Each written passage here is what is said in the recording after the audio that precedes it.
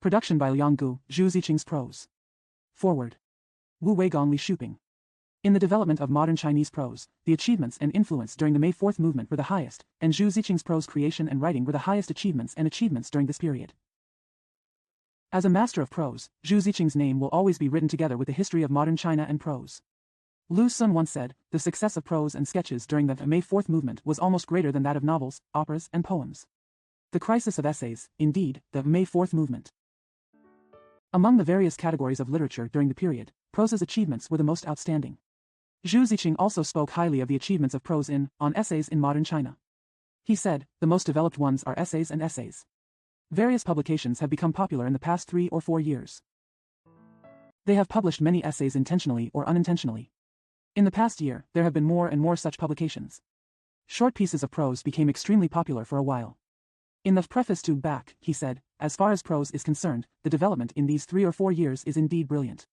In this, extreme prosperity. In the garden of prose, extremely splendid, there are Zhou's meaningfulness, Yu Pingbo's denseness, Su Jima's beauty, Bing Xian's elegance, and Mr. Zhu Ziqing, with his sincere, quiet, and elegant demeanor, stands tall in the May 4th movement, The Forest of Prose, Luhua Collection, by Zhong Jingwen.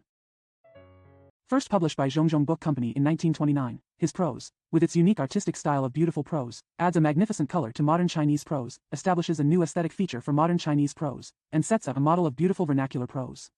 1. Zhu Ziqing.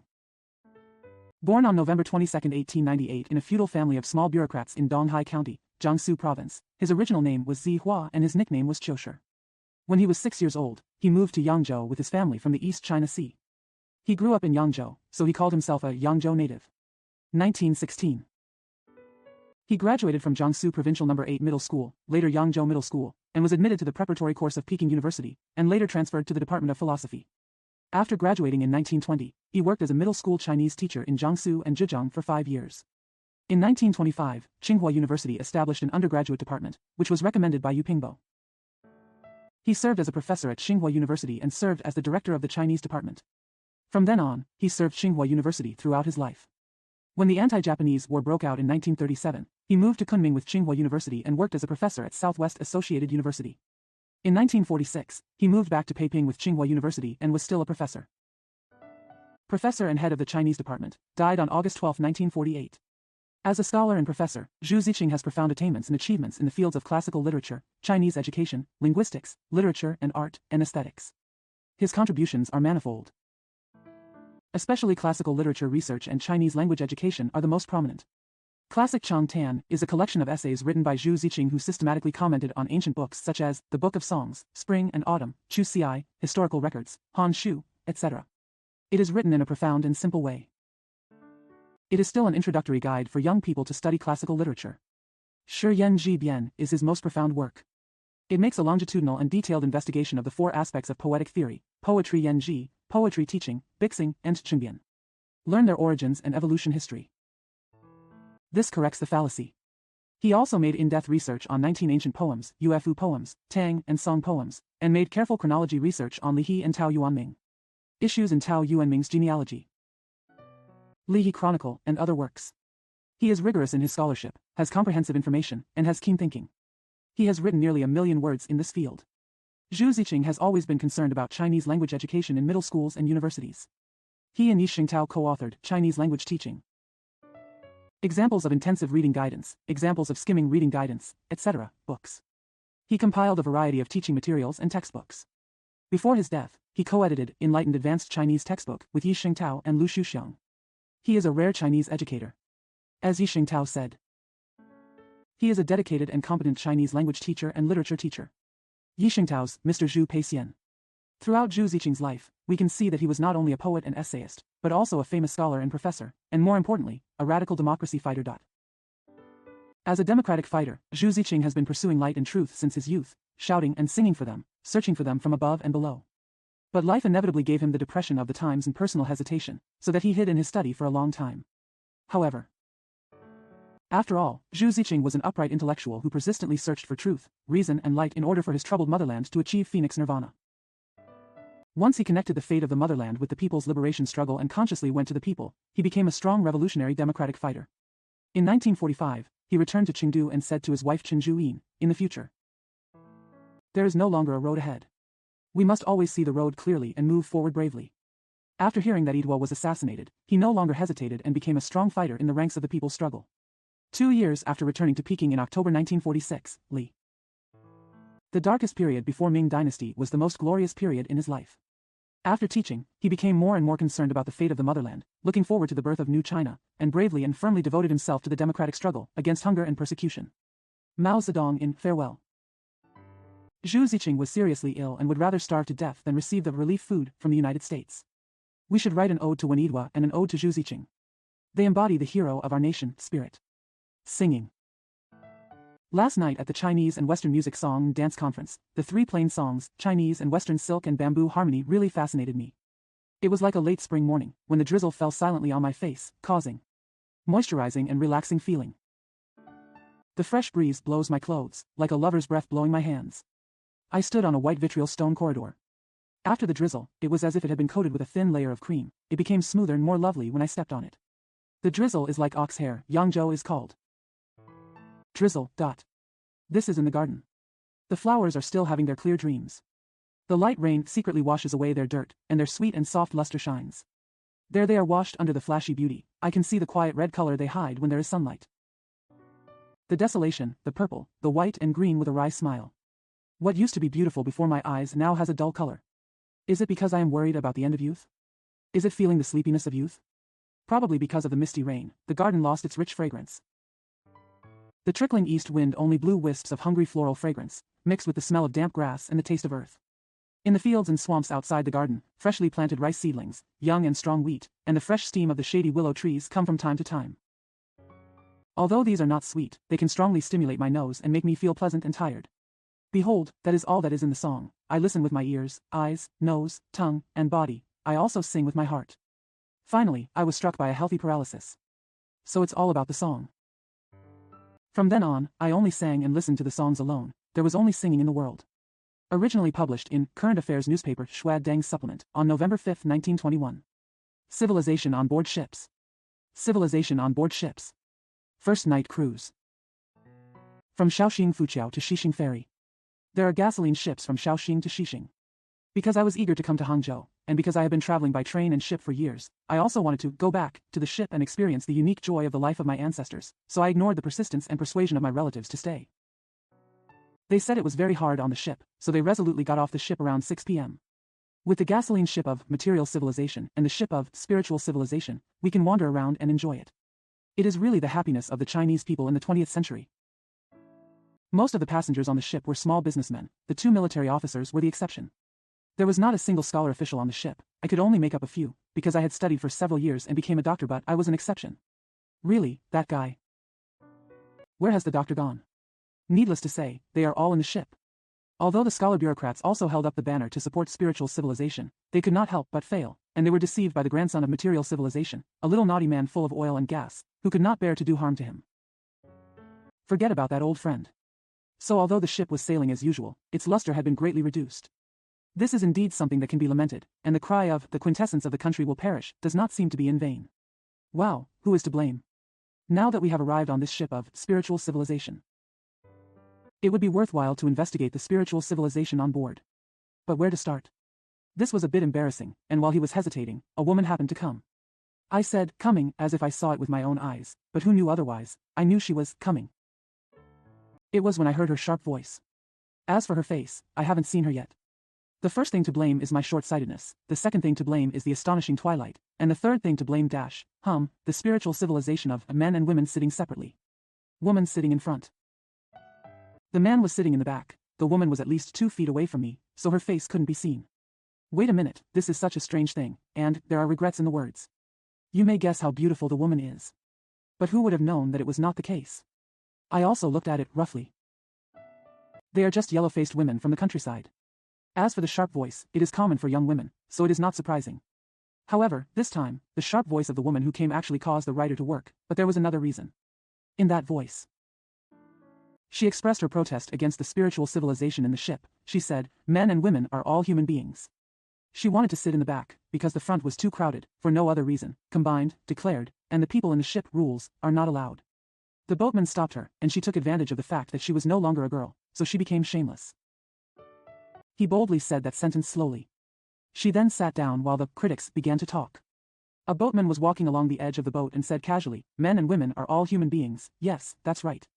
Those who make scale hooks are also made of iron, and those who make scale hammers are also made of iron.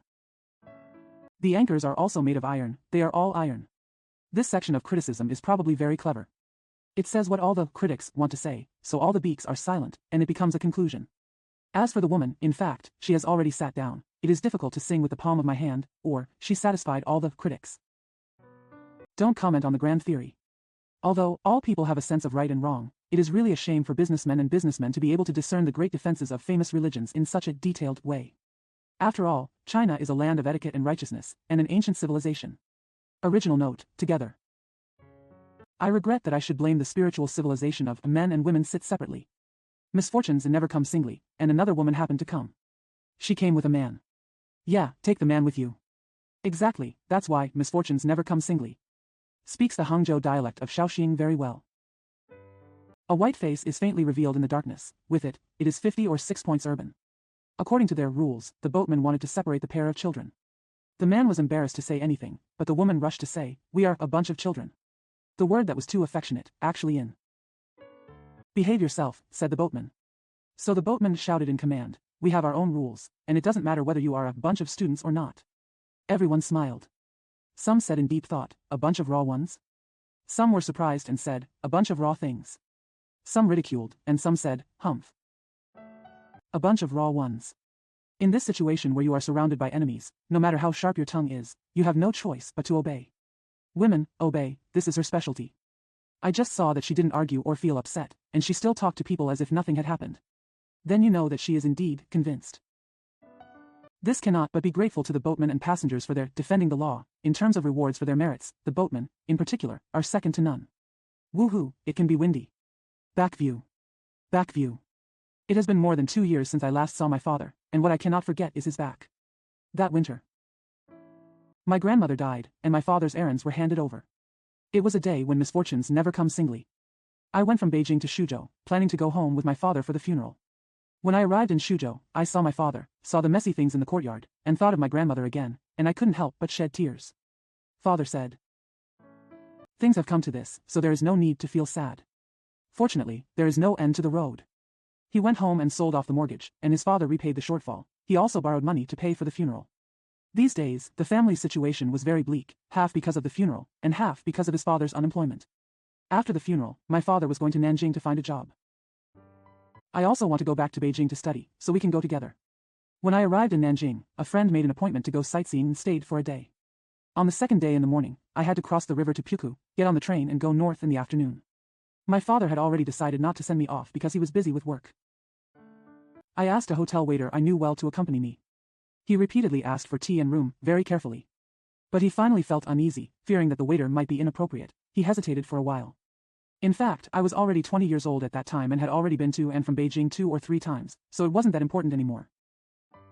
He hesitated for a while and finally decided to send me there himself. I tried to persuade him 2 or 3 times not to go. He just said, "It doesn't matter, it's not good for them to go." We crossed the river and entered the station. I bought the ticket and he was busy taking care of the luggage. There was too much luggage, so I had to tip the porter to get through. He was busy negotiating the price with them again. I was really too smart at that time, and I always felt that what he said was not very beautiful, so I had to interrupt him. But he finally agreed on the price and sent me to the car. He picked out a chair for me by the car door. I gave it to him. The purple fur coats I made paved the seats. He told me to be careful on the road and to be alert at night so as not to catch cold. I also asked the waiter to take good care of me. I secretly laughed at his tortuousness. They only recognized money, and it was nothing to support them. And for someone as old as me, how can I still? Can't you take care of yourself? Well, now that I think about it, I was so smart back then. I said, "Dad, let's go." He looked outside the car and said, "I'm going to buy some oranges. You stay here and don't move around." I saw a few sellers waiting for customers outside the fence of the platform over there. When you get to the platform over there, you have to cross the iron road, jump off and climb up again. My father is a fat man, so it would be more troublesome to walk there. I was going to go, but he refused, so I had to let him go. I saw him wearing a black cloth cap, a large black cloth mandarin jacket, and a dark blue cloth cotton robe. He staggered to the side of the railway and slowly leaned down. It was not a disaster. But it was not easy for him to cross the railway and climb to the platform over there. He climbed up with both hands, then retracted his feet upward. His fat body leaned slightly to the left, showing an effort. At this time I saw his back, and my tears flowed down quickly. I quickly wiped away my tears, fearing that he would see me and others would see me. When I looked out again, he had already hugged me and looked back at the scarlet orange. When crossing the railway, he first scattered the oranges on the ground, climbed down slowly, then picked up the oranges and walked away. When I got here, I quickly went to help him. He walked with me to the car and put oranges on top of my fur coat. Then, as I patted the dirt on my clothes, I felt very relaxed. After a while, he said, "I'm leaving, write a letter over there." I watched him go out. He walked a few steps, turned around, saw me, and said, "Go in, there's no one inside." When his back disappeared among the people coming and going, I went in and sat down, my tears again coming. In recent years, my father and I have been traveling here and there, and the situation at home has deteriorated day by day. He went out to make a living as a young man, and did many great things independently and with support. Who knew that Lao Jing was so depressed? He was so sad that he couldn't help himself. Feeling depressed, since. However, if you want to express it externally, trivial matters in the family will often arouse his anger. He gradually treated me differently than before. But after not seeing each other for the past 2 years, he finally forgot about my faults and only thought about me and my son. After I came to the north, he wrote a letter to me. The letter said, "I'm in good health, but I have severe pain in my arms, and I have a lot of inconveniences in lifting chopsticks and pens. I think it will be gone soon." I read, and here, in the glistening tears, I saw the back of the fat man in a green cotton robe and a black mandarin again. Alas! I don't know when I will see him again. Floating. Wandering. One autumn night, P and I were sitting in his small study, under the dim yellow electric light, talking about W's novels. "Is he still in Hunan? Is University C good there?" I asked casually. "No, he went to the United States." "America? What to do? Do you think it's strange?" John Hopkins Hospital in Pottinger wired to ask him to be an assistant. Oh. This is where he studied psychology. He always gets good grades there. Is he willing to go back this time? Why is this? I don't necessarily want to. He came to Beijing before leaving. I invited him to dinner in Qixin. He looked very unhappy. It's only been a year since he came back. Does University C have no money? Not only does he have no money, they say he is crazy. After he went to the United States, he wrote some words at first, but then he disappeared. His name. In the hearts of ordinary people, it is as far away as clouds and smoke. I still remember him. 2 or 3 years later, I saw another poem by him in Literary Daily. It was written in a simple and interesting way. I have only read this poem of his. I have read many of his novels. What I cannot forget the most is the article, Rainy Night, which is about the life of a rickshaw puller in Beijing. W is a science student and should be very calm, but his novels are very, very hot. We faced each other in silence, having nothing to say for the time being. I remember that the first time I met W's name was in the magazine, New Life. At that time, I was studying at P University, and W was also there. What I saw in New Life were his novels, but a friend told me that he read a lot of psychology books, P. He read everything in the library. He also read a lot of literature books. He said he was reading all the time. The first time I met him was on the corridor of P University dormitory. He was walking with his friends. Someone told me that this is W, slightly curved, back. Small, dark face, long hair and short-sighted eyes, this is W. In the future, I often read his writings and remembered him as such a human being. One time I took a translation of a psychology article and asked a friend to read it. He corrected dozens of items for me one by one, no.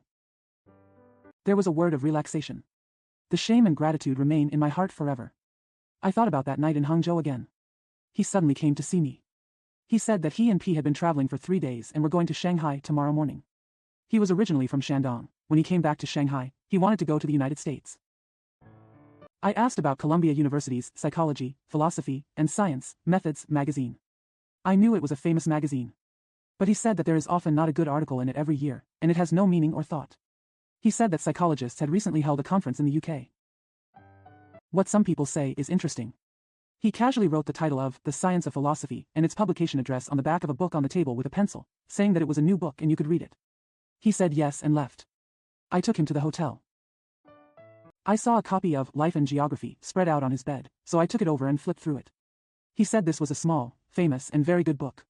Under the dim yellow electric light, we faced each other in silence for a while, and then asked a few simple questions. I left. Until now. Haven't seen him yet. Madman. I suddenly seemed to realize it and said, maybe so. I think. If a person is cold and hot, he will become crazy. P also went to the United States, but came back soon. He lived in Podimo for some time, and W was often seen. He returns home. Later, one hot day, he and I were talking about W on Qingliang Mountain in Nanjing. He said that W was studying behavioral psychology.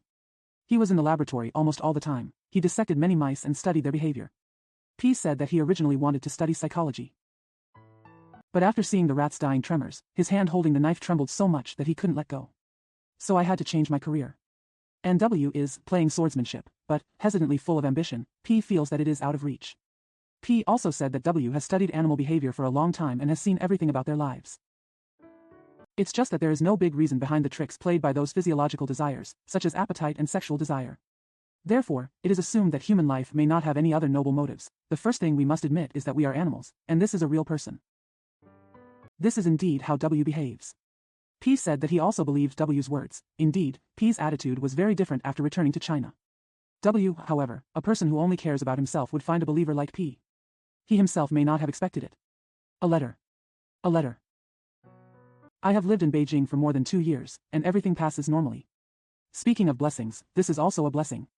Because ordinary, normal, is as rare as confused, especially in these days. But somehow, I always think about spending time there. For 5 or 6 years, I moved to the south where life was unpredictable. It is true that life is not a good life because of the impermanence of life, but when it comes to the taste of life, I am afraid that it is easier to feel it deeply than usual. Now I see the same dull-faced sky and gray and fluffy earth all day long, tall willow trees and tall locust trees. It's just Daliu and Gaohuai. So he was numb, with nothing in his heart. All he had was himself and his home. I shudder a little when I think about my insignificance. Happiness is not easy to enjoy after all. Something seems strange these days. Like a small boat on the boundless sea, like a hunter in the endless forest. Walking, and talking all take a lot of effort. They are still not satisfactory. My heart is a mess. It can also be said to be a ball of fire. He seems to be struggling, trying to understand something.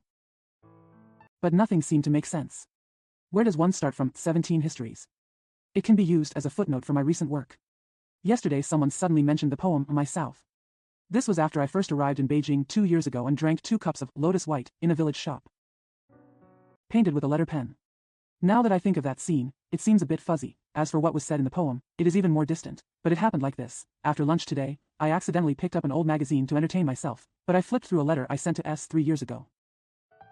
The letter talks about Taizhou, a city in the south of Shanghai, Hangzhou, and Ningbo. This is truly my south. I was struggling to figure it out, but this led me to a way, even though it was just way, that's all. I will not forget Taizhou's landscape, Taizhou's wisteria flowers, and Taizhou spring. I can't forget S either. He used to enjoy drinking and swearing, but he was a naive person. He treats his friends really well. L went from Hunan to Ningbo to look for him. He was named Wen. He drank with him for half a year before breaking up. He got married last year. After worrying about getting married for several whole years, he has returned to his roots. But like me, he is almost on the middle-age line. We met once after we got married, once in a hurry. I think he is like everyone else. After getting married, it finally looks like getting married. But I always just remember his drunken, charming attitude of swearing. He may have regretted this. The changes in the South this year are beyond human imagination. I knew his whereabouts at first, but I don't know what happened in the past 6 months. How on earth did he live such a windy life? This is what I am pondering. I said the sea, he is just a small wave on the sea. I said the forest. He is just a little bird in the forest. Forgive me, where can I find you? This letter was printed in Taizhou Normal School's green silk. I'm reprinting it here now. It's a great way to masturbate that I've seen. Brother S. I love Taizhou. Never forget. When I arrived at the 6th Normal School on the first day, I took a sedan from the port. The sedan chair was traveling on secluded roads. It made me wonder why a dignified city could be so calm. It was spring at that time, and the weather was thin, overcast, and the roads were quiet. It makes me feel like I have entered the land of autumn. When I arrived at the Maichong Bridge, I saw the green Beigu Mountain, dotted with a few simple Western-style houses below. My heart suddenly became brighter, as if a gentle wind was blowing on my face. When I got to school, I climbed up the stairs and took a look. I saw white clouds covering the distant mountains. There was no sound or figure on all sides, not a single bird in the sky. Only the pine breeze on the mountain behind can be heard slightly. At that time, I really got rid of the fireworks in the world and felt like a fairy. Later I discovered that the building was really bad. The pillars were like chicken bones and the floor was like chicken skin. But the natural broadness made me forget the narrowness of the house. So I climbed to the top of Beigu Mountain several times to enjoy the strong wind and look at the low end, small and green flowers. of acres. This is what I'm happiest about. In addition, you can look at the floating bridge, now gone, from the Wangjiang Tower of Nanshan Palace, and watch the admiring people walking on the long bridge, and from the East Lake Water Pavilion, you can look at the willow color and water light from the ninefold bridge, and watch the fishermen looking at the fields and the sky along the road behind Fufu Mountain. Looking at pears and flowers outside the South Gate, and then back to Beigu Mountain, and looking at the snow on the mountain in front of the hospital in winter, these are all my favorites. Funny to say, I still remember a painting table in the house named Yang in the old Santo where I lived before. It was a red painted table. I placed the painting table, which was 1 foot long and narrow, in front of my upstairs window. I spent half a year of my life reading and talking to people on it. Now I think it has been put away and no one is using it, right? Well. Children. I am now a father of 5 children. Thinking of the metaphor of a snail carrying its shell that Xingtao likes to use, I feel uncomfortable. Recently, a relative laughed at me and said, I have to peel off the skin, which was even more horrifying. When I first got married 10 years ago, I saw a passage in Mr. Hu Shiji's Notes from the Zhanghui Room. It is said that many great figures in the world do not get married. The article also quotes Bacon, those who have a wife are destined to have a wife. I was really surprised at that time, as if I had woken up from a dream, but the family was no longer in a stable state. If you say you have a wife, what is there to say? Now she is a daughter-in-law. 5 children came with them, with such a heavy burden on their shoulders, I really didn't know how to walk. Needless to say, fate, from the children's side, how they should grow up is something they can worry about. I'm a completely selfish person. Being a husband is already difficult, and being a father is even more difficult. Naturally, I also know a little about the philosophy or ethics of worship of descendants and child-centeredness. As a father, I know that it is not okay to close my eyes and obliterate the rights of my children. Unfortunately, this is just a theory. In fact, I am still dealing with it brutally according to ancient traditions, just like an ordinary father. Recently, when I am almost middle-aged, I gradually feel that I am cruel, thinking about the corporal punishment and scolding my children have received, I still can't explain it. Like caressing old scars, my heart feels sour. Once, when I read the translation of Arashima Takero's, with the young ones, I actually shed tears because of the great and sincere attitude. Last year, my father wrote to me and asked about Ajio. At that time, Ajio was still in Bema Lake. The letter said, I didn't delay you, and you better not delay him. I cried for this sentence. Why am I not as kind as my father? I shouldn't forget how my father treated us. Human nature may be really dualistic, and I am so contradictory. My heart comes and goes like a pendulum. Have you read Happy Family by Mr. Lu Sun? Mine is that kind of happy family. Lunch and dinner every day are like 2 tides. First, the children came and went to check in the kitchen and dining room. At the same time, he urged me or my wife to give the order to serve dinner. Rapid and chaotic footsteps, mixed with laughter and shouts, came one after another until the order was given. One by one, they ran and shouted, passing the order to the servants in the kitchen, who immediately rushed back to move the stools. So this says, I'm sitting here. The one said, Big brother won't let me. But the eldest brother said, Little sister, hit me. I mediate with them and say nice things to them. But sometimes they are stubborn and sometimes I am impatient, so I use scolding. If scolding doesn't work, I can't help but. The heavy palms fell on them. So we cried and sat down until the situation was settled. Then you want a big bowl, he wants a small bowl, you say red chopsticks are better, he says black chopsticks are better, one wants dry rice, that one wants porridge, tea, or soup, fish, meat, or tofu. Ask for radishes, if you say he has a lot of vegetables, he will say that your food is good. My wife comforted them as usual, but this was obviously too slow. I am a grumpy person, how can I wait? Needless to say, they were immediately conquered by the old method, although some cried, no, soon they were wiping their tears and holding up the bowl. After finishing eating, they all climbed off the stools. On the table were rice grains, soup, bones, and dregs. With the chopsticks lying vertically and horizontally and the spoons tilted, it looked like a colorful map model. Besides eating, their most important thing is playing games. When it comes to games, the big ones have big ideas. The younger ones had their own ideas, but they couldn't stick to them, so they started to argue. Maybe the older one bullied the younger one, or the younger one actually bullied the older one, and the bullied one cried and yelled, and complained in front of me or my wife. We still have to use the old method to judge. But there are times when you ignore it. The most difficult thing is when fighting for toys, this one and that one have the same thing, but they insist on that one, and that one refuses to agree. In this situation, no matter what, I finally had to cry. Of course, these incidents will not occur every day, but they will generally occur in some cases. If I sit at home, read or write something, I have to pay attention to it several times an hour, or stand up once or twice. If it is a rainy day or Sunday and there are many children at home, then. There have been times when I couldn't read a line when I opened a book, and couldn't write a single word even when I picked up the pen. I often say to my wife, our family is really full of thousands of troops and horses all day long. Sometimes there are soldiers and horses marching not only all day long, but also at night, when there are nursing or sick children. Miscellaneous notes of Haixing. Miscellaneous notes of Haixing. Returning south from Beijing this time, I took the Tongzhou ferry in Tianjin, which was the same ship that was robbed last year. The matter of robbery seems to be very remote, but the filthiness on the ship is really unbearable. It was a British company ship. Such filth seemed enough to defile the colors of the Union Jack. But the British said, what's the point? The ship was originally for the Chinese. Dirtiness is the freedom of the Chinese, and the British can control it. When British people want to take a boat, they sit in the large dining room. What does it look like over there? Over there, Chinese guests are not allowed to go up below the official cabin, so that's fine. Yes, it's no wonder that several friends on the same ship want to call this ship an imperialist ship. Imperialist ship. What kind of oppression have we suffered?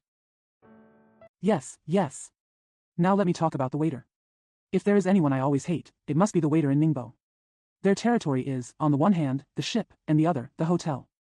Their unity is a patriarchal society and Liang Shanbo style, therefore, it should not be underestimated, as it is the same as other.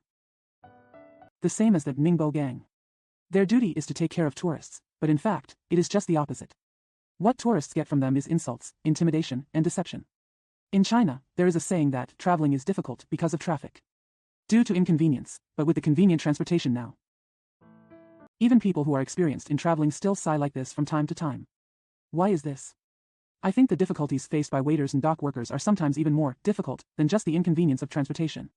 Therefore, the difficult journey in the past was materialistic, now it is idealistic. This is solid. Although it is not entirely the responsibility of the parties involved to determine how it is related to the general order of society and moral concepts, however, the evil character of the parties does also play an important role. Since I have been on many ships, I have been insulted a lot, so I will just talk about the waiter in the ship. When you go to book a cabin, if there are not many passengers, the waiter may give you a cold reception. If the passengers are crowded, you will be in trouble. They either turn their backs and ignore you, or they send you off with one or two words that are sharper than a knife. For example, wait until the next trip. He said it so easily, you don't even care if you are anxious to death. There is always something strange about travelers, and they always have a worried look on their faces. They are waiting for work and are happy to joke with you, so all their reactions are always lazy and cold, the more anxious you are. Then they became happier. They have no hatred towards you, they just want to play around and have fun, just like ladies playing with pugs. So remember, when booking a cabin on the ship, don't call the waiter loudly first. Aren't you eager to talk to them? But they have to give you a scolding first, even though they are just talking to themselves in a low-level way. What's going on? Blah blah blah. Then they say in a loud voice, oh, come on, what's going on? You still say remember, the slower you speak, the better, and the lower the pitch, the better. Don't be too polite, and don't be too polite. In this way, you will be a person on the threshold and an expert. Although they may not necessarily welcome you, they will not play tricks on you. I only talk to you briefly with a cold face. You should know that this is considered a favor, and you should be flattered. Once you've booked your cabin, it's better to get off the ship as late as possible. Naturally, we can't go past the sailing time. It is best to get to the boat 2 hours or 1 hour before the boat sails. It will show that you are a kung fu person, comparable to the Amulan, who is not in a hurry. Moreover, Cha Fong had to go ashore to do his own business, and he stumbled when he left early. Although he could ask his companions to greet him on his behalf, it would still be troublesome. The trouble for the guests is not worth it for them, and it is unnecessary for the guests, so the guests have no choice but to accept Amulan's treatment. Sometimes the boat leaves at 10 o'clock tomorrow morning. You can get on at 10 o'clock tonight. I thought it would be a proper night, but that wasn't the case either. In the evening, they want to play cards, and your presence is enough to disturb their happiness. They will also resent it. There is a kind of dividing, a kind of metaphorical rules, and a kind of threshold sutra. You have to do Amulan several times first. Only then can we cope with it just right. The waiter in a ship is always located in the dining room called the dish room. They often chatted around the table, and guests could interrupt one or two of them. But if the seats are full and they have nowhere to sit, they will resent it. If it's at night, they'll be honest and put out the lights, leaving you to grope in secret. So the table in the dining room looks like their patent. When they sat around the table, some of them certainly had something to talk about, some of them didn't even say anything and just sat silently. Or playing cards. I seemed bored for them, but they just passed by. Their faces were full of fatigue, ridicule, numbness, and anger, as if they had worked hard to practice. The most terrifying thing is this face, the so-called sure ran rejects others thousands of miles away person. Yes, this is the face. The electric lights shone at night, which somewhat obscured the gray color. They also began to feel a little alive. They set up shop and smoke cigarettes, or pull out the table to play cards. They smoked heavily and started laughing. They played cards and stayed up all night in the village, the sound of cards. The sound of arguments filled the small, dish room. The guests, especially those who were sick, could not sleep, but what did it matter to them? You deserve to be all ears. Some of them did not smoke or play cards, so they brought out pictures of cigarettes and looked at them carefully. This is elegant and profound. Look at the flowers. Look at the flowers. I grew up in a city on the north bank of the Yangtze River. The gardens there were famous, but there are very few of them these days. It seems that I have never heard the words, "Let's go see flowers today," since I was a child, which shows that flowers are not flourishing. Some people who love flowers mostly just plant the flowers in pots and put the pots on stands. The stands are placed horizontally in the yard. As usual, the yard is small, with only enough space for a shelf. On the shelf, there can be at most 20 pots of flowers. Sometimes a flower terrace is built against the wall in the yard. A flowering tree is planted on the platform. There are also some planted on the ground in the yard. But this is just an ordinary embellishment, not a love flower. It seems that no one in our family likes flowers very much. My father only occasionally went to the flower house with us once or twice when he took us to the street. But we lived in a house with a small garden that belonged to the landlord. There were trees and flower stands there, probably wisteria stands and the like, but I was still young at the time and didn't know the names of those flowers and trees. I only remembered that the ones climbing on the wall were roses. Return to the garden. There is a cave door made of taihu stones. Now that I think about it, it seems to be pretty good. At that time, a naughty young servant took me there, but all I did was run around and catch butterflies. Sometimes I pinched off a few flowers, but I just moved them around and threw them away. As for getting it, the taste of flowers is something that will happen in the future. On summer mornings in our place, there are girls from the countryside in various streets and alleys, calling from the door, selling gardenias. Gardenias are not high quality. But I like the white and halo yellow color and the fat stature. It has a similar charm to those girls selling flowers. The fragrance of gardenia is strong but not strong, clear but not light, which I also like. I started to fall in love with flowers. Some people may ask, aren't you in love with flowers? I'm actually not very clear on this myself. Just leave it alone. One spring in the elementary school, someone suggested that they go to Temple F outside the city to eat peaches, and they were prepared to eat them for free. If they were not allowed to eat, they would make a scene, or even fight. Although that was long before the May 4th movement. But middle school students in our area often go to the theater and watch plays for nothing. Middle school students can go to the theater for free, why can't elementary school students eat peaches for free? We all thought so, so on Na's suggestion, we gathered a dozen classmates and headed out of the city in a mighty manner. When we arrived at F Temple, we scolded the Taoists, we call the temple workers Taoists, with great force and immediately led us to the Taoyuan. The Taoists hesitated and said, the peach trees have just blossomed now. But who believed what they said? We finally arrived in Taoyuan. Everyone was frustrated. It turned out that the flowers were really blooming. At this time, Mr. P, the proposer, went to fold flowers. The Taoists followed step by step, immediately stepped forward to dissuade him, and even used their hands. But Mr. P is the least trivial among us. It's too late, in the blink of an eye. The flower was in his hand, and the Taoist had staggered aside. The peach blossoms in that garden should be interesting to see, but none of us thought about seeing them. They just shouted, if there are no peaches, we have to make tea. The Taoists led us to the abbot, full of grievances. Everyone drinks a large cup of tea. Then we calmed down and went into town chatting and laughing. Maybe I only knew how to love the blossoming gardenias at that time, and I didn't know much about the peach blossoms blooming on the trees, so I missed the opportunity in front of me. Later, I gradually read some poems about looking at flowers, and found that looking at flowers was quite interesting. But after studying in Peking for several years, I only visited Chongsha Temple once, and I went there too early, as the famous green peony had not yet bloomed. Viewing flowers is very popular in Peiping. There are many places to view flowers. There were many, but it seemed that only a group of poets and celebrities were lively at that time, and the rest were irrelevant. That was exactly what the new literature movement was about. At the beginning, we young people were a little disrespectful towards the old poetry and that group of poets and celebrities, and the place to see flowers was far away. It can be said that I am a lazy person, so I simply gave up on it. Later, I went to Hangzhou to work and met Mr. Y. He was a new poet as well as an old poet. He was very interested in looking at flowers. He and I often go to Gushan to see plum blossoms. The plum blossoms in Gushan are famous in ancient and modern times, but they are too few. There is no one near the water, and there are too many people. Once, while I was sitting on the crane pavilion drinking tea, a bearded man wearing a damask coat came and greeted me with a Hunan accent. The plum blossoms are in full bloom. The word sheng was emphasized particularly. I was taken aback.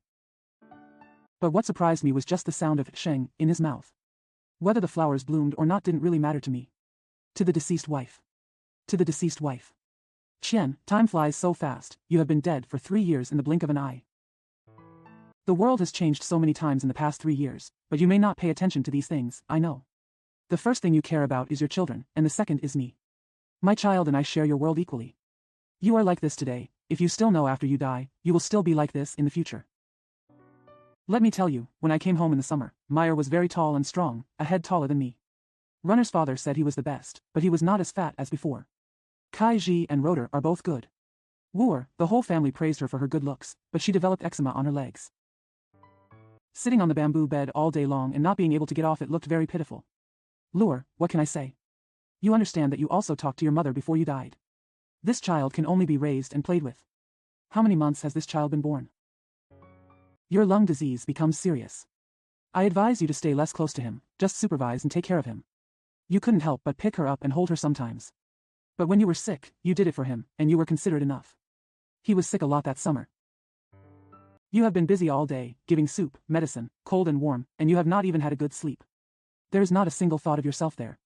It makes you happy to see him tougher, with a dry smile and a yellow waxy face. I can only sigh secretly. I never thought a mother would be like you. Ever since Miles, you have always breastfed by yourself, 4 babies in a row. When you first started, you didn't know how to feed your baby by the hour, but later you learned about it, but you couldn't get used to it. Your children would wake you up crying several times a night, especially if they were bored. Hot summer. I see you haven't gotten enough sleep. During the day, I have to cook and take care of the children, so I rarely have any free time. Your body is already in bad shape, and 4 children will wear you down for 7 or 8 years. By the 5th time, you are really helpless and have no milk, so you have to feed yourself milk powder. Hire an old woman to take care of her. But you don't feel relieved when your child sleeps with his mother. Whenever you hear crying at night, you prick up your ears and listen. If you have a long time, you have to go and take a look. At the beginning of the 16th year, I came to Beijing with you, leaving Meyer and Zhuangzi at home. Since I haven't been able to go for more than 3 years, I picked them up. It's really hard to miss you. You don't mention it often, but I understand. You later said that your illness was caused by thinking about it. Of course, it also played a role, but most of it was due to the exhaustion of raising children. 11 of your short 12 years of married life were wasted on the children, and you are not tired at all. You use as much strength as you can, until you destroy yourself. You love children in general, regardless of whether they are male or female, older or younger. I don't even think about raising children to protect against old age, and hoarding grain to protect against hunger. I just love with all my heart. You are honestly a bit of a layman when it comes to education. Children just need to eat well and play well. It's no wonder you grew up like this. Besides, the children are still young, so eating and playing are important. When you are seriously ill, the last thing you can't let go of is your child. The sick person is only skin and bones, but he still doesn't believe that he will not recover. He always says, if I die, this large group of children will suffer. Later, when he said that he would send you home, you thought that you could see Meyer and Zhuangzi. And I am willing, you never thought that you would never come back. When I delivered the car, you couldn't help crying and said, I don't know if I can see you again. Poor, I know your heart. You are thinking that you will come back to see me with your 6 children. Qian, you must have thought so at that time, for sure. Apart from the children, you only have me in your heart. Yes, your father was still there then. But your mother is dead and he has another woman. You have long felt that there is a layer of separation between you. Although you were still wholeheartedly attached to him in the first year after you got married, in the second year when you had sex with me, my child and I took over your heart, and you didn't have much time to think about him anymore. Do you still remember the first year I was in Beijing and you were at home? There was a letter from home saying that you couldn't stay any longer and would often go back to your parents' home. I got angry and immediately wrote a letter to blame you. You asked someone to write a reply, saying that something happened at home and he had to go back. This is your first or last protest. I haven't written to you since. I went back with a lot of ideas during the summer vacation, but when I met you and saw the smile on your face, I was put off. From this moment on, you gradually ran from your father's arms to me. You exchanged gold bracelets for my tuition fees and asked me to pay you back later, but I didn't pay you back until you died. You suffered a lot of anger from my family, and you suffered a lot from your family because of my family, but you endured it. It's all because of me, I know. That time I resigned from a middle school in my hometown and ran away. Your family members are teasing you to leave too. Where to go? I have no choice but to bite the bullet and go to your house. Your home was like an ice cellar at that time, and you lived in the cellar for 3 months. It took a lot of effort for me to bring you out. Here you are. Let's go to other provinces together. The small family was thus organized. Although you are not a wealthy lady, you have been pampered since you were a child. When you start being a housewife, you have to do everything. But you actually continue to do it, and you do it happily. The dishes are as usual, all made by you. But we are the ones eating. You can only use 2 or 3 chopsticks. Your cooking is not bad. There is an old man who praises you greatly. You are also good at washing clothes. In summer, you probably always do my silk coat yourself. You are unhappy at home and want to be idle. During the first few months of confinement, I always got up every 4 or 5 days, saying that I was lying down and had nothing to do at home. In fact, you are not unorganized when you get up. We have so many children in our family, how can we be organized? When I lived in Zhejiang, I escaped 2 military disasters, both of which were in Peiping. Thank you for leading your mother and a group of children to hide here and there. You still have to walk many miles and climb a huge ridge on the last trip. This time, it's almost just you alone. Not only did you bring your mother and children, but you also brought me boxes of books. You know that I love books the most. In just 12 years, you have worried more than others in a lifetime. Qian, how can you withstand such a body? You took all my responsibilities and crushed you to death. How can I be worthy of you? Winter. Winter. Speaking of winter, tofu suddenly comes to mind. It is a small foreign pot, aluminum pot, boiled tofu, piping hot. The water is rolling, like fish eyes, with small pieces of tofu inside, tender and smooth, like a white fox coat worn inside out. The pot was on a foreign stove, a stove without kerosene, and the stove were all smoked black. The more white the tofu appears. It was night, and the house was old. Even though it was lit with foreign lanterns, it was still dark. Sitting around the table were my father and our 3 brothers. The young stove was too high, and my father often stood up when he was kissing me, raising his face slightly and squinting his eyes. We reached into the chopsticks from the hot air, picked up the tofu, and placed them one by one on our soy sauce dishes. We sometimes do it ourselves, but the stove is too high, so we still enjoy the benefits. This is not eating, just playing. Father said it was cold at night. Everyone will feel warmer after eating. We all like this kind of white water tofu. As soon as it is served, we look at the pot eagerly, waiting for the hot steam, waiting for the tofu to fall from my father's chopsticks in the hot steam. It's winter again. I remember it's the night of November 16th on the lunar calendar. We were riding in a small boat with Mr. S and Mr. P in the West Lake. Mr. S had just arrived in Hangzhou to teach. He wrote in advance and said, "We are going to visit the West Lake, no matter it is winter." The moonlight was so beautiful that night, and it still shines on me when I think about it. It turned out that the night before was the beginning of the moon. Maybe the November moon is really special. It was past 9 o'clock at that time, and it seemed that we were the only boat on the lake. There was a bit of wind, and the moonlight shone on the soft water waves. The reflection in the middle was like fresh silver. The mountains on the lake are only dim shadows. Occasionally there are 1 or 2 lights under the mountain. S. Junku wrote 2 poems, Counting the Stars' Lights, I Recognize the Fishing Village, and the light ink lightly depicts the distant black marks. We didn't talk much, there was only the steady sound of oars. I gradually fell asleep. Mr. P said, "Hello," before raising his eyelids and saw him smiling. The boatman asked if he wanted to go to Jingji Temple. It was Amitabha's birthday and it was quite lively there. When we arrived at the temple, the hall was brightly lit with candles and filled with the sounds of Buddha chanting, as if we had woken up from a dream. This was already 10 years ago, and Mr. S still wrote to me frequently. I heard that Mr. P changed his position several times. The year before last, he was working in a special taxation bureau to collect special taxes. There has been no news since then. We spent a winter in Taizhou with a family of 4. Taizhou is a mountain city, which can be said to be in a large valley. There is only one street that is 2 miles long. On other roads, there were hardly any people during the day. It was pitch dark at night. Occasionally, a little light shines through people's windows, and there are torches held by people walking around, but that's very rare. We live at the foot of the mountain. Some are the sound of wind in the pine forest on the mountain and the sky. The shadow of 1 or 2 birds. The end of summer arrives there, and spring begins, but it seems like we are always living in winter, but even if it is really winter, it is not cold. We live upstairs, and the study faces the road. If someone talks on the road, we can hear it clearly. But because of walking, there were too few people, and the occasional voice sounded like it was brought by the distant wind, but unexpectedly it was right outside the window. We are outsiders and passers-by. Except when we go to school, we often just sit at home. My wife is also used to being lonely, and she only stays with us men. Although outside, it's always winter, but it's always spring at home. One time I went to the street, and when I came back, the large square window of the kitchen downstairs was open, and there were 3 of them, mother and son, side by side. All 3 faces looked at me with innocent smiles. It seemed that Taizhou was empty except for the 4 of us. The sky and the earth were empty, and there were only 4 of us. It was the 10th year of the Republic of China, and my wife had just come out of home, feeling very comfortable. Now she is about to die, 4 years later, but I still remember the shadow of her smile. No matter how cold, windy or snowy, thinking of these always makes my heart warm. Originally published in Middle School Students, number 40, December 1st, 1933. Nanjing. Nanjing. Nanjing is a place worth staying, even though I only came and went, and it was all in the summer. I also want to boast about it, but unfortunately, I know too little about what I am writing now. It's just a traveler's impression. Visiting Nanjing is like visiting an antique shop. There are traces of the erosion of the times everywhere. You can caress, pay homage, relax and daydream. Think of the rise and fall of the 6 dynasties, the romance of Wang Xia, and the beauty of Qin Huai.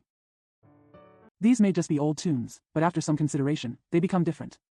So I advise you to go to Jiming Temple, preferably on a lightly rainy day or a moonlit night. Only in the haze is brewing, with that faint ancient flavor. You are sitting on an open floor plan with a row of bright windows. Have a bowl of tea and look at the green and winding Taiching in front of you.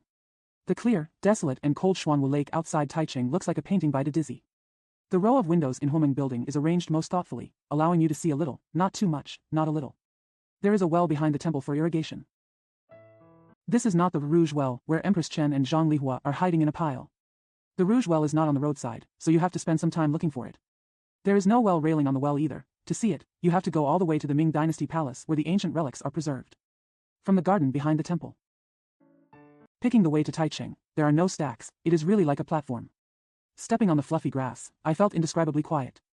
During the day in summer, there are groups of black butterflies flying in the breeze. These black butterflies fly up and down, looking like a thick round pillar from a distance. From the city, you can see every corner of Nanjing. At this time, if someone who is familiar with the situation in the past can tell you, the Sui soldiers came in from this corner, and the Hunan army came in from that corner. You can imagine the troops in different attires, carrying different flags, holding strange weapons. It came in like a surging force, and there seemed to be cries from afar. If you remember some nostalgic poems from Jinling, you can recite them secretly a few times during this period to verify them, and maybe you can better understand the author's thoughts on that day. In the past, you could climb out of Taiching, by the Xuanwu Lake. If it's a moonlit night, 2 or 3 people, 2 or 3 scattered shadows, moving crookedly and diagonally, that's enough. It can't be done now. We have to leave the temple, go down the mountain, and go around the big bends to get out of the city. 7 or 8 years ago, the lake was almost covered with reeds and was deserted and cold, although there was good moonlight. It's also difficult to shine light on the water. The boat is narrow, small, and leaky, making it frustrating to wander around. Things have changed a lot in the past few years. When you leave the city and see the lake, you will feel that it is vast and misty. There are more boats, with vines and chairs to lie on. The water and the shore are all bare. Fortunately, there are 5 islands dotted in the lake, otherwise it would be unobstructed. The water here is white and turbulent, just like the Yangtze River. It is different from the quiet green of the West Lake. It is best to watch the moon, which is empty, misty and boundless. If you are a little drunk and facing the breeze. Lying on the wicker chair half asleep, listening to the gurgling waves on the bottom of the boat and the sound of the flute coming from nowhere will really make you forget where you are. The 5 islands all seem cramped and unattractive, but the long dike is worth walking around. The cherries on the lake are most famous. It is said that when the cherries are ripe, tourists buy, pick and eat them under the tree, chatting and laughing. It's so lively. Qingliang Mountain is in a corner and seems to be sparsely populated. The layout of the Sawei building is similar to that of the Homing building, but the scene outside the window is different. It is surrounded by green mountains. There are green trees at the foot of the mountain. The green really hits people's eyebrows. If I were allowed to use it again and compare it with paintings, it would probably look like Wang Shigu's handwriting. It's not easy to sit for a long time in Homing Tower. You should at least go to Taiching to have a look. While sweeping, Yi upstairs didn't want to leave. The scenery outside the window seems to be specially designed for this building, and everything is there as soon as you go upstairs. It does have a cool smell in summer. Both here and at Huominglu, they have plain noodles, which are both delicious and cheap. Macho Lake is in Huayan Temple. The lake is not big, and you can't go boating on it, but there are lotus flowers and lotus leaves in the summer. From the houses near the lake, you can lean on the railing and look out, which is quite a distant feeling. The little portrait of Macho is at the bottom of Xingqi. I don't know who painted it. It is probably not very ancient. But the face is open and graceful, and the pleats of the clothes are also soft and lively. It has the meaning of waving your sleeves to soar the sky. If I were asked to write a question, I would write without hesitation. There are 4 words for fairy, fairy. There is also a portrait carved on stone, which is also here. I think it may be from that painting, but the life is much worse. Although it is also close to the lake, because the house is deep, it looks dark. But it is antique and dark. Of course there are many poems and prose couplets, but I remember Wang Xiangqi's half-part line, don't underestimate the rouge of the north. When the boat first arrives, the people of the south of the Yangtze River have no color. The spirit is very good. The so-called Xingqi house, according to legend, Ming Taizu and Su De played chess. Su De won, Taizu gave him this house. Like Taizu, people. He actually does such elegant things. The small pavilion facing the lake on the left is much brighter and brighter. There is a painting by Xinghua Fan, and I forget who wrote the sentence, a tall man sits in a small pavilion in the river sky. I like this title sentence, Jiang Tian, and sitting man how, the scene is vast. It makes the room more cheerful. Picking up in the wilderness. Picking up in the wilderness. I love reading travelogues the most. It's early summer now. In my travel notes, I can see the brilliant spring flowers and the fallen leaves dancing in the autumn wind. These are all what I'm thinking about and looking forward to. While I was reading travel notes at White Horse Lake, I was able to visit the sacred and solemn city of Rome and the pure, simple and quiet village of Oisieux, all of which I envied and imagined. The travel notes are full of dreams. The latter dream drove away the former dream, and the former dream drove away the former dream. It comes and goes like this, comes and goes, like the crescent moon on the treetops, like the sunset behind the mountains, like the fireflies in the fields, like the sound of flutes on the water, like the fragrance of tea in the next seat, like in memory as a young girl. All this is just a dream. I was in middle school. I read Kong Dingzong's travel notes on 11 European countries, and at that time, I had only travel notes on Italy, and had many sweet dreams. The ancient city of Pangbei was the one I lingered on and couldn't bear to visit. At that time, Lu Zihu's landscape notes often attracted me and won me over. Later, I read Luoyang Jialanji, which recorded the prosperity and magnificence of the temples, which fascinated me. I also read Shui Jingzhu, which recorded strange mountains and rivers, which either shocked me or made me wander. What I call travel notes has a slightly broader meaning than general ones, so I include the latter too. These may remember the local customs, the scenic spots of mountains and rivers, the good old days, or the wonderful things. Today, they all have strong or light colors, or craftsmanship or splashing style. And I recently read Mountain and Wild Pickings, which is different from these. In this book, what is written is just a corner of the continent and a region of France are not special resorts, popular places, or popular places. Therefore, all the benefits are only the author's own findings. Among the above-mentioned ones, only Lu Zihu, all his works were also written in this way, but Lu only recorded the scenery. This book also records culture, as Victor said in the preface. The so-called culture is not the giant thing we usually think of, but the beauty of human feelings, and the book says that the culture of Loisiec's village is actually more than the scenery. This is also different from people. What is written about the culture of Oisieux village in the book is actually not about the culture of Oisieux village.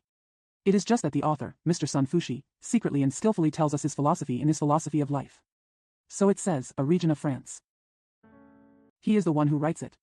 He said it well himself. I wanted to pick up as much of the flavor of the mountains as possible, but I unknowingly picked up a lot of things myself. Original book page 261. A collection of travel notes by Sun Fushi. Mr. Tang Chi's poems. Mr. Sun himself said that this book describes the pattern of human life assigned to him. Let's take a look at the creation of his life. What is the pattern of life? There are two types of people in the world, those who are bold, and those who are meticulous in their work. Previous 1. Raising people is really a knife, a sharp knife that cuts through the mess. No matter what disputes or kudzu vines, in his hands, they are all cut off. Don't even look at it, needless to say, rely on him to resolve the dispute. He only focused on a few big trunks, and the rest of the thousands of branches and leaves were swept away. As the saying goes, to capture the thief, you must capture the king. It is also said to leave the matter to an end. This is the way of heroes. They have lofty plans, but they disdain and have no time to pay attention to those trivial programs. Stupid men do the same thing, but they just want to save trouble. Their thinking ability is insufficient. It's not enough to analyze the details and whip it into the inside. Like two children quarreling, the father doesn't even think about it, and just gives each a slap in the face as usual. This is really unhappy. But if you and I can neither be heroes nor be willing to be fools, uncle. Naturally, one can only try to be the latter type of person. This kind of people want to ask for the details of everything, break the sand vat and ask the truth. They also ask the sand, where does the vat come from? They do not let go of every word, every move, every sand or stone. In ancient times, people carved peach stones into a boat. There are Su Dongpa, Huang Luji, Buddha Yin, etc. on the boat, or on New Year's Day, write the 4 words, the world is peaceful, on a sesame seed to test your eyesight. This is one side of this temper. They don't pay attention to 10,000, but pay attention to every penny. They feel that this penny. A centimeter is the specific and microscopic part of the 11 million. As long as you can see this 1 millimeter thoroughly, it is just like the magnification of a photograph, and the rest can be imagined. Therefore, they must take everything apart and look at it, regardless of the difference between money and money. Always see it before you see it, just like a microscope. In this way, many new and unique flavors can be discerned, which is their unique secret. In short, they are surprised by how trivial things are, while ordinary people turn a blind eye. Therefore, they are ordinary people but also different. Almost ordinary people. If I were allowed to compare these two types of people, Mr. Sun, a painter, with Chinese painting, I would say that the former is splash brush and the latter is gongbi. Mr. Sun himself is a gongbi person and is the latter type of person. His friends call him the carefully polished Chuntai. It's great that all of him is here. He commemorated his aunt and father. He said that they taught him meticulous skills, but he was far inferior to them. From his father, he knew that in a sentence, besides the literal meaning, there was something else. Just listen to the literal meaning. am still far from being able to understand the meaning of the voice. The strength of this book lies in the other words. Doesn't it seem bland at first glance? If you chew it slowly, you will have a rich taste. Flow out from the corner of the mouth. If you have seen the shimmering morning dew and the wrinkled water waves. The vast cold moon, a thin blouse, if you have ever tasted fine leather silk, fresh and tender bamboo shoots, or freshly made Longjing tea, you will definitely understand what I am saying. Yi Xingtao's short story. Yi Xingtao's short story. When talking about his attitude towards writing novels, Xingtao often likes to say, "I just write it truthfully. This is the author's confession, we should believe it." But in his early creations, in addition to truthful materials and descriptions, there was indeed something else, which we call ideals. This kind of ideal is quite consistent and cannot escape the eyes of careful readers. Later, as I gained more experience, my thoughts gradually became stronger, and my techniques became more mature. Only then did I have a work that was truly written truthfully. Someone seems to have said that French realism changed its flavor when it came to Russia. This was due to the addition of ideal color. Suppose this sentence is good. The early style of Xingtao can be said to be close to Russia, while the later style can be said to be close to France. Mr. Gu Zhigang described Xingtao's life experience and views on literature and art in great detail in the preface to The Separation. What I have seen of his life has already been recorded in another article. It only needs to be pointed out here that he grew up in an ancient city, Suzhou. Later, he lived in a town, Luji, for 4 or 5 years, working as a primary school teacher, go to Shanghai, the industrial and commercial center of China, and work as an editor at the commercial press. Until now. The great changes of the times in the past 20 years have naturally had a lot of influence on him. The revolution of 1911, he was in Suzhou. The May 4th movement, he was in Luji. The May 30th movement and the National Revolution, he was in Shanghai to see personally. Hear it personally. A brief history of these few lines. It hints at the trajectory of his ideological changes, the trajectory of ideological changes shown in his novels. Because it is written truthfully, it is objective. His novels are based on very few stories from himself and his family, and they are not very specific, and his writing style is not often emotional. But he has his ideals, which often appear in the characters' dialogues and the author's explanations of characters or events, especially in early works. Unpleasant feeling, or cry, are two extreme examples. This is the expression of reason and wisdom. The silence of the holy pottery. He is the only one among our friends, his love and wisdom are not accidental. The ideals of love and freedom are the two cornerstones of his early novels. This was the trend of thought at the beginning of the new culture movement, but if he can use it, his artistic expression will be deeper than ordinary people. He wrote from maternal love and sex to the child sending a small clam home, which is really broad, thoughtful, and detailed. The power of maternal love lies in sacrificing oneself. Mr. Gu Zhigang's favorite book, Hidden Love, see the preface to Mr. Gu's Fire, is an excellent example. A lonely, stupid country woman used all her heart and strength to secretly love a neighbor's child. This is expressed through one layer. The ideal of sexual love seems to be the oneness of husband and wife, 2 articles in Eparation, and Huayanji, small illness. It can be regarded as quite an example. But this ideal is not easy to achieve. Sometimes it is necessary to have a little art of lying, see Uni, in Fire. Sometimes maternal love is divided into the power of sexual love, and it is inevitable to feel different couples are not, when we can be one. Sometimes divorce is inevitable. Divorce is a common phenomenon in recent years. But what Xingtao wrote in Two Shadows was about a woman who divorced a man and married another person with a similar temperament, but later she couldn't let go of the man. This is a strange thought, and it is right. The ridicule of conjugalism. Maybe Xingtao is finally a skeptic on this issue? As for loving people and animals extensively, Xingtao thinks that only children can do it, adults can only be distant and cold. Separation, swimming, offline, middle. Morning describes this kind of situation. He also wrote about the depression of people without love, such as the young man in Homecoming, the abandoned woman in Spring is Not Hers Anymore, and the old gentleman in Loneliness. And the forgotten in Fire. The same-sex love between Ms. Satita and Ms. Tong is another way of writing this kind of depression. One side of freedom is liberation, and the other side is respect for individuality. The Holy Pottery pays special attention to women and children. He wrote about oppressed women, such as peasant women, child brides, and singing girls. The sorrow of prostitutes and so on. The first chapter, Life of Eparation, is written about a peasant woman. He also felt sorry for the obedience and hard work of housewives in middle-class families. In Spring Outing, in Eparation, some news of resistance has been revealed. Two replies makes it even more clear. A woman is not a thrush in a cage, a cymbidium in a flower pot, nor a Superman. She is just a person equal to all human beings. He later had 2 novels, The Posthumous Son, in We Are Not Tired collection. Little Sister writes about the power of the patriarchal tradition to oppress women. Xingtao has been a primary school teacher for many years. He understands and cares about children best. He believes that children are not for us to play and entertain, nor are they for us to protect ourselves from old age. They deserve their own place. They have their rights and lives, and we should not dislike them, nor should we look down upon them as our objects. Cry, in Fire, is a fierce protest in the tone of a baby girl. Among Sheng Tao's works, this is the only passionate text. But the well-written articles are Incompetent Children, One Lesson, Air, and Fashion. The first two articles are about children's natural interests, and the last two articles are about teachers treating children as adults, leading to all kinds of misfortunes. Among them, Imbecile is already famous.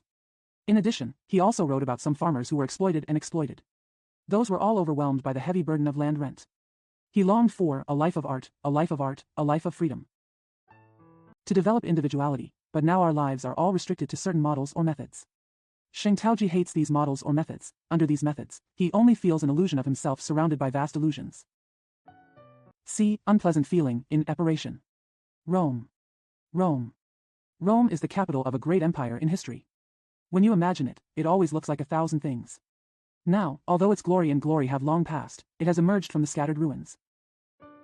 Later generations can still be like Ubai. These ruins, old ones plus newly excavated ones, can be seen almost everywhere, as if they were deliberately decorated with this ancient city.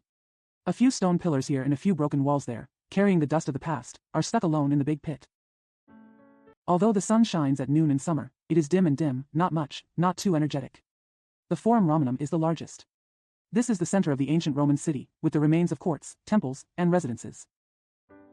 The 3 Corinthian-style pillars of the Temple of Castor and Porus, with slabs and connected stones on the top, are the most handsome in the whole place, like 3 handsome young men covering their foreheads with their hands. Looking at this ancient market, I remember that there were countless people here who were crowded and noisy all day long, each with their own thoughts and methods. Now there are only a few tourists left, gesticulating in the deathly silence. There is a house on the corner, which is in good condition. On one side are 3 rooms. There are murals, which have been blurred, and the floor is paved with inlaid stones. In the next room is the dining room. The murals are very exquisite, and they all have serious titles. They attach great importance to the dining room. Above the market is the Palatine Hill, a place that has experienced ups and downs. It was originally a village with only thatched houses. At the end of the Roman Republic, nobles of one surname lived here. During the Empire era, it was even more prosperous. When tourists walk up the mountain, the majestic houses on both sides still have complete lush bricks left, which can show the atmosphere of the wealthy families at that time. The roof is a flat area, which used to be many gardens.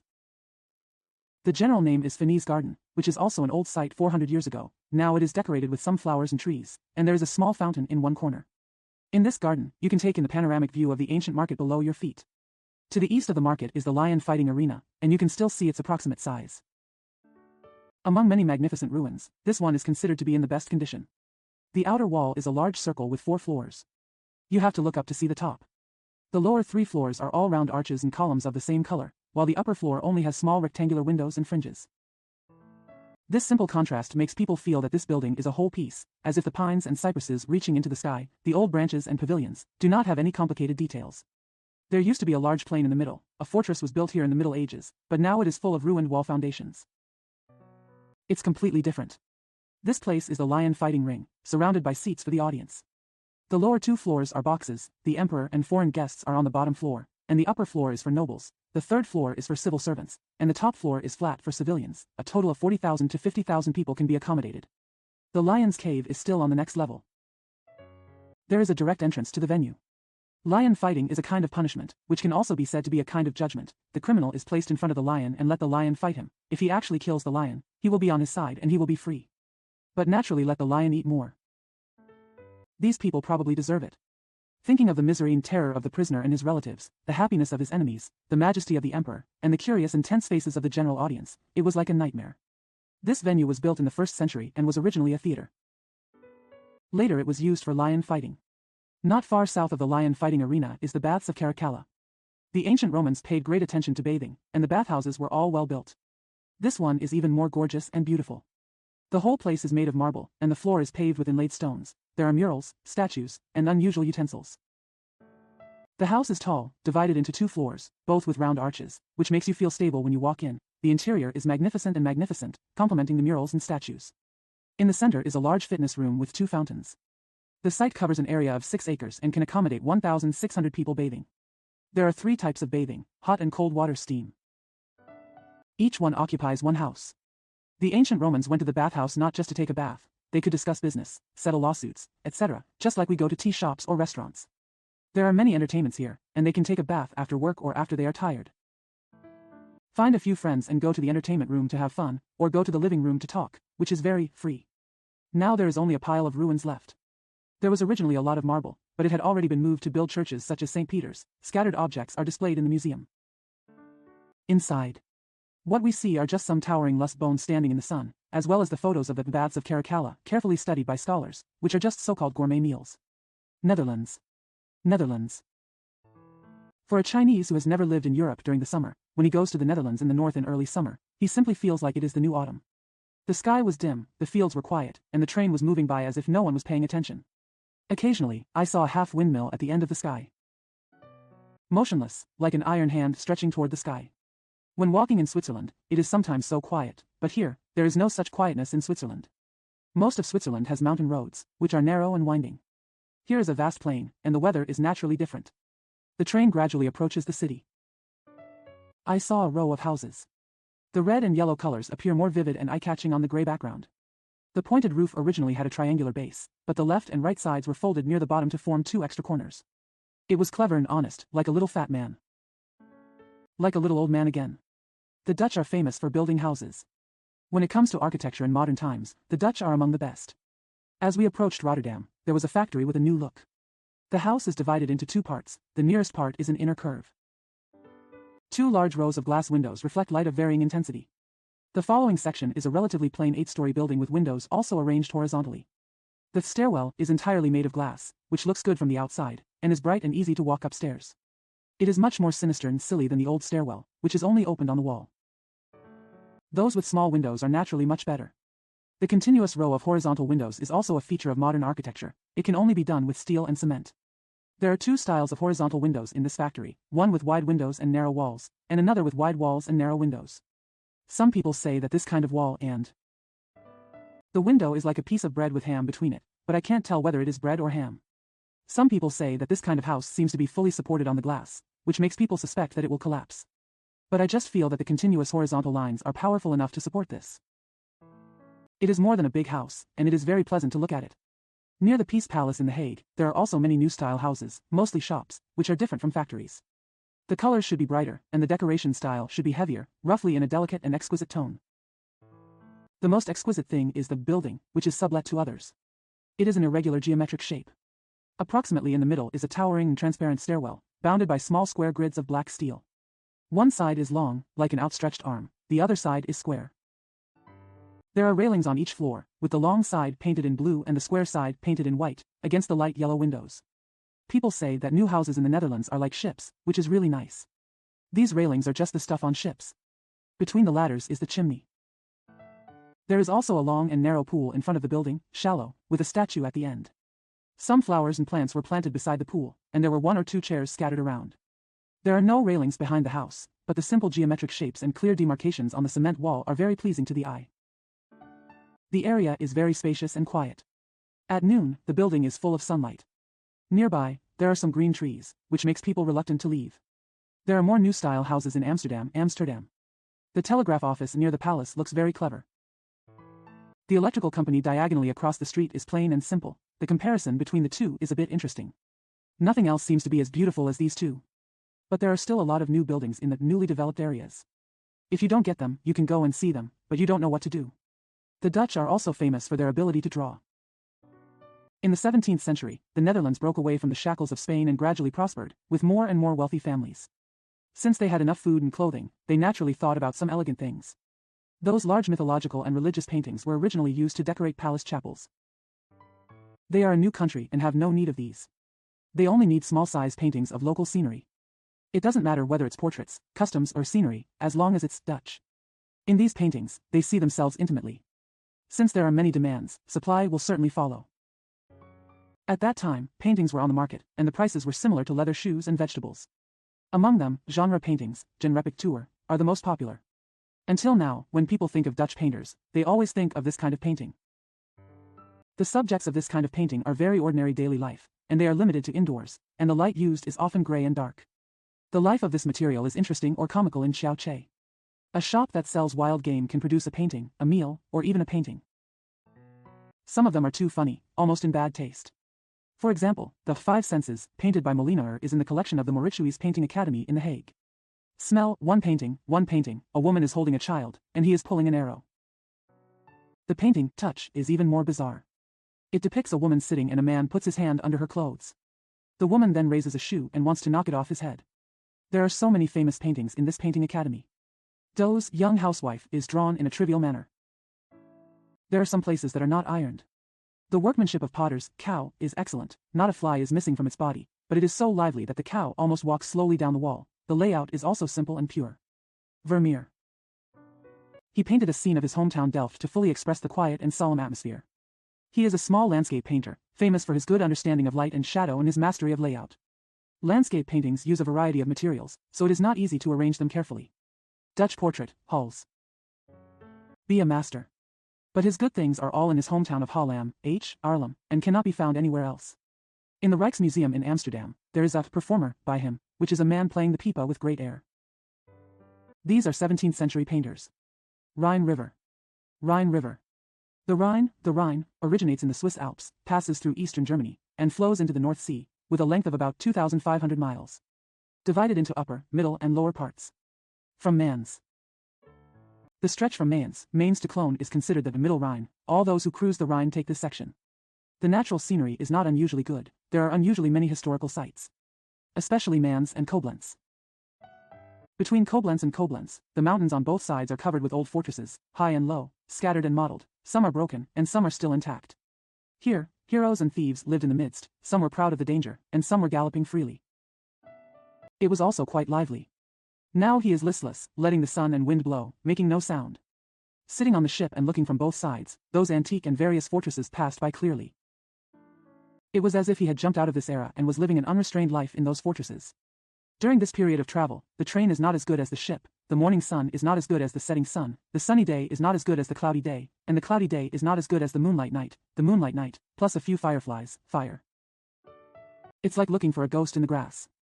It would be better to climb up the mountain and wander around inside and outside the fortress. This area not only has many historical sites, but also many legends. The most bleak and beautiful one is naturally the popular fairy lady of Shingwenyantu. Shrivaka Rock, on the east bank of the river. 430 feet high, it is a large piece of dark overhanging rock, rugged and rugged. The river reaches the south of the rock and turns eastward into a small bay. There is a huge echo here, hence the name of the rock. According to legend, there used to be a fairy named Meiji in Yentu who sang continuously all day long. A boatman was sailing his boat at night and passed by the rocks. Hearing her singing, he looked up and forgot what he was doing. Even the boat and people were smashed against the rocks. Later, another earl's son died. This could cause a big disaster. The count sent troops and generals to avenge his son. They were going to catch her and lock her up. He fell straight from the top of the rock into the river. But she didn't want to die in their hands, so she called her Rhine mother to pick her up. The river was indeed filled with white waves, so she jumped into the waves. From then on, no singing could be heard under the sound-hearing rock, and no beautiful shadows could be seen. Only the sunset remained on the top of the rock, bright and dim. The great German poet Heine wrote a poem about this matter. This poem is also related to the widespread spread of this matter. My friend Mr. Gonkachow once translated the first chapter as follows. The rumors are still lingering, but my heart is still depressed. The sunset hides behind the two peaks, and the Rhine flows endlessly. There is a beautiful woman on the peak, dazzling and golden. When singing a clear song, the remaining sound reaches the clouds. Listening and gazing again, the boatman forgot where he was going. Strange rocks are floating in the middle of the stream, and both people and boats are lost. According to Mr. Zhu Xiaohua's Travel on the Rhine, read Wandering Clouds and Flowing Water. Rhine water for cleansing? The buildings and towers suppress the dust. Keeping it from flying is similar to the washing of the Rhine. The Cathedral of Cologne is the glory of Cologne. Based on this alone, Cologne will not die. This is the Gauche-style church, one of the largest Gauche-style churches in the world. Construction was completed in 1248. It was not completed until 1880. This is often the case in European churches, probably because they don't have enough money. The church door wall is majestic, with pointed arches and straight edges, deliberately dense, and decorated with small flowers, small animals, and biblical characters.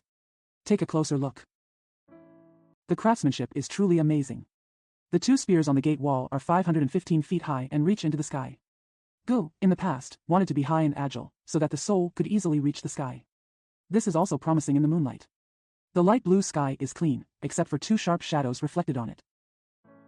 It is like the only channel between man and heaven, and like a pair of arms for human prayer.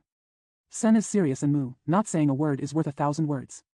The church is very large, with a ceiling height of 160 feet. There are rows of large stone pillars, some 148 feet high and 60 feet low. They can all hug each other. Walking inside is like walking in a big forest, isolated from the rest of the world. The spire can be climbed up, it is exquisite and clear, with the power of soaring into the clouds. There is a corridor under the tower. Looking down into the church from the corridor, I felt that others were small and pitiful, but I was strangely tall. It was really a reversal of my dreams. Written on March 14, 1933. Narcissus, tell me what kind of magical power you have now. 3 bookstores. 3 bookstores. The shops selling second-hand books in London are concentrated on Charing Cross Road, D. It is a lively place. Very easy to find.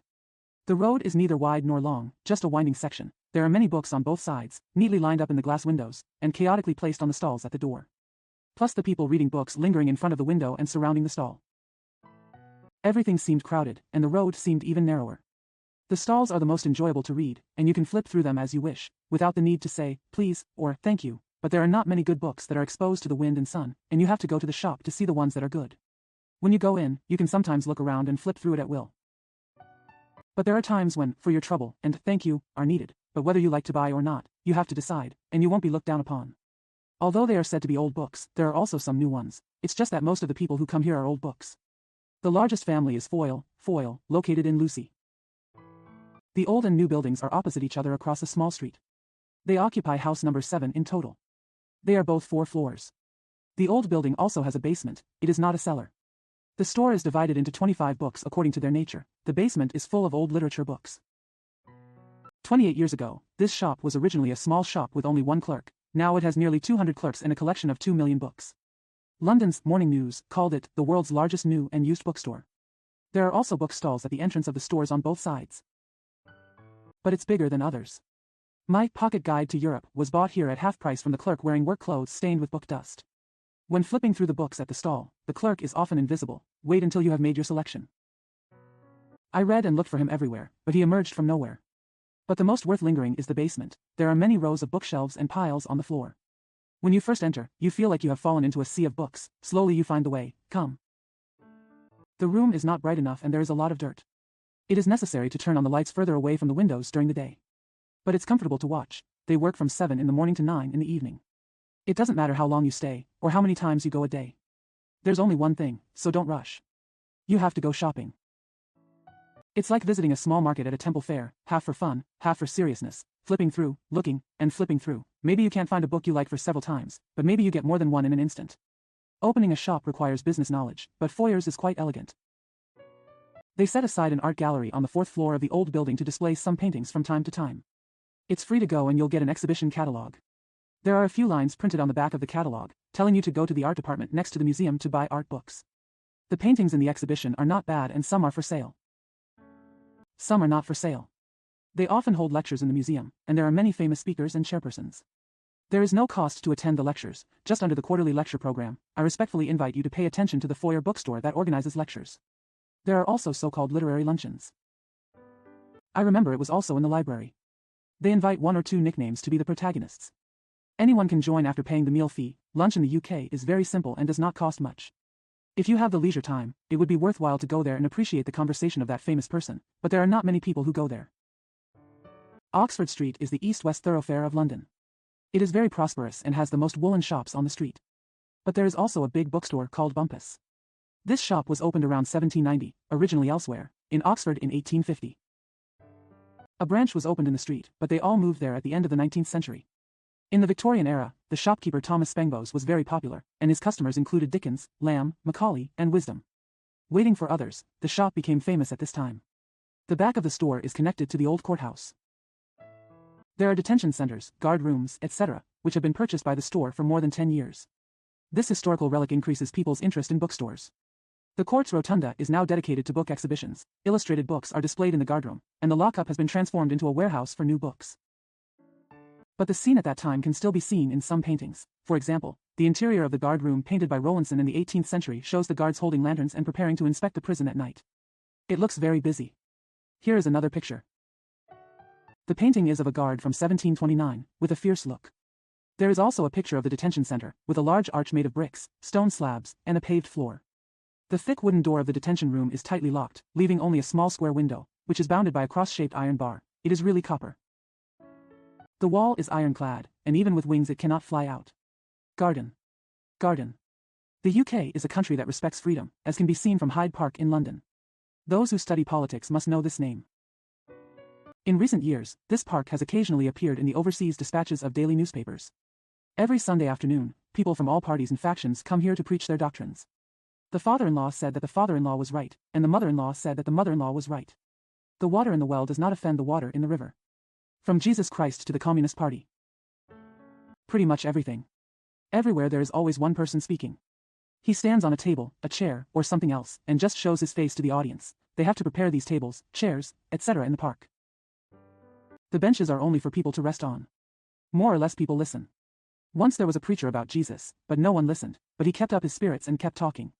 He hoped that among the tourists coming and going, there might be 1, 2, 3, 4, 5, or 6. As long as there were people who wanted to listen to him. Stationed. With one kick, his words were not in vain.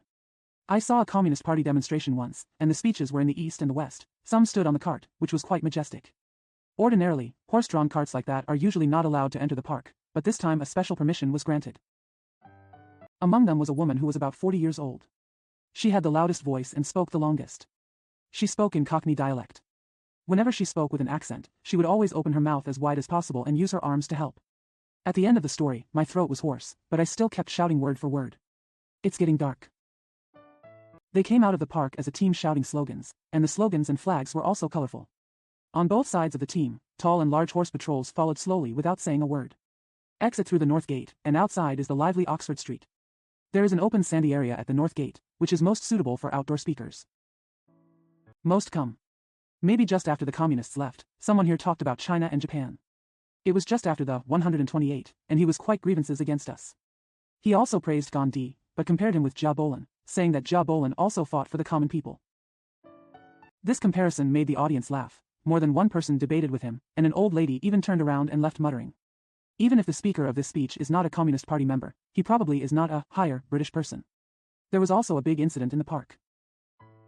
In the 1866 congressional reform riots, laborers fought for electoral rights. The surrounding iron fence destroyed more than half a mile of the road and injured 250 policemen.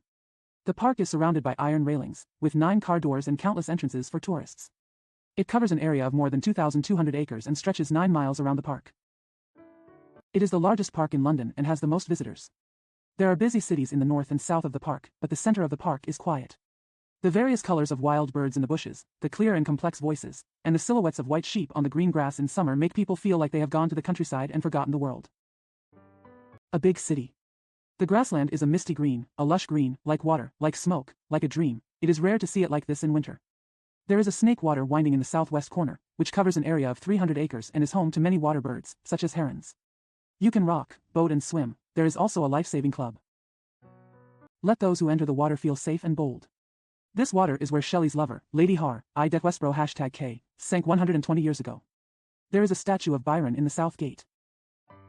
It was built with donations from the Greek government 50 years ago. There is also a statue of the ancient hero Achilles, built by the natives of the Duke of Wellington to commemorate him. It is made of bronze from 12 French cannons. It is still there today. But it's been more than 100 years. And English. The wall sculpture by the famous sculptor Epstein in the country commemorates the naturalist Hudson. A man seems to be about to fly, with his arms spread out, his head raised, and his hair spread out. He has a primitive, rough and fierce spirit, showing the incarnation of the natural spirit. There are 4 birds flying on the left and right. They are different in size and side, and they also have a wild look. The value of this sculpture has caused much discussion. The area from the south gate to the Shishui River is the most visited area. In the summer, there is a brass band playing every morning. Listen outside the pen to count the money, and you can get into the pen for a certain amount of money. But there are chairs to sit on. Naturally, many tourists walk, but there are also those in sports cars and on horseback. For those on horseback, there is another horse road. Almost adjacent to the southeast of Hyde Park is St. James Park, St. James's Park, K, which covers an area of about 5,670 acres. It was originally a grassland, but King Henry VIII of England pumped water, built a wall, and turned it into a deer park. Charles II expanded the park site, paved the road, and turned it into a playground. Over the next 100 years, it became the most fashionable walking spot in London. It was transformed into the current park at the beginning of the 19th century. There is a lake and a hanging bridge. There are the most pelicans in the lake. You can lean on the bridge railing and watch them. They can play in the water and spend your time. Surrounded by Buckingham Palace, the Western Temple, Parliament, and various government offices, they are all the busiest places. Those who lean on the railing of the bridge can take a moment to admire the outline of the Gosai-style spire of the Nashi Temple and the National Assembly, which is considered a blessing. Beggar. Beggar. There are beggars in foreign countries, yes, but their ways of begging or their skills are different. Common in Shanghai in recent years, the road. A lot of difficult situations were written in chalk on the cement gate next to it, asking for help. Beside the chalk words sat the person who wrote. Bei Ping had seen this kind of beggar before, but there was no cement gate on the roadside, so he could only write on paper. On or cloth, but looks like a foreign beggar, this. I wonder if the method is something that comes from the past, or is it the same mind and the same reason? There are many beggars in London drawing on the roadside, but few writing. I only saw an old man with a long beard near Trafalgar Square. Not many people in China have long beards, sitting upright on the cement. There were a few lines of scrawled white-pink characters in front of him. He said that he was born in a university, but now that he is so cold, what is the use of university? These few complaints seemed to move some people who came and went. In addition, the old man's bright eyes showed no trace of pity. It also makes people a little solemn. On his right hand was a small suitcase, which he opened and prepared for someone to throw money into it. That place was a bustling city with connections in all directions, and there were indeed a lot of people throwing money away. Coppers, pennies, were scattered inside and outside the box. Other beggars did not seem to have such good luck. Most of the paintings used chalks of various colors, and some also used paints. There are 3 types of patterns seen. Or the word to live with double hooks, each letter about 1 foot square, carefully painted in the outline of the double hook.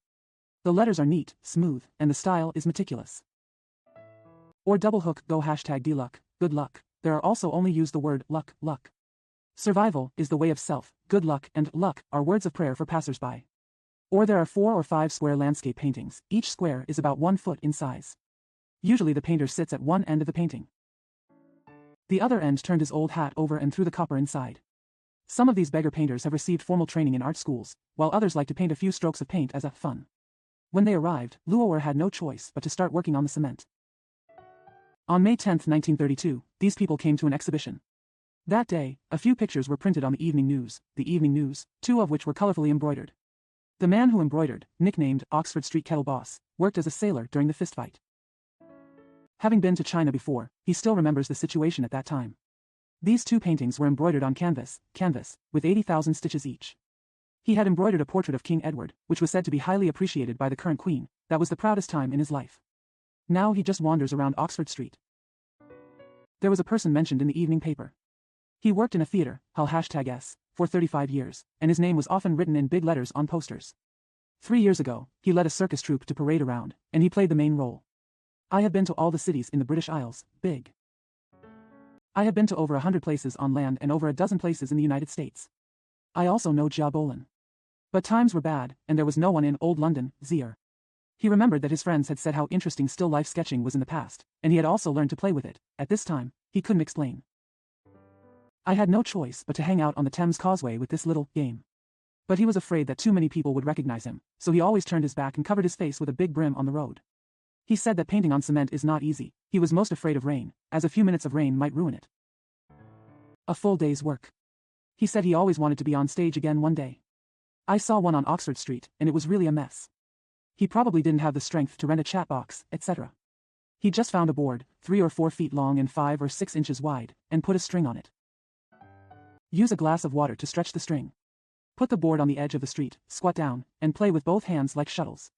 It was when the lights were first turned on, and there was an endless stream of people on the trail. Pairs of feet hurried past him, and it seemed that not many people saw him. The sounds of cars and footsteps on the street were mixed together with the sounds of conversations. His single-stringed voice was so soft that it was hard for others to hear him. But he still kept his head down and played his hand. The police banned empty-handed beggars, and beggars turned into buskers.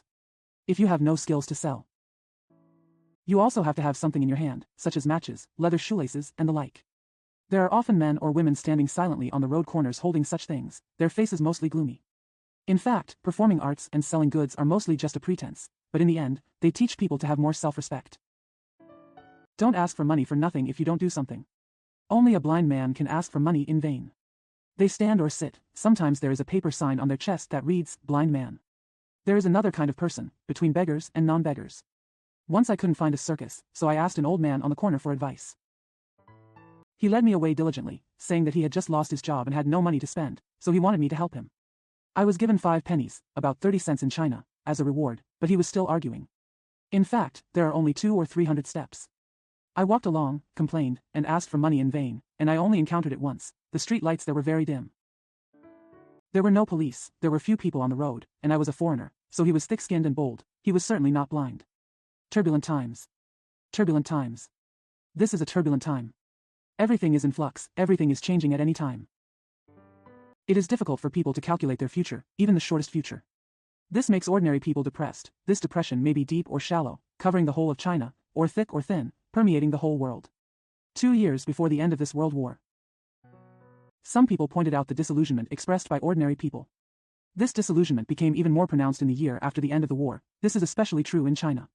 After 8 years of arduous war of resistance in China, ordinary people are struggling to survive. When victory comes, we took a breath and couldn't help but picture in our minds a well-off era that might be achieved in 3 to 5 years. We also understand that the era of peace is still far away, so we only hope for a moderately prosperous era. But the cheers of victory passed like lightning. Then there were bursts of muffled thunder. This change was so rapid, so disillusioning, that most people were disappointed and couldn't help but feel that the turbulent situation in front of them seemed to be more turbulent than the midterm of the anti-Japanese war. Besides, this turmoil is worldwide. A country like China probably does not have enough power to control this turmoil. We cannot calculate, or even estimate, when this turmoil will settle down and when a moderately prosperous era will emerge. As a result, the average person is even more deeply disillusioned.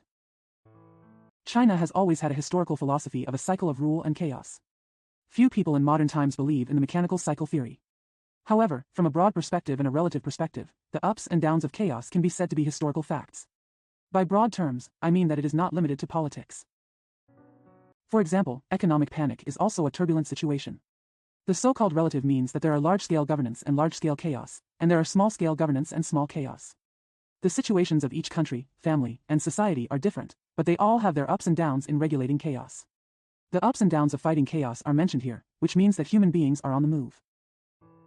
Although we are walking on a tortuous road, we are always moving towards the goal. I believe that humans have goals and, therefore, progress. Every time there are ups and downs in fighting chaos and sorting things out, there is always some progress here and there. But people generally want governance rather than chaos. In times of turmoil, we look to the era of prosperity, and in the era of prosperity, we look to the era of peace. The true peace era is actually just an ideal. Human beings are walking towards this ideal in a tortuous way. The reason for the twists and turns is because of reality. Conflict with ideals. Reality and ideals are both human creations. In the process of creation, trials and errors are inevitable, and conflicts are inevitable. Reality conflicts with reality, reality conflicts with ideals, ideals conflict with ideals, and so on. From one perspective, life is full of contradictions. On the other hand, there are similarities among the contradictions. Humanity develops in various conflicts. In turbulent times, there are more conflicts, and people feel uneasy, hesitant, disappointed, and thus disillusioned. Although disillusionment is disillusioned, you still have to live. Although I am living, I am tired of it. Cursed. So he shook his head, frowned. No way. No way, he said, and kept going day by day. However, if this is a normal middle-aged man who still has considerable energy, he will not be willing to just hang around like this all the time. He wants to live a more interesting life. He became decadent, smoking and gambling. Wine, woman, enjoy yourself to your heart's content. On the one hand, he devotes himself to speculation, regardless of all principles, and does whatever is beneficial to himself. Anyway, all principles are being shaken, so who is afraid of whom? Just seize the moment, seize yourself, no matter what the society or the country is. An ancient poem says, I don't want to read it. Not to mention my queen. It can be used to describe these people. There are still some people who are still living in disillusionment, but they understand and adapt to reality. They are gradually able to understand and accept this turbulent era. They are probably middle-aged people. They only have enough energy and courage to hold on to their posts and carry out their work. These people are unwilling to be decadent, but they cannot shoulder the task of transformation. They are just some small people and things in a big era. But they carefully adjust various traditions and principles. Keep those faithfully. Although some people want to kick those traditions and principles aside, the main parts of them have their own reasons for existing. Because society is coherent and history is coherent. A new society cannot fall from the sky out of thin air. It has to grow from the soil of history. Although the stability of society lies at the grassroots level, the food, clothing, and housing, especially the food, clothing, and housing of farmers in China, but these little people have also contributed to some extent to the stability of the upper-level institutions of society. They may not be able to withstand the impact of the trend of the times and eventually lose their jobs or even their lives, but some of the things they hold on to will still exist. On seriousness. On seriousness. At the beginning of the new literature movement, the main object of struggle was ancient Chinese literature. Next are the novels of the Saturday School or the Mandarin Duck and Butterfly School, then the old plays, and the civilized plays. They say that ancient prose is dead. The old drama is stale, simple, childish, noisy, and unrealistic, and the martial arts arena is just a sideshow, not a drama. The novels of the Mandarin Duck and Butterfly School are intended for people's entertainment after tea and drinking. They are not serious and civilized, and they desperately cater to people's vulgar tastes. Vernacular Chinese has finally defeated classical Chinese, although there is still some work to be done to clean it up. Vernacular drama has defeated civilized drama. But the old opera is still standing tall, and the new opera is still in labor.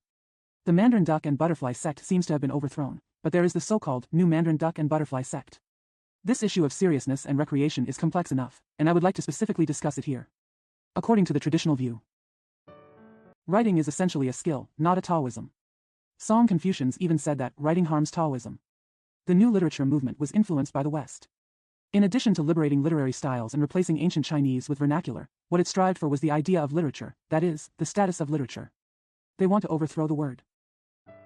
Let literature become independent. Therefore, we should ruthlessly attack the theory that texts convey the Tao. Although the idea of carrying the Tao is milder than the idea of harming the Tao, literature is still a vassal of the Tao. According to this saying, those articles that do not convey the Tao are just playing with things and losing one's ambition. Playing with things to lose one's spirit is a pastime, while practicing the Tao is serious. Recreational writing is a skill and has no status. Writing that carries Taoism has a status, but that status belongs to Taoism, not literature. If we look at writing alone, it is just skill and a small part of Taoism. What the new literature movement contends is that literature is literature, and it is not about moral matters, it is art. It is not a skill, it has a reason for its independent existence. In the tradition of Chinese literature, novels, lyrics, and music, including opera, are even more minor among minors, because they are for entertainment and not serious. Not serious means not serious. Novels are often called idle books, not serious books. The word is Shiyu, Tsiyo, is Tsiyu, of course it is not serious to call it Yu. The novels of the Yuanyang Butterfly School are intended for people to have fun after tea and wine, but they are authentic Chinese novels. Chinese novels, it has always been about spirits and legends, neither weird nor strange, it is a serious thing. The collection of novels compiled by people in the Ming Dynasty is called 3 Words and 2 Patterns. The second beat is the shooting case, surprise, in the first and second moments, and the emphasis is on the surprise. The 3 words are essays to tell the world, words to warn the world, and words to awaken the world. Although the emphasis is on persuading the world, we still have to make people amazing can achieve the effect of persuading vulgarity, so later someone selected several articles from 3 Words and 2 Pats and compiled another volume, titled Wonderful Views of Modern and Ancient Times, which was still classified under Wonder. This, Qi, is for people's entertainment after tea and drinking. The novels of Ming and Qing dynasty originated from speaking, and speaking come from the folk. Lyrics and music, including opera, originally came from the folk. Folk literature is the expression of the oppressed people enjoying themselves in hardship and taking a break from their busy schedule, so they often play clowns, laugh at themselves or exaggerate themselves, therefore, it often has a funny and absurd atmosphere. This is not serious. Within the scope of the Chinese literary tradition itself, only poetry, including Fu, can be considered serious and serious, although it is still considered a minor Dao in the Orthodox tradition. CI has undergone a high degree of literatization, especially the efforts of the Changzhou school of the Qing dynasty. I finally put on some serious faces. Until the eve of the new literature movement, novels and music, including opera, still dressed up as buffoons and stood in an insignificant position. Of course, novels have long had words to encourage good and punish evil, and the Ming dynasty people's so-called metaphorical world and so on are particularly emphasized. This is also thinking about conveying the truth, but odd is better than righteous, but it fails in the end. The Gonghan faction in the Ming dynasty compared water margin to historical records. This was due to the strange changes in the article. However, the article was nothing in the Orthodox tradition, so how could the strange changes be considered serious woolen cloth? However, the views have changed somewhat. At the end of the Qing dynasty, Mr. Liang Qichao pointed out the relationship between novels and mass governance and advocated the practice of his theoretical creation. This is in line with the new literature movement. The new literary movement emerged as a struggle. It must be serious. They want to strive for the authentic status of vernacular literature, and they want to strive for an independent status for literature. Mr. Lu Sun's first novel, Diary of a Madman, called out the ethics of cannibalism and Save the Children, and began his anti-feudal work. His reflections also strongly satirized the various root causes of old China's diseases. On the one hand, humanism is also commonly expressed in literature. Literature took on a new mission. In conjunction with the May 4th movement, it jumped to a leadership position. Although not the only leadership position. So literature has a reason for independent existence, and also has new ideas. In this case, lyrics and music were upgraded to poetry, and novels and operas were also upgraded to literature. This naturally accepts foreign influence, but this is not necessarily foreign influence. Conveying the Tao, what is not contained is the new Tao, and it is integrated with this new Tao. No, it is divided into master and slave. So from a traditional point of view, it is still of the same strain. On the one hand, it attacks, one is used to carry the Tao, on the one hand, oneself is also carrying another way, which is exactly the opposite and complementary. The so-called contradictory development. On appreciating both refined and popular taste. On appreciating both refined and popular taste. Tao Yuanming's poem, Appreciate Strange Articles Together, and Analyze Doubts Together, is a pleasure for some plain people. Of course, plain people are elegant people, that is, scholar bureaucrats. These two poems were later condensed into Appreciating Wonders and Analyzing Doubts. An idiom, appreciating wonders, analyzing them, and doubting them, is an elegant thing, and ordinary people and peasants have no part in it. However, the idiom, share both refined and popular tastes, appeared again. Shared appreciation is obviously a simplification of shared appreciation. However, if this is an elegant person and a layman, or a layman and an elegant person, appreciating it together, then what they are appreciating probably will not be the wonderful writings. I don't know when this idiom originated. Judging from the tone, it seems that elegant people are somewhat understanding, even accommodating to the common people. This was probably during the Song dynasty or later. It turns out that the Ungshi rebellion in the Tang dynasty can be said to be a watershed in the changes in our society. After that, the family status quickly collapsed, and the social hierarchy was not as fixed as before, with scholars and people. The division between these two levels is not as strict and clear as before, and the molecules of each other are flowing up and down. However, there are more people going up than coming down. After all, few scholars live among the people. However, more and more common people join the scholar stream. The princes, generals, and ministers have long since stopped planting. Scholars have no more seeds at this time. As long as their families can barely provide enough, they have some talent, and they are willing to work hard. They are steady seeds. They can take part in those public examinations, and if they pass the exam, they will be official, at least be a gentleman. This progress accelerated after the long-term turmoil in the late Tang dynasty and the Five Dynasties. In the Song dynasty, coupled with the development of printing, there were more schools and more scholars. The status of scholars was strengthened and their responsibilities were also increased. Most of these scholars were new elements from the folk, and they retained to some extent the folk way of life, and attitudes. While they learn and enjoy the elegant things, they cannot get rid of or transform the vulgar things. Since there are many people and it is big, this is what a family is like. Not only do we not feel the cold dust, but we also have to reevaluate the value, or at least adjust the old standards and measures. Appreciating both refined and popular tastes seems to be the newly proposed measure or standard. This is not to overthrow the old standard, but to make it a requirement. Those refined people understood or accommodated the tastes of some vulgar people so that everyone could get along with each other. Of course, the so-called proposing and requesting are just unconscious and seemingly natural trends. The period of the mid-Tang dynasty was earlier than the Ungshi rebellion. Zen monks began to record the master's teachings in spoken language. In spoken language, the purpose of seeking truth and changing the vulgarity is to win over the masses. After the Ungshi rebellion, monks' oral records became more popular, so the name, quotations, came into being, and quotations became a writing style. In the Song dynasty, Taoists gave lectures and left many quotations more widely. They used quotations in order to seek truth and change the custom, or to win over the masses. The so-called truth-seeking, truth, on the one hand means truthfulness and directness. Zenists believe that the first meaning cannot be said. Language and words cannot express the infinite possibilities, so they are false. However, in fact, language and writing are a kind of convenience that cannot be avoided. To record words, the closer to actual and direct speech, the better. On the other hand, truth means nature. Nature is kind, tolerant, and easy for people to understand, which means it can better achieve the effect of transforming the world and win over the masses. Taoism is mainly China's orthodox thought. Taoists used quotations as tools, which greatly enhanced the status of this new literary style. Quotations have become a tradition, too. Slightly later than the quotation style, something called notes appeared in the Song dynasty. This kind of work describes interesting miscellaneous things and has a wide scope. On the one hand, it expresses the author's own opinions. The so-called discussion is also criticism. These criticisms are often very interesting. The author writes this kind of book just as a casual conversation with guests, not serious. Although it is mainly written in classical Chinese, it is very close to talking. This is also for everyone to see. You can use it as a talking aid to make it more interesting. Notes were most developed in the Song dynasty. It was popular at that time, and many of it have been passed down. Bibliographers classified this kind of notes under novel, and modern bookstores printed these notes and even titled them note novels. The so-called novel in ancient China originally referred to interesting works describing miscellaneous things. On the truth. On the truth. Former U.S. Secretary of State Burns wrote a book titled The Truth after retiring from office. This book has had more than one translation in China, either as Secret Records of U.S.-Soviet Diplomacy or Inside Story of U.S.-Soviet Diplomacy, or Records of U.S.-Soviet Diplomacy. Secret, Record, Inside Story, and Record are all free translations of honest.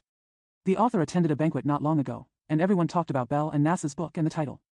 An American guest said with a smile, "Berners is the worst at telling the truth." Everyone also smiled. I don't care whether Bernes's book is all about the truth. He titled it The Truth, and various Chinese translations mean the truth. However, it can be seen that both at home and abroad, everyone is asking for the truth. Bernays chose such a title for his book, presumably to express that when he was Secretary of State and engaged in diplomacy, he had a lot of inconveniences to tell the truth. Now that he is free and has no official position, he might as well tell the truth. The literal translation of the original name is honestly, which is not honestly. But is he really free to honestly now, and is he really willing to be so honestly? Well, the American guest has his reasons. No matter China or foreign countries, no matter ancient or modern, everyone demands honest truth, which shows that honest truth. It's not easy to hear or see. Everyone demands truth in knowledge. They want to know the facts and seek the truth. But when it comes to abstract truth, some say it is knowable, while others say it is unknowable. So far, there is no conclusion. The concrete facts, however, seem to be more or less always knowable.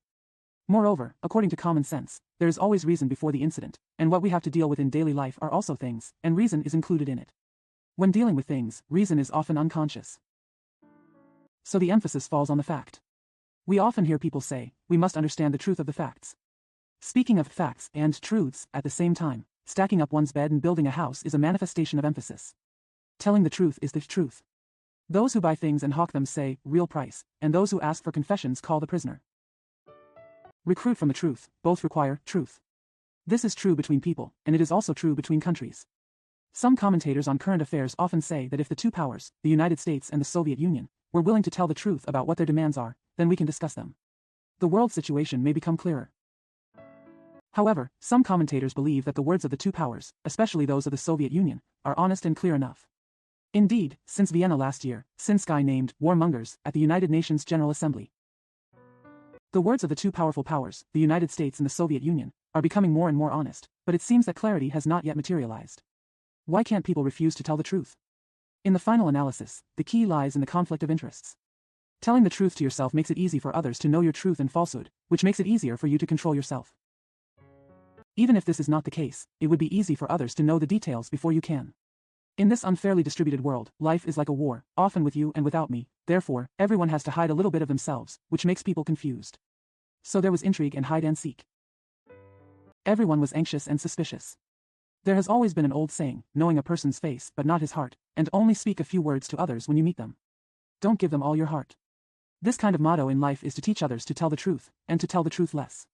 Which also hints at the conflict of interests. I don't have anyone. I have many people but few, and I am strong while others are weak. To be honest, I am afraid that others will take advantage of me. Those who are strong should be stronger, those who have more should be more, and those who have more should have more. I have no one, I am small and there are many, I am weak and strong, and to be honest, I am afraid that people will bully me to no avail. The weak want to become strong, the less want to become more, and the nothing want to become something. This is true between people, and why not so between countries? When it comes to war, there is an honest saying, a war never tires of deceit. He who really never tires of deceit, in battle, intrigues, hide and seek, and play tricks is also a never tired of deceit. Never get tired of deception means that the more deceitful, the better.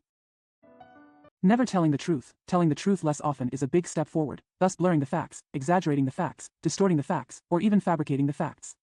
So there are all kinds of lies. You think I am a liar, I think you are a liar. This situation is similar in ancient and modern times at home and abroad. Because the distribution is always unfair and equal, interests are always in conflict. This requires more truth and honesty. Of course there is truth. If people don't trust each other to a certain extent, society will not be a society. But there is always too little truth and too many lies. Social harmony is probably still far away. However, although there are many lies, there are also very few that are completely fabricated, because they are not easy to be believed. The trouble is lying, the truth is mixed in the words, and the lies are mixed in the truth, but therein lies the cleverness. In daily life, it is more or less tu ginseng. People's mutual trust is based on these two words, and people's suspicion also occurs on these two words. Even though Bernas claimed to be honest, his fellow countrymen suspected that he was using his good name to deceive people. Who among us ordinary people can know how honest or dishonest his words are? Teasing Tian'er. Teasing Tian'er. There is this passage in Shishuoxin Pinzeo. The three brothers of Wang Huangmen all went to Xiagong.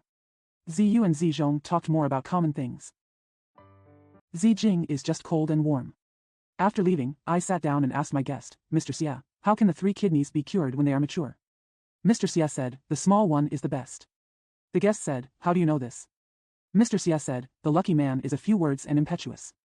There are many people's words, put this on and you will know. Wang Zijing only talked about the hot weather.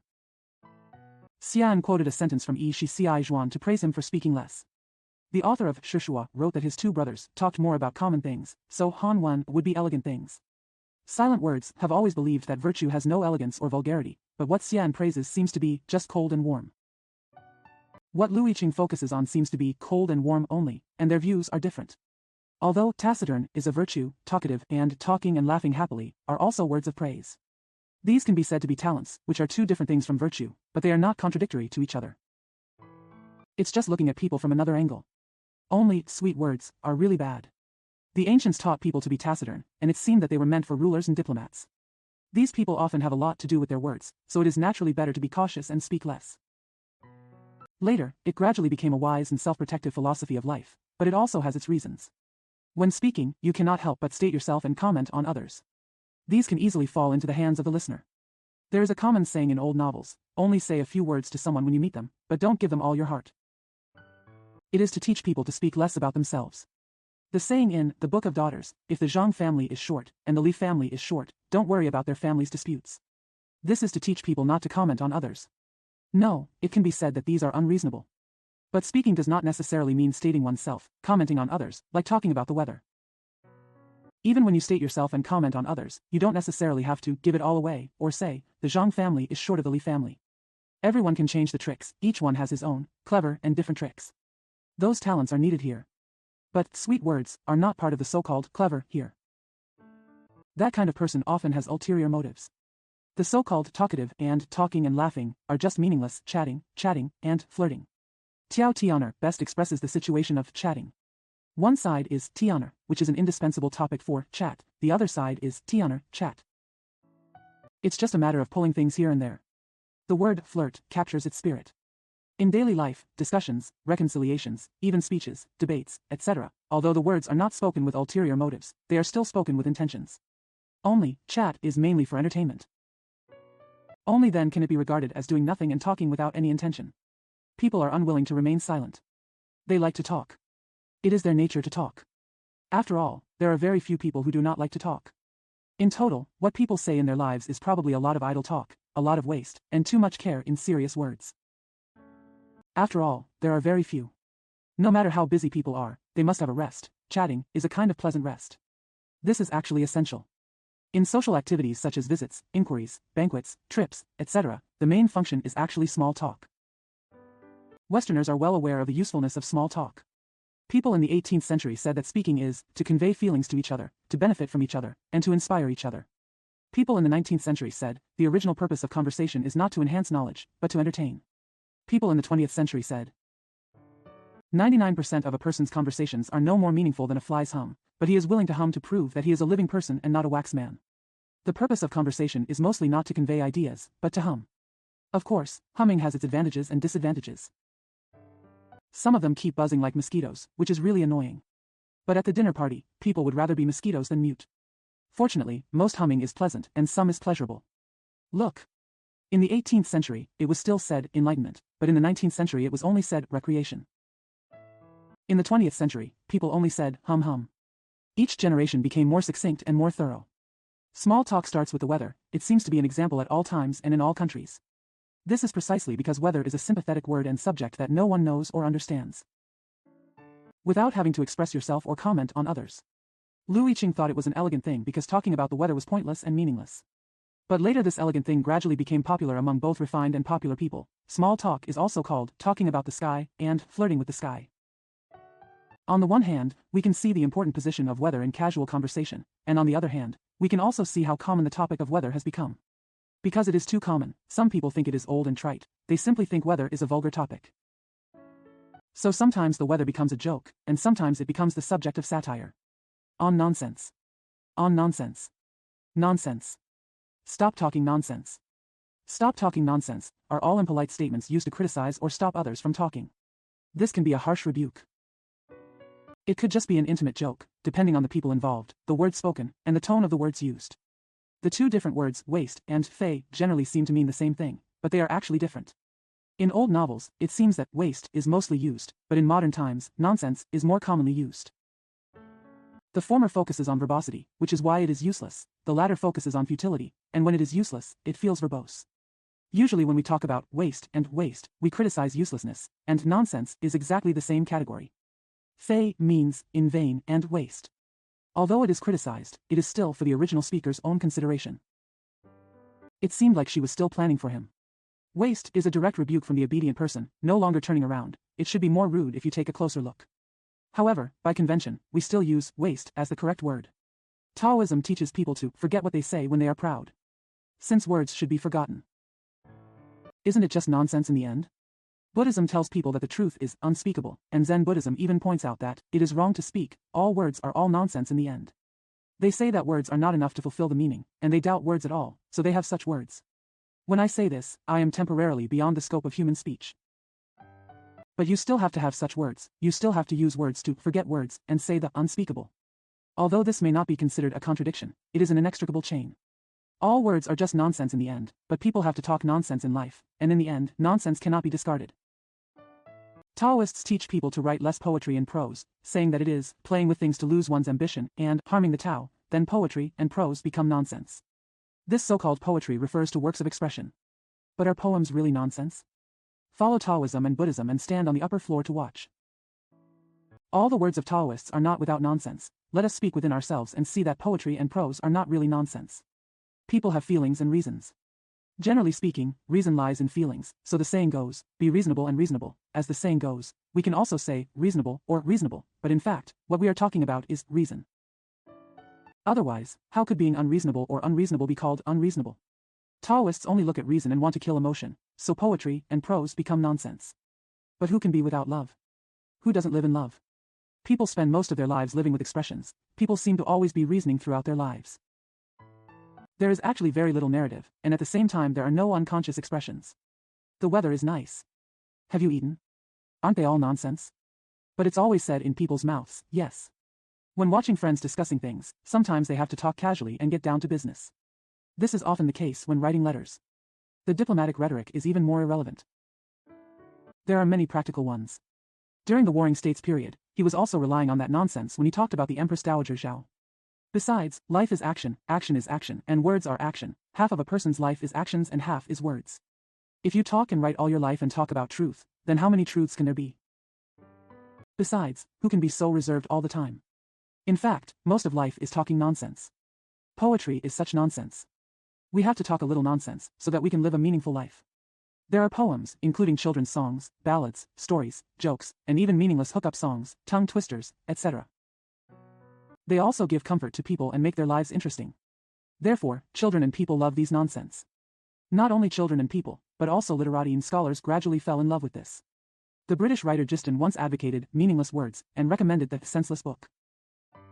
It is a selection of children's songs and other files. These can actually be translated as nonsense and nonsense books, but these nonsense are meaningless. Giston probably felt that those meaningful nonsense were not waste enough, so he took a step further. In the drama. In modern life, this kind of meaningless nonsense can comfort us, give us a rest, and make us temporarily forget everything. This is useful, that is, it makes our life interesting. In reasoning, sometimes nonsense is also used, such as the logician's meaningless example. Zhang San is greater than, humans are black, etc. These nonsense are the so-called uselessness. Those who are meaningful are actually useless. Someone once called some scholars useful waste. We might as well do the same thing and say, these meaningful and meaningless nonsense are useful nonsense. If it is abolished, it is useless. In the end, if it cannot be abolished, it will be useful again. Have no idea. Have no idea. There are many people in the world who regard ignorance as knowledge. Confucius taught people a long time ago that to know something is to know it, and to know something is to be ignorant. It is knowledge.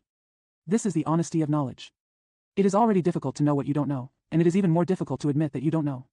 When it comes to knowledge, most people always like to show that they know, at least they are not willing to teach others what they don't know. Socrates, I have already noticed this problem.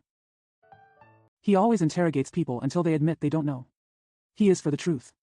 Those who were questioned by him were forced to press him one step at a time until they had no choice but to admit that they did not know. As long as there was a little evasion, this group of people would.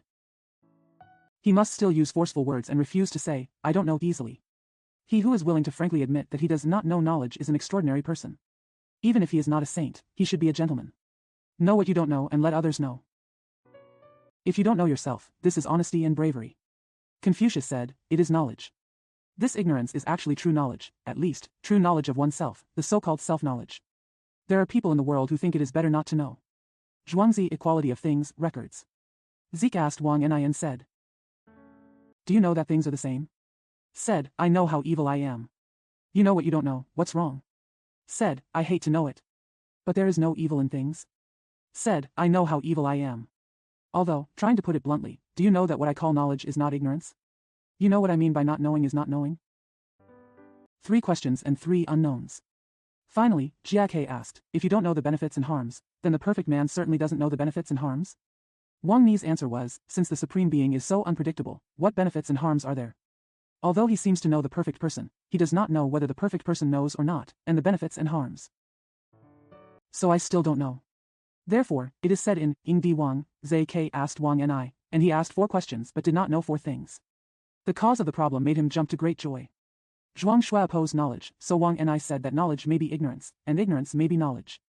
Going a step further, then. The realm of wonder and surprise is simply unknowable.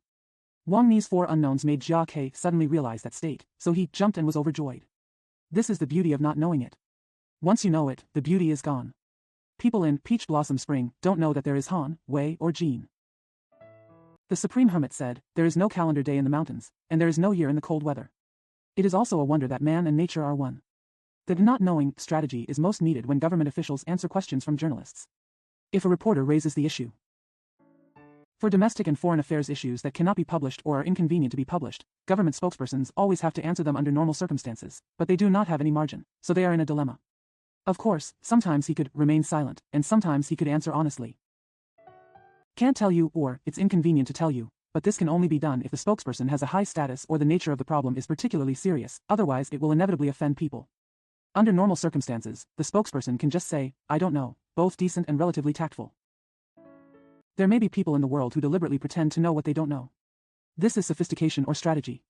As the saying goes, you ask 3 questions and you don't know, it refers to this kind of worldly person. He is afraid of causing trouble and taking responsibility for everything, so he always leaves you in the dark. He didn't know, he didn't say anything. Any mistakes, big or small, are your fault and cannot be blamed on him. I don't know if this can be said to be playing wisely to protect yourself. The teacher asked the students about their books in the classroom, and the students answered, I don't know. Maybe he is lazy and hasn't read the book and can't answer the question, maybe he has read the book and still can't figure it out. I thought it would be better to answer, I don't know, if I got the answer wrong. The teacher would be more forgiving. The latter is a strategy. During the May 4th movement, some students in Peiping were arrested by the police and sent to court. The student union asked lawyer Lu Chongyu to defend and protect the client. Mr. Lu taught those students that when they go to court for interrogation, if they don't know how to answer the judge's questions, or if they are afraid of something going wrong, they should simply say, I don't know. Really, if you say, I don't know, people can't grasp your fault, and they can't pin you down. In the past, torture could be used to force you to say, you know, even if you really didn't know.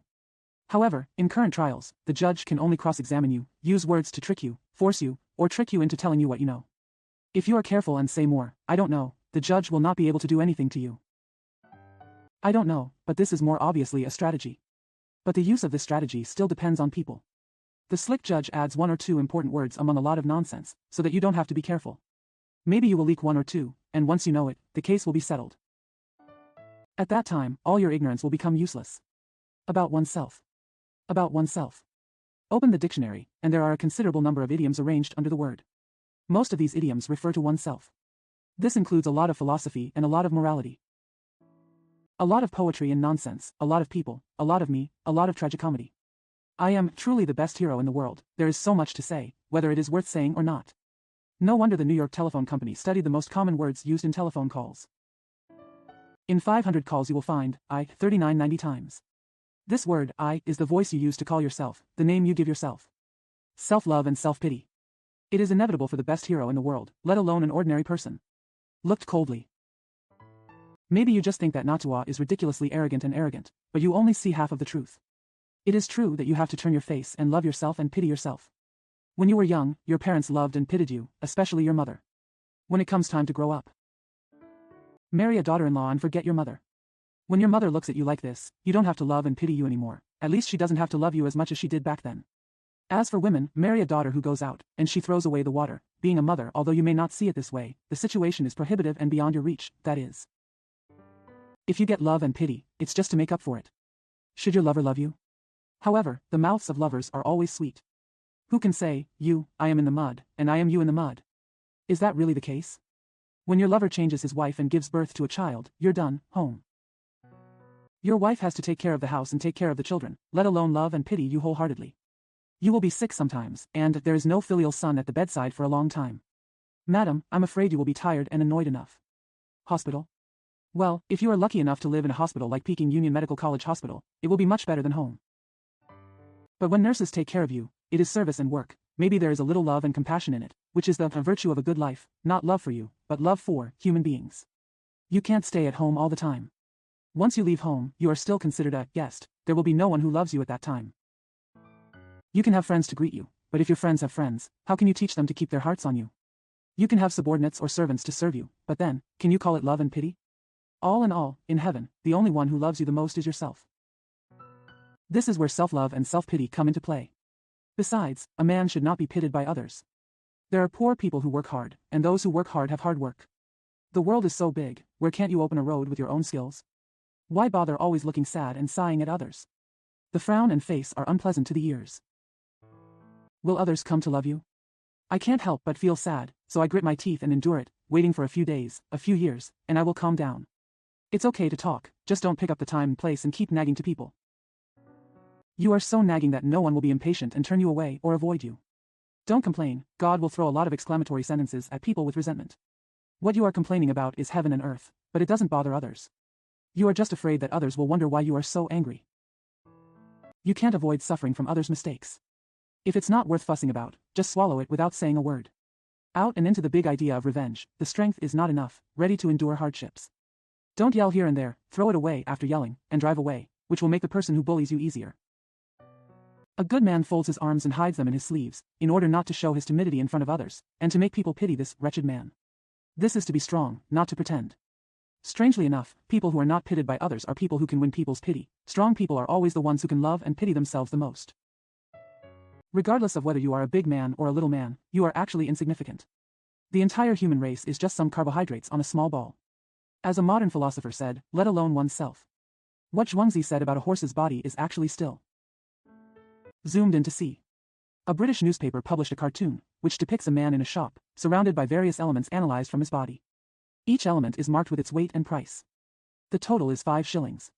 It was 7 yuan at that time. Now that prices have risen, are you afraid it will cost you 1,000 US dollars? However, an individual's self is only worth a mere 1,000 yuan. I am so insignificant, so what if I don't love and pity myself? However, it is myself who stands upright above the sky and the earth. Heaven and earth coexist with me, and all things are one with me. It's also yourself. Do you say that these great things are just nice words and beautiful sentences? You can say that you are like this, but you don't have it. With a self like this, wouldn't it be more worthy of self-love and self-pity? Besides, one's own expansion can also be seen in the life of an ordinary person. Let's look at the small side first. Children love to collect stamps from various countries, which is expanding their world. Once upon a time, someone encouraged you to learn Esperanto, saying that you could communicate with people from all over the world. Do you think this is childish and ridiculous? But this may not be a direction to expand oneself. Let's talk about this war of resistance. Many people have traveled to a lot of places and gained a lot of experience. Especially among young people, you can see at a glance that they are different from before the anti-Japanese war, and their selves have expanded. Look at it this way, your own is small, and your own is big. Own from small to large. Everything is good within itself. On affectation. On affectation. Pretending means pretend, it means xiao, that is, pretend. Everyone knows that there is a word for pretend in the northern Jiangsu dialect, and pretend is even better. In old novels, women disguising themselves as men is a disguise, which requires a lot of artificiality. The hard part is pretending to be. I just watched Kun Jiao play Su Sheng. How many of them did he look like? What's more, when acting, you only pretend to be on stage. Once you get backstage, you can look like yourself, but when a woman dresses up as a man, she has to look like that everywhere all day long. Detectives in detective novels often disguise themselves. It's not easy to pretend, but it's much more comfortable. However, whether it is difficult or easy, people have to pretend sometimes. In fact, if you look carefully, not only, sometimes, people just love it and pretend. 3 points of appearance and 7 points of outfit means that women and men can't dress too short, but it's not about appearance. It's hard to pretend to be cute, but it's even harder to pretend to be cute. All your efforts often end up as pretentious. So, pretend is often not a good name. One does good things and the other does bad things. The small one will force you to pay some port money, while the big one will make you do those embarrassing and unseemly things. This is an old cliché and you see it everywhere. Those who do good things pretend to be good, and those who do bad things also pretend to be extra bad. First, holding you tight or loose will make you laugh or cry. This set is too artificial. You can pretend to be poor or rich. Poor people are afraid of others and look down upon them. Even though there was nothing to eat at home, he still had to wear good clothes and walk on the street, and he spoke with a sense of luxury, as if he didn't care about anything. The so-called Su Kong Tu. In fact, short sellers are not limited to Suzhou. A rich man is afraid of being beaten. His idea is to talk about being poor. He can go out of his way to pawn something and show others the pawn tickets. This is all pitiful. Also, there are some people who always like to talk about poetry and knowledge in front of others, as if they were born with elegant bones. Pretending to be polite isn't actually a bad thing, it's just that it's too elegant to be so vulgar. Capable people and powerful people sometimes cannot help but pretend and put on airs. You can agree immediately, but you have to consider it. You can agree directly, but you have to make some big detours. In terms of status, it is just that the one above is not in the sky, and the one below is not in the fields, and he does not get up when seeing guests. He only nodded and answered with a hum or two in his throat. Who taught you to beg him? He just does it. Let him laugh and scold me, and I will be a good official and so on. Having said that, it is not entirely unreasonable to use status and put on airs sometimes. It's not very decent for a master or his wife to flirt in front of the servants, but don't they have to pretend a little bit? However, if it is just right, too much is not enough. Anyway, don't forget who you are. Don't just pick high branches to climb. If you lose your footing, you will fall. Old man, think about yourself, everyone pretends to be a little bit. I don't think anyone is pretending. The so-called pretending and pretending to be pretentious. But, especially pretending to be someone else's tone and power. In order to promote oneself, pretending to be others, pretending not to be like others does not make oneself oneself is pitiful. If you are not crazy, you are not deaf, and you are not an aunt or uncle. It's probably better to just pretend to be deaf and dumb about some things. It's not that I'm afraid of taking responsibility, let alone that I have any bad intentions. There are some things that Aiguaing should ask, and if they are worth asking, they should naturally ask. Some things do not need them to ask, or are not worth asking, unless they are not stupid or deaf. If you have to do everything yourself, Aiguaing will not be able to do it, or at least it will not be what Aiguaing is. I remember it was said that the manager of a large company in the United States had 8 telephones in front of him and was extremely busy every day. The manager of another company had no telephones in the room, but he was calm and relaxed. This latter manager should be someone who can play deaf and dumb. Turn a deaf ear and turn a blind eye may be a footnote to governing by doing nothing. In fact, Wu Wei is mostly just pretending. As for pretending not to know, that is a common skill of modern politicians and diplomats, and it can be seen in newspapers at any time. But they still have to make intrigues and postures. Maybe they can't pretend to be politicians and diplomats? It is difficult to pretend to laugh, pretend to cry, pretend to be angry, pretend to hate, pretend to be panic, pretend to be calm. Of course the difficulty lies in resemblance, but sometimes the difficulty lies in not resembling it without losing its naturalness. Be careful with your laughter. It may win the favor of the authorities, but onlookers are disgusted. But forcing one's face to make one happy, a thoughtful person will understand the bitterness in that happy face. Crying insincerely. Like the prostitute in the old novel who treats her clients, even though she has tears and runny nose, it can only make the reader smile. On the other hand, holding back tears and pretending to be humble is really unbearable. Pretending to be angry or angry is a woman's manifestation, and it happens to be love and coquettishness. So, Qiao Jing is a good show. Extreme love can be translated into hatred. Although hate makes people's teeth itch, it is still love at the extreme level. Fake panic seems to be a common saying in old novels, but in fact, the fake panic often reveals the truth. It's even harder to calm down. Qin Wuyang's face turned livid when he was angry, and he couldn't pretend to be so. Half of Jing Ke's defeat was on his face. During the Battle of Feishui, Xie Dian was calm enough, but he didn't feel like he got carried away and broke his teeth. Therefore, whether a person is happy or angry is reflected in his color. It's enough to pretend for half a lifetime. Qiao Jing is a play. In fact, everything is pretentious and artificial, and there is a touch of drama, there is comedy and there is tragedy. Children love to say, pretend this and pretend that, which is the most playful. They are serious about pretending, but in the end they end up doing nothing but joy and sorrow. Adults also pretend to be serious, but the sense of drama is much lighter. Drama is about doing nothing. At least the person pretending to be the person in the drama can be said to be doing nothing, while people's pretentiousness often has something to do. Therefore, there are many people who pretend to be alike on stage, but few in the world. If you pretend to be the same on the stage, you will be praised. Even if you pretend to be the same in the world, it is difficult to make people love you. Funny, people probably love those who do relatively little or only do things passively. The previous examples are worthy of our chanting and pretending to be crazy. Playing dumb is perhaps an example worth mentioning again. Hate. Hate. All my life, I have been afraid of seeing dry smiles and hearing perfunctory words. I am even more afraid of icy faces and cold words. After seeing and hearing them, I will tremble in my heart. As for cruel feints and intense teasing, it almost made my whole body convulse. For seniors who are generally used to seeing, hearing, and being sophisticated, these are commonplace things, and there is no need to make a fuss about them. But like me, a person with little experience, my nerves are naturally a little more excited. He also longs for love and peace, so he can't help but become a little abnormal. Ordinary people can pass by casually, but unfortunately I can't. Therefore, I have increased a lot of distress and reduced a lot of life force. This is really called self-inflicted evil. Last month I walked near the North Railway Station. There is a man lying on the road, his body is bent slightly sideways. His face was covered by a broken reed, and he had never been seen. He was wearing a black cloth jacket, with the greasy light green lining irregularly exposed from everywhere. The white tulle singlet and hakama had been stained by the dust and had long turned into gray.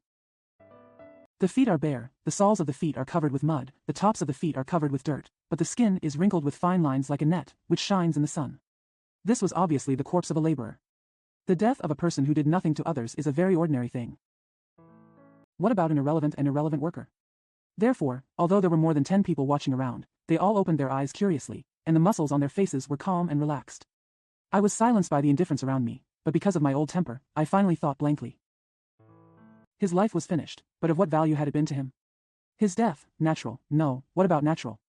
How many people do you know of people like him in Shanghai? How many people die like him in one day? And then extend it to the whole world, what about the world? This inevitably makes me worry about the fate of mankind. But his thoughts suddenly turned to, why are those who look down on idleness so indifferent to this companion?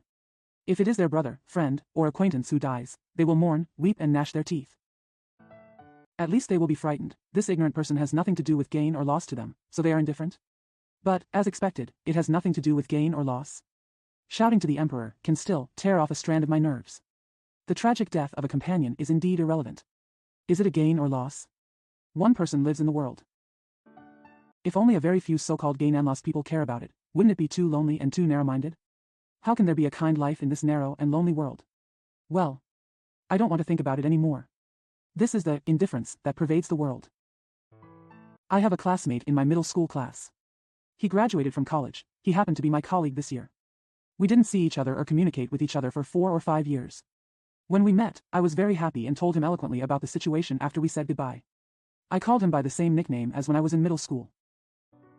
He just listened with the same smile. After listening, he still smiled and explained his life after graduating from middle school in very simple words, and called me sir several times. I didn't pay attention at first, but suddenly I noticed that dry smile, and I felt a little timid at first. Then there were a few words squeezed out by the machine and, keep a respectful distance, sir, one after another. I felt uncomfortable all over, the passionate longing had long been frozen in my heart. But at the bottom of the drum, Yong said this, please don't call me that. We are classmates in the same class. But he smiled and ignored it, only responded vaguely, another, sir, had already come out of his mouth. I couldn't speak anymore, I just curled up in the chair and looked at him. He felt a little strange, stood up, bowed, and said goodbye. Let him go. At this time, shame filled my heart. What in the world is there in me that would make others reject me like a piece of shit? About 2 weeks ago, I took a tram from Main Street to the station. On the way, a tall and majestic Hua Zai came up. He has his hands behind his back.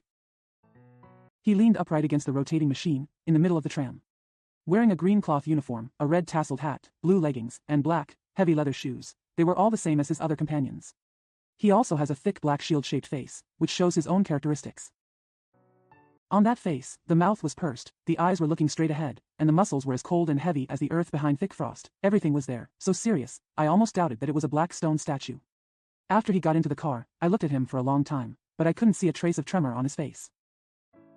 I suddenly felt a sense of oppression, as if someone had tightly tied me up with a thick quilt, covering my head and head, and my breathing gradually became slower and faster.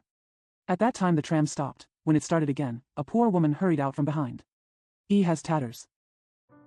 He wears an ancient chaotic-colored bamboo cloth long gown and hakama. When he runs, he just struggles forward with his 2 little feet, and his fluffy yellow hair is flying horizontally. On his thin, dark and wrinkled face, there are 2 eager eyes flashing. His eyes and lips kept opening and closing. Naturally he was panting. Ida. I have something urgent and want to take the train. He came too slowly, holding on to the iron pillars of the car. He had already slipped out of Yi's hands, so Yi only staggered back. At this time, the Chinese catcher suddenly surprised me and laughed brightly. He looked at the clumsy Yi and shouted, "Oh ho!" On his cheeks and around his eyes, the frosty muscles began to show well-proportioned wrinkles. His eyes were thin and moist, no, as dry as before. His mouth was cracked, revealing 2 brilliant gold teeth and a pure white tooth. Big teeth. His body posture seemed to have changed a bit as a result. Although his smile temporarily liberated me from indifference, in an instant, the feeling of emptiness made me almost squashed by the atmosphere of my identity. Because from the smile and the harmony, I keenly feel all the pride, cunning, insult, cruelty and tolerance, as long as there is a heart of love. Peaceful light, who can't have all the nerves shaken like a convulsion? The record of the massacre by the ruling government. The record of the massacre by the ruling government. What a terrible day March 18th is. This day should never be forgotten. The ruling government's guards massacred Beijing citizens. 9 out of 10 were students. There were more than 40 dead and about 200 injured. This is the first massacre in Beijing. I was also present at this massacre, but luckily I didn't suffer a single bullet until I came out. My distant friends, please be at peace. When I read the newspapers the next day, I felt that except for 1 or 2 newspapers, the records in each newspaper were inconsistent with the facts. I don't know whether it was an inaccurate interview or whether it was because of other motives, and I don't want to go into details. I am only talking about what I saw on the spot and what I heard later. Please take a look at China on March 18th, the 26th century, this miserable day. The Beijing News, on the 19th, contained the reports of several people who escaped on the spot. They are quite detailed and can be read. Let me talk about the parade first. After setting off from Tiananmen Square, I watched the parade from beginning to end. There are about 2,000 people in total. There are 2 teams of workers, with at most 50 people, 1 team of the Guangdong diplomatic delegation, about 10 people, 1 team of the Kuomintang Beijing Special City Party headquarters, about 20 or 30 people. There is a team of students who have returned from studying in Japan, about 20 people, and the rest are mostly students from Beijing, including 3 teams of female students. There were not many people holding wooden sticks, and they were all students, no more than 10 people. I had never seen any workers holding wooden sticks. The stick was about 3 feet long, with one end sharpened. Paste paper with slogans on it to make it look like a flag. As for the wooden stick with iron nails, I have never seen it. I later walked with the team from Tsinghua University and was at the end of the group. When we arrived at the empty field in front of the ruling government, the group had already dispersed and the field was full. At this time, there were about 200 guards standing in front of the mansion gate, lined up on both sides. The collar badges were all red, with the word Fu Guard and 2 brass characters on them, which was indeed the guard of the ruling government. They all carried guns on their backs and stood leisurely, no sign of nervousness. And there was no bayonet attached to the gun. It doesn't even show any power. At this time, a man climbed on the stone lion's head to take pictures. Upstairs in front of the mansion over there, the railings were full of people and crowded, probably watching the excitement. At this point, the ruling government is quite like ordinary people, but not like the dignified ruling government. The photographer got off the stone lion, and a report came from the south. They said there was no one, but yes, how are we doing? This was about the time after the 5th representative was rejected. We walked in late, so we didn't know what happened. But before this time, there was absolutely no shouting from the masses. At this time, there were only 1 or 2 shouts. You can't go back. Ji, Zhao Hutong. Suddenly the team dispersed, and many people retreated out. Some people shouted, "Don't do it, everyone, let's go, nothing's wrong." He also raised his hand. The conductor of our Tsinghua team also raised his hand and shouted, "Tsinghua students don't want it, let's go, it's okay." During this time, the crowd gathered slightly, but immediately dispersed. Just after the second call of the Tsinghua conductor, when I saw everyone running away, one of the guards had already loaded his bullets. I hurriedly ran forward a few steps and went to sleep next to a group of people, but before I could sleep, there was a person above and behind me, and they were close to me. I couldn't move and had to curl up. According to these circumstances, you are the ones who are not present. I probably don't believe that the crowd fired pistols at the guards first. Moreover, there must be a sound from the bombardment. The place where I stood was only more than 20 steps away from the guards. Before the second dispersion, I never heard the sound of gunfire. In fact, this just depends on the government's clever ambiguity. That's enough proof. As for the so-called pistols seized on the spot, although the numbers were given in a serious manner to make people believe it, I am always surprised that none of the pistols seized were fired on the spot to prove their identity. Existence.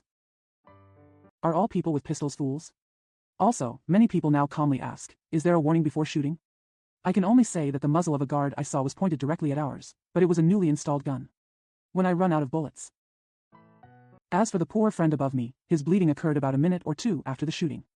I don't know if the first volley of guns fired by the guard was fired in the air, but even if it was fired in the air, it would not be considered a warning, because the crowd had already dispersed before the shots were fired. After firing a row of guns into the air, assuming this is the case, the people who heard the gunfire for the first time will certainly not come back. This is not a matter of courage, and we do not need to pretend to be tough guys. Why use it one after another? Where's the gun? Even if a row of guns is not enough to disperse the crowd. Just shoot the gun in the air. Why use the gun leveled? Therefore, even if the guards fired a row of guns into the air, it would not be enough to justify them in the slightest. Besides, there was a subsequent blockade and a severe beating. Do we still have to ask, is it more than necessary? In mourning for King Shanjin. In mourning for King Shanjin. I have only known Mr. Wang Shanjin for 1 year, but I know that he is a diligent, studious person with sound judgment. He is dead now. When his friend told me his death letter, I was really surprised. Such a promising young man ended his life in such a hasty manner. Is the truth of life and death really impenetrable? But his illness came on so quickly, he only had abdominal pain for 2 days, and then everything was over. He died in Funing County, Jiangsu. His home was in the countryside far away from the city. He gave up without meeting his family. Funing was a remote place with only a few useless doctors. No one knew the name of his illness. He died in a confused way. His family could barely make ends meet, but once he started studying, he had to go into debt. He struggled alone and managed to get into college, where he stayed for a year. He really couldn't support it anymore, so he had no choice but to take a break from school. He wanted to do something, save some money, and come back in a year. Who would have thought, himself or us, that he could never come again? He's been having a really hard time these past few years. His family has suffered because of him, and he cannot always feel his responsibility. On the other hand, he has to take care of things on his own. And the corruption situation in my hometown. He was also very concerned. He had made the gentlemen uneasy, and they hated him to this day. After his death, his friends told me everything about him, but he never told me anything, even though we were classmates in the same middle school. This shows that he is a cautious and patient person, and he is worth missing. All these things led him to the road of death. Is the illness just a recent reason? I said that the principles of life and death are impenetrable, but his life and death seem to be somewhat understandable, so I felt it was even more pity. Originally published in Tsinghua Weekly, Volume 29, Number 6, March 16, 1928. Written on March 11, 1928. Spring. Spring. Looking forward to, the east wind is coming, the footsteps of spring are approaching. Everything looks like just waking up. Xingxinran opened her eyes. The mountains are bright and moist, the water is growing, and the sun is blushing and coming. The grass secretly emerged from the soil, tender and green. In the garden, in the fields, you can see a large area full of them, yes. Sit, lie down, roll around, kick a few balls. Race several times and run, catch and hide several times. The wind is gentle and the grass is soft and soft. Peach trees, apricot trees, and pear trees, if you don't let me, or if I don't let you, they are all full of flowers. The red ones are like fire, the pink ones are like clouds, and the white ones are like snow. There is a sweetness in the flowers. If you close your eyes, the tree seems to be full of peaches. Shinger, Lear. There were thousands of bees buzzing under the flowers, and butterflies of all sizes were flying around. Wild flowers are everywhere, various kinds, with names and without names, scattered in the grass, like eyes, like stars, and they are blinking. The willow wind does not blow cold on my face, good. Like a mother's hand caressing you. The wind brought the smell of newly turned soil, mixed with the smell of green grass, and the fragrance of various flowers, all brewing in the slightly moist air. The birds settled their nests among the flowers and leaves, and became happy. She showed off her clear throat to her friends and sang melodious tunes, echoing the gentle breeze and flowing water. On the back of the cow, the shepherd boy's piccolo is playing loudly all day long. Rain is the most common, lasting for 3 or 2 days at a time. But don't be upset, look, it looks like cow hair, flower needles, or thin threads. It is densely woven diagonally, and a thin layer of smoke hangs over the roof of the house.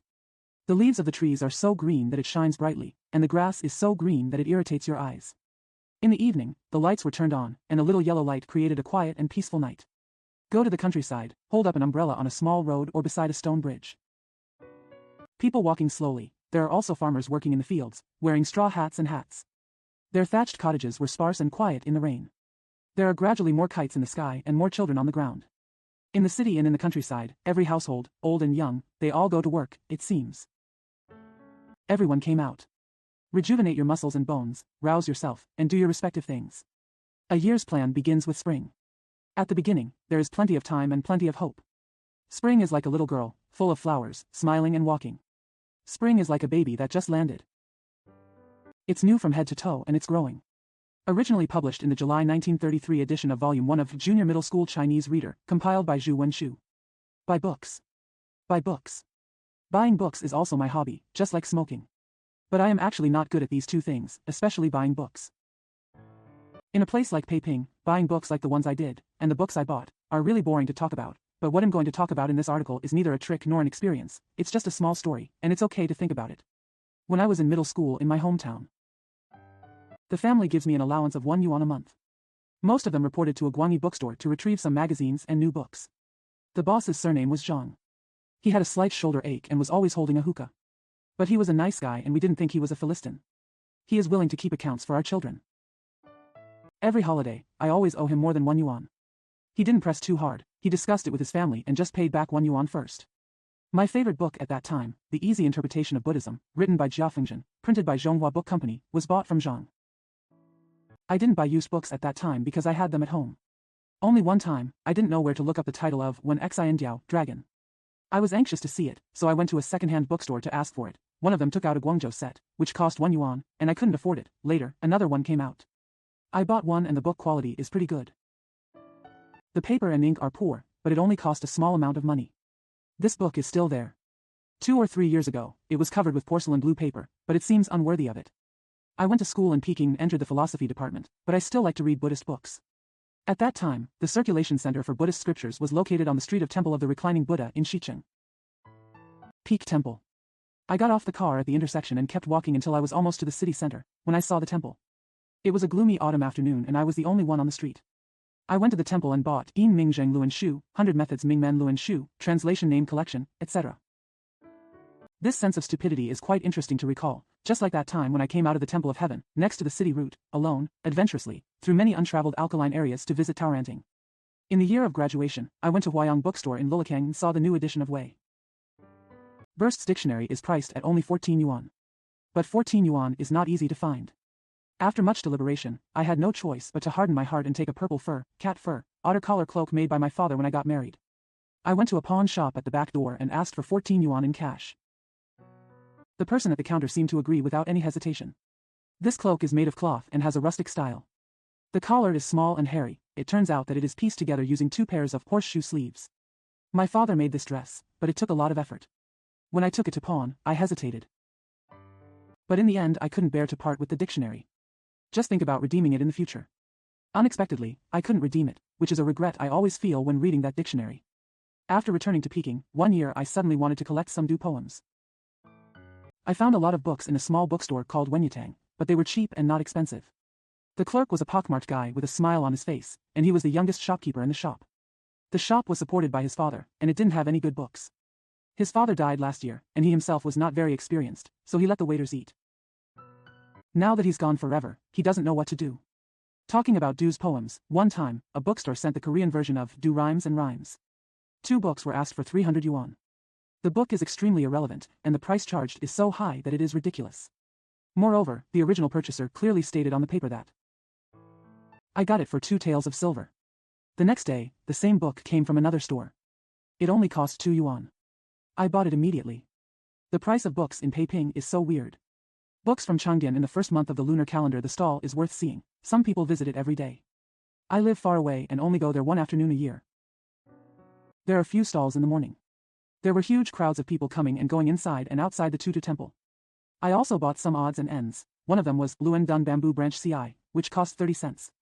After I bought it, I happened to need manuscripts of The Analects of Confucius, so I copied some and sent them, adding a little explanation to explain. He actually got 5 yuan as a manuscript fee.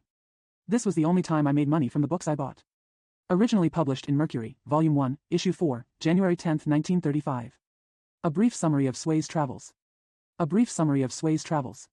On the 18th, by order of Mr. Feng Jisheng, president of the Faculty Association. Bringing colleagues donations of 2,000 yuan, they went to Suiyuan and Pingdikwan to comfort and help the soldiers at the front. At about 6 o'clock in the evening, I got on the bus at Tsinghua Park Station. I was accompanied by Mr. Wang Darren, representative of the Student Government Association, Mr. Mei Yibao, representative of Yanda, and the Chinese Faculty and Staff Union. Mr. Zhu Taopu, the Student Union representative, and Ms. Wang Rulan, a classmate of the Department of Journalism. The third-class car has sleeping berths with heating, and the mattresses and pillows are all white, but the room is a bit too warm. On the 19th, we passed Pingdikwan early on the morning of the 19th. An injured officer, one person, was carried onto the train on a stretcher. The door is too narrow. It is extremely difficult to lift in. It was later learned that the injured person was Mr. Shizhua, a staff officer of the 218th Brigade of the 35th Army.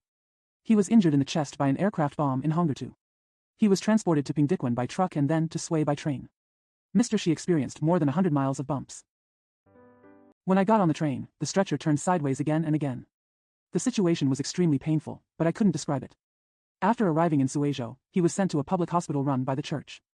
He received 3 injections, but he lost too much blood and was in serious danger. Remember this to see if there is a shortage of medicine and rescue at the front. The car leaves Pingdikwan. I met Mr. Sudban from Sweden, an interviewer from the United Press, and had a lot of conversation. What I heard after I was certified is not complete, and it is true. However, it is true to say that he met Chairman Fu on the night of the 18th and that Chairman Fu was determined and confident, and that Suiyuan's people are extremely stable. Again. It is said that the Peking English Current Affairs Daily once reported that the priest Zhuo Zishanmiai and his wife were kidnapped, but it was absolutely nothing. He met the priest yesterday. However, in this teaching, the scholars felt suspicious and fearful because the news of being kidnapped was reported in the newspaper. Su Yi talked about this matter when he met with Chairman Fu. Chairman Fu said that there was no problem with public security in Suijing. Su Yuyan said that when the car passed Zhuozi Mountain, the priest might be on the platform, so he immediately informed him of this. But he was talking too enthusiastically, and when he looked out the window, he had already passed the Zhuozi Mountain station. Arrive in Sui at about 12 o'clock, send your luggage to Suishin Hotel, and then go to the restaurant for lunch. He also invited Hua Shishio, the principal of Gui Sui Middle School, to the dinner hall for a talk. Mr. Hua is a graduate of our graduate school. When Mr. Hua came, Mr. Mei asked him to arrange for reporters and principals of each school to come to the hotel for a tea party at 8 o'clock in the evening. Mr. Hua will be the host for lunch. Arrive at the provincial government office at 3 p.m. Mr. Mei has a call beforehand. Come. The provincial government sent Mr. Wang Bin to entertain him and meet Secretary General Zheng Hozai. Secretary General Zheng informed that after the chaos in the royal road of Hongdirtu, an earthen fairway was built. This time, 3,000 bandit troops pressed into the territory. We only have 2 companies of cavalry with about 200 men stationed there. There are also 10 security guards. These 10 people are all retired soldiers, who are used to unite and guide the strong men who have been trained to defend the country. Bandits, aircraft, tanks and vehicles are all available. We only have the cavalry and the strong men of the security team responsible for the defense on both sides of the two-way. For a day and a night, they stood still and there were very few casualties. Then reinforcements began to arrive. The role of cavalry is to attack, but they can hold on like this, which shows that their morale is high. Secretary General Zheng talked about it. Because of the discussion on the training situation of young men in Sui province. It is said that during the first phase, many people were on the sidelines. After the first phase was completed, Chairman Fu specially summoned all the young men and elders to visit the province. When the fathers and elders see that their children are well treated, and when the young men see their fathers and elders, they are happy to describe the lessons they have received. Those who had previous hobbies have now given up. All the parents are happy. Therefore, in the second period, the strong men should not enthusiastically go to the province for training. This group of strong men is called the Anti-Communist Self-Defense Group. Those who are not called resisting the enemy are meant to avoid the enemy's attention. Secretary General Zheng also talked about the training of guides by the Rural Construction Committee. It is said that such guides are all young people who have received high school education. After training, they were divided and served in their respective hometowns. On the one hand, he assists the township chief in handling local affairs, on the other hand, he unites the young men, and on the other hand, he serves as the principal of the primary school. In the past, in rural areas, security groups were mostly chaired by the township head, which cost a lot but had little effect. Only by implementing the guide system can we reap the benefits of people's organizations, and the relationship between the upper and lower levels can be harmonized, so that they will not be incompatible with each other. Later he discussed the war of resistance. It is said that a lot of fortifications have been built in Suijing in the past 6 months. Sometimes working day and night. For example, fortifications, etc. are all made of iron bars and cement. They have all been tested with small cannons, and they are indeed strong. If only bandit troops come to disturb us, everything will be safe. When the soldiers arrive at the front, fur coats are generally ready, but if the weather gets colder, shoes, socks, earmuffs, gloves, etc. may be needed. Suwedi cannot buy much, and there are too few production workers. I hope our compatriots in Pingjin and other places can help with this matter. It is also said that the people of Suwedi are very cooperative with the government. For example, recently, when making sesame cakes for the front line, all the bakers in the city stepped up their work and said to each other, "This is for our brothers to eat. It needs to be cooked." According to our observation, the military, government and civilians in Sui province can indeed work together as one and work together, not just for one thing at a time. This day is the day when our new China was born. Since this day in the 26th year, we, our friends, even our enemies have begun to recognize the face of our new China. In the past, we only knew that we were a country with ancient culture. We ourselves could only praise our old age intentionally or unintentionally, and the world could only praise our old age intentionally or unintentionally. At the same time, we have to hurt ourselves as the boss, the old and the weak. The world also ignores the old and weak of us, the boss, China. China has almost become a historical or geographical term. Since this day 2 years ago, we are surprised that we can also fight against the powerful enemies in East Asia and that we can quickly modernize, catch up. The world was also impressed. The sick man of East Asia actually rose up, and the sleeping lion really woke up. In the past, China was just a large piece of fertile land, a vast and scattered land of death. Now it is a living China with flesh and blood. In the past, China was somewhere between existence and non-existence, but now it definitely exists. Judging from this day 2 years later, we not only have a glorious ancient times, but also a glorious modernity. And there are endless generations of glorious future. New China grew up in blood and fire. Double 10 is the day when our new China was conceived, and July 7th is the day when our new China was born. July 7th, 1939. Record of Summer in the Outer East. Record of Summer in the Outer East. Introduction. This title is imitated from Gao Shiqi's Summer Record in Jiangsuan. That book seems to be devoted to calligraphy and painting, but I cannot be that elegant. I only want to talk about some worldly things here. This time I came to Chengdu from Kunming to spend the summer. Spending summer is originally meant to escape the heat. If you follow this. I mean, I was just kidding, because Kunming is much cooler than Chengdu, and there is absolutely no reason to go from a cool place to a hot place to escape the heat. There is also a new meaning to spending the summer, which is to change your life and change your appearance. This is a foreign thought, a modern thought, and it also has a lot of truth. But in this wartime, who should even think about this? Who among us public education personnel would dare to think of this? But now that he is here, no matter how vulgar it is, he might as well choose an elegant name, be a little careless, and let him spend the summer. Who is going to break the sand tank to find out? But there are people who want to know the truth. Last year I attended a summer camp in Kunming, at Guanyin Mountain.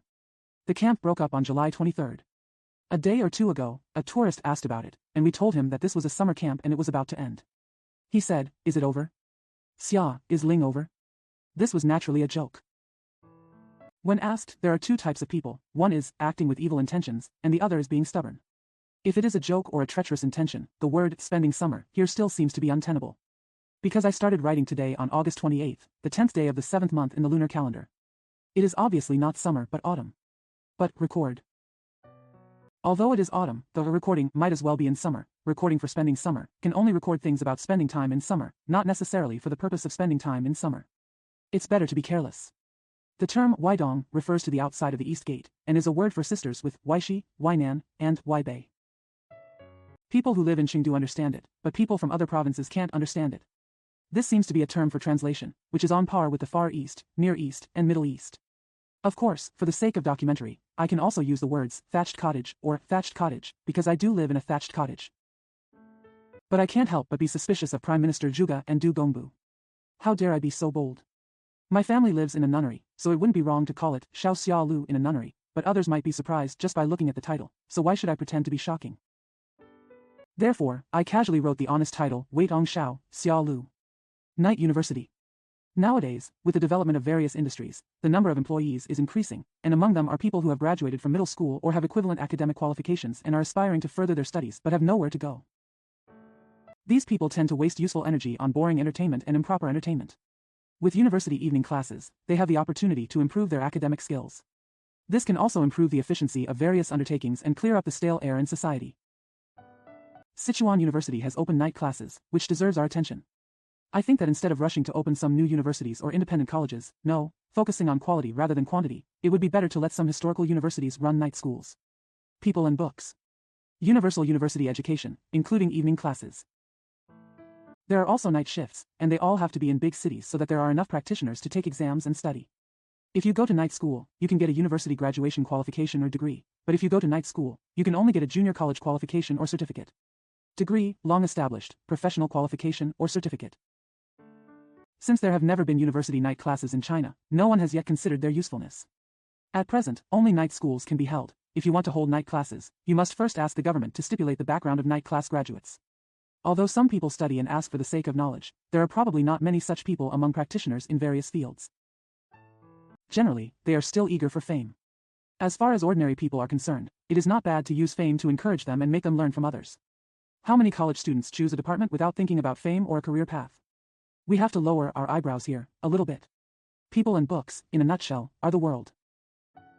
What thing in the world leaves people? And what kind of thing can't be separated from books? I mean, the world is everything known to man. Those who know are human beings, so they cannot live without people. If they know something, they must record it, so they cannot live without books. In short, people and books are history, and people and books create history. To put it simply, it is a biography, which is the narrative and commentary of Mr. Wang's book. There are large-scale biographies, sketches, fine brushwork, and comics. This book is a sketch and a comic. Although it is a big circle or a small circle, it is unambiguously in a big circle. Although what is described is small, what is seen is large. The night school of Sichuan University is divided into 3 groups: Chinese literature, business, and law. The legal team has a long history in Suzhou, and business is today's most prominent science. Only Chinese literature is a cold commodity, but it seems to be unexpected that 1/3 of the world has it. However, although it is a night school, it is still a university. If there are no subjects related to the national culture, it would be unreasonable. This setup can be said to be very appropriate. This grouping of university night classes is still the first trial. I hope the host will use all his strength to run it. I also hope that people who are studying will not be half-hearted and give up halfway. I am from Yangzhou. I am from Yangzhou. Some Chinese language textbooks include my articles, and the annotations say that I am from Shaoxing, Zhejiang, or that I am from Jiangdu, Jiangsu. He is from Yangzhou. Some people suspected that the people in Jiangdu, Jiangsu province were wrong, and wrote to my trustee from afar to ask me. When I say 2 places of origin, they are both correct, but if I use Mandarin, I have to be considered a native of Shaoxing, Zhejiang. Shaoxing, Zhejiang is my ancestral home or place of origin. I have been studying since I entered primary school.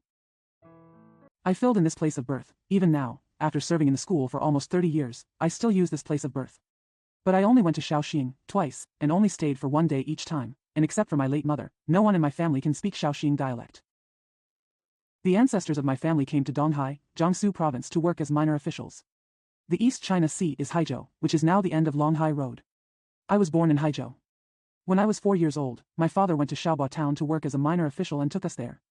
I don't remember anything about Haizhou, except Haizhou dialect still feels familiar, because my father's Yangzhou dialect contains a lot of Haizhou accent.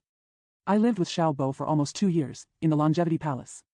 The courtyard of Wanshou Palace is large and quiet, the canal is right at the door. The river bank is very high. I often throw tiles into the river to play. Xiaobo has an iron ox bay, where an iron ox is suppressing it. My father's errand boy often took me to see it, ride it, and stroke it. I have almost forgotten the situation in the town. I only remember that I studied in a private school in the town and met someone there. My good friend's name is Zhang Jiazhen. I often went to his house to play, and in the evening I sat with him on a dead tree trunk lying sideways in his garden, talking, reluctant to leave, not wanting to go home. This was my first good friend, but unfortunately he died before he was a minor. I remember he was very thin, maybe lung disease. When he was 6 years old, his father moved the family to Yangzhou. Later, he adopted his grandfather and grandmother. My father went to Jiangxi to work as an official for several years, and my second brother and I also went to Jiangxi for a year, but my hometown has always been living in Yangzhou. I went to junior primary school in Yangzhou. Didn't graduate, graduated, went to elementary school, graduated, went to middle school, also graduated. My English was greatly influenced by a Mr. Huang in primary school. He has passed away. There is also Mr. Chen Chuntai, who is now a famous mathematics teacher in Peking. These 2 gentlemen explain English very clearly and clearly. It inspired my interest in learning. I only regretted that I never learned English well, and I felt ashamed of these 2 teachers. There was also a Mr. Dai Ziqiu who passed away a long time ago. I learned Chinese from him at his night school after the revolution of 1911. Time. I was 18 years old when I graduated from middle school. That year I was admitted to the preparatory course of Peking University, and I haven't been in Yangzhou often since then. In the winter when I was 18 years old, my father and mother got married to me in Yangzhou. My wife, Ms. Wu Zhongxian, is from Hangzhou, actually. It was grown in Yangzhou. She had never been to Hangzhou. It was her first time to go with me. She later died of lung disease in Yangzhou. I once wrote an article for the dead wife for her. When I married her, my grandfather had been dead for several years. A year after the marriage, my grandmother also dead. Both of their elders were buried in Yangzhou, so my family now has an ancestor's tomb in Yangzhou. Later, the deceased wife was also buried in this ancestral tomb. My mother was here 2 years before the anti-Japanese war, and my father was here 4 months before the victory. Unfortunately, I was not in Yangzhou. They were also buried in that ancestral tomb. What saddens me most is the death of my second daughter. She has a good temperament, loves reading, is responsible, and treats her friends the best. Already an adult, I don't know what the disease was, and it was over in a day and a half. She was also buried in her ancestral tomb. I have 9 children. Except for the second daughter. There was also a boy who died in Yangzhou when he was less than 1 year old. The remaining 4 children of the deceased wife had lived in their hometown in Yangzhou for many years.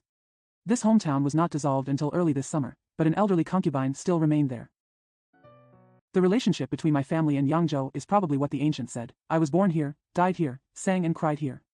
Now the 4 children born to my deceased wife all call themselves Yangzhou natives. Compared to them, I grew up in Yangzhou, so naturally I should be considered a Yangzhou native.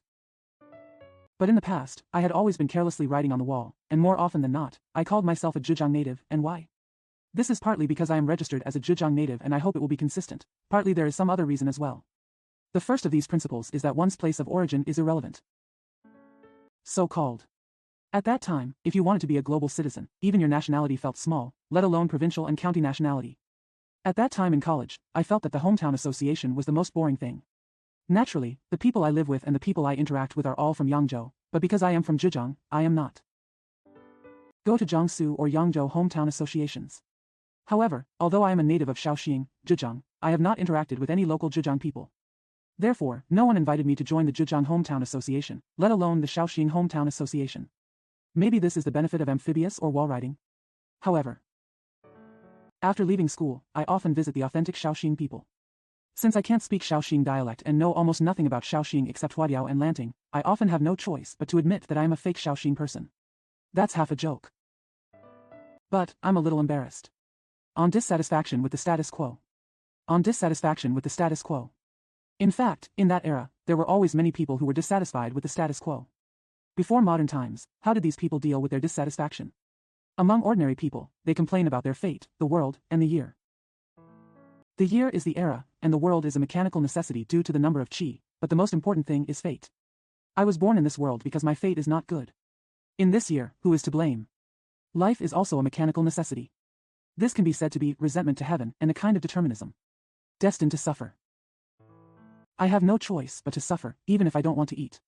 Of course, scholars also complain about fate, but they emphasize the lament that the times are changing day by day, and people's hearts are not the same as they are, as if people's hearts are not the same as they are. This can be said to be resenting heaven and resenting others at the same time. The main thing is resenting others. Why don't people's hearts change? The reason is that there is no benevolent government and no moral education, which means that the wise man is not in power and the ruler is not good. This is a kind of idealistic rule of man. But why is the sage not in office? People will only say, heaven did it. This is back to the theory of destiny. But when it comes to reading, scholars are better than ordinary people. They can be hermits, proud of the mountains and forests, and let the common people take care of them. Although they are not rich and glorious, they will not suffer the same hardships as the common people. Being a hermit can be said to mean not cooperating with the ruler, or it can be said to be abandoning oneself. As the saying goes, if you are poor, you can live alone. This is generally what it means. Since you take care of yourself, you naturally don't care about the life and death of others and the rise and fall of the world. Therefore, the common people are dissatisfied with the status quo and endure it, and the scholars are dissatisfied with the status quo and avoid it. The end result is to maintain the status quo and let the rulers sit firmly in the country. But scholars should also be good to the world at the same time. In the past, this kind of reaching meant getting the king and practicing the way. If you can really win the king and practice the way, of course you have to change the status quo that you are dissatisfied with and others are dissatisfied with. But the so-called others are still scholars. Changing the status quo should focus on increasing their interests, and the common people can only take some credit, or even just a name. If too much care is given to the common people and the interests of scholars are divided, the scholars will become even more dissatisfied and stand up to obstruct changes in the status quo. At this time, they would rather capable of maintaining the status quo. Wang Engshi's reform in the Song dynasty caused a great reaction, which is a clear example. Although some scholars cannot achieve success, they still dream of such a day all their lives. When they are poor and old, and see that such a day will come to an end, We must also write books and speak out, hoping that one day future generations will be able to follow their path and change the unsatisfactory status quo. However, the future is too slim, so naturally it is better to do it yourself, even if it only changes a little, or even only changes one's own status. It's also good. Besides, there is not much that can be said in a book. It is indeed slim to write a book, but it is still a way out. Even this is not possible. Where can I vent my dissatisfaction? So there are people who are frustrated or frustrated. This kind of reader is often unselective. Means, just to achieve the goal. If the government does not use them, they will rely on powerful families, local governments, and separatist regimes, and even cooperate with those who rebel against the government. In extreme cases, they are even willing to become traitors, like Lu Yu and Zhang Bangchang. This kind of loss. People who are careless often only see the wealth and splendor of themselves or their own group. They have no principles and only seek to change, or even just seek to destroy them, so that they can fish in troubled waters. Such people are often very talented, sow discord, and have many tricks, but they must rely on some kind of power to be able to. They can only act as strategists, as the saying goes. The rulers hate and fear such people, they are troublemakers. However, it seems that there are more and more people who may become this kind of people, and they can't kill them all, so we have to give them some jobs and some salary to appease them. Suspend their taste. This is called nurturing scholars, and the purpose is to maintain the status quo and maintain a stable position in the country. However, the patience of ordinary people, which includes resilience and inertia, although it is great, has its limits. A dog jumps to the wall, let alone a human being. When the status quo is so bad that no matter how hard it is, they still can't survive, people's hearts become unstable, that is, their emotions are high, and people instinctively become desperate and want to break the status quo. They don't know how to change the status quo, but Gyuzijin breaks it first, thinking that there is always hope if it is broken. This kind of situation is called civil uprising on a small scale, and rebellion on a large scale. Peasants are the main force and they have their own leaders. There have been many such civil uprisings, or rebellions, in history. But most of them have been temporarily suppressed. The historians of the ruling class often only write down a few sentences, or even cut them out, so it seems that the world is always at peace. However, during the Han and Ming dynasties, the world was created by farmers and common people. In fact, the power cannot be underestimated. However, although the Han and Ming dynasties were created by the common people themselves, they still ended up with one family and their surname firmly ruling the country. But once this family became the king, they had long since lost their status as farmers and had become angry with the scholars. Old man. I put in a lot of effort, but I don't seem to get much. It broke the status quo, but restored the status quo, and the changes were very few. As for power, ministers used usurpation to kill, and warlords used force to seize political power. When dynasties changed, the changes were probably even less. Cultural relics, old books, and writing brushes. Cultural relics, old books, and writing brushes. In the past few months, in addition to news about wars, murders, education crises, etc., the crisis of second-hand books has also been a lively news topic in newspapers in Peiping. In addition, Peiping's cultural relics, mainly ancient buildings, have always been valued. The government set up a Peking Cultural Relics Collection Committee and allocated considerable sums of money several times to repair these cultural relics. In early February, this committee also held a meeting and decided to request the government to accommodate the centenary plan of Peking as a companion capital. Approval and release funds for the first half of this year, and strengthen the management and use of cultural relics buildings to protect historic sites. As for the calligraphy brush, the Ministry of Education stipulated many years ago that students must use calligraphy brushes to write Chinese and answer exam questions in Chinese. But in fact, students rarely use brushes, especially in metropolitan areas. This issue seems to be still unsolved. In the author's opinion, cultural relics, old books, and writing brushes are exactly the same set, and they are all heritage, history, and old culture. People who advocate the preservation of these things. It can't help but have some nostalgia for the past. On the one hand, it can't help but also have a meaning of preserving the essence of the country. Preserving the essence of the nation seems to have become a bad word now, which is tantamount to holding on to the remnant, eating the past without changing it, obsessing with bones, and letting the dead hold back the living. The author also knows that most of the people who advocate preserving these old things today are people from the May 4th era, and they no longer have such stubborn thoughts. Moreover, the author myself more or less shares their emotions, and I ask myself that I am not stubborn yet. To that point. However, a careful analysis of the reasons for this claim, in addition to the nostalgia for the past, seems to only be preserving the essence of the country, because these things are the excellent achievements of our ancestors, they are worthy of preservation, and they are worthy of preservation. It will make us miss you. The difference between us and our elders is that we should just preserve and stop, let these things be like fossils, and no longer want them to be resurrected. What should be past must be past, we understand this truth. Regarding the huge sums of money allocated to repair and paint ancient buildings in Peiping, a newspaper once criticized it, as if it was said that in this era of war, chaos and hunger, one should not be busy doing these things to whitewash peace. Originally, if it was really peaceful, this kind of modification would be enough. Maybe we can also attract some foreign tourists and get some foreign exchange for use. Nowadays, that glorious scene is just a sharp contrast to the reality of war and hunger. The strong irony is indeed a bit shocking. This is naturally a utilitarian view, but there are too many people without food and clothing these days, so it is natural to have a utilitarian view. But having said that, there is no comprehensive plan for the public use of money now. This money does not need to be used here, and it probably will not be used on those who have no food or clothing, and maybe it will be used on some unrelated things. Then, it's not bad for preserving ancient relics. If one could really make a comprehensive plan and sort out the priorities, this kind of thing should probably be postponed. Although the author also agrees with the preservation of ancient relics, he has no intention of rescuing them. According to it is true that if you have enough food and clothing, it is not too late to preserve antiquities. If it is too late, you will have to regret it, because food and clothing are always fundamental.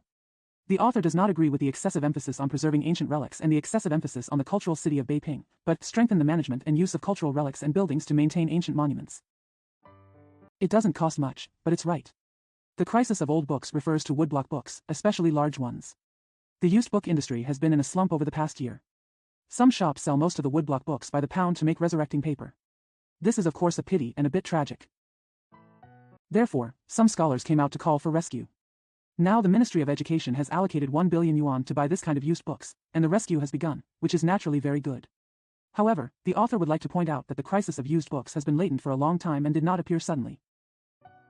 In the late Qing dynasty, lithographic versions of ancient books were popular, which were easy to carry and reasonably priced. This is really the beginning of the crisis for used books. But at that time, the lithographic version was not elegant. It was said that there were many typos, but the main thing was that it lacked the antique flavor. Therefore, my lord does not bother to take care of me. But after all, it is fair, convenient, and does not occupy a place on the bookshelf. General scholars, especially young people, are willing to buy it. Since the Republic of China, there have been photocopies. Most of the major books, such as Sibu Songcan, are rare copies. There are no typos in the photocopy, and there is no lack of patina. This has an impact on the old, and the sales of books will be even greater. Later, there was a reduced version of Sibu Songcan. Although it was less ancient, it was more convenient. There are also ancient books based on typography, such as For Preparations, Wanyu Wenku, and so on are also convenient and fair. Another example is the Basic Series of Traditional Chinese Studies, which shows some lithoprinted methods and highlighted sentences in the book, which is more convenient.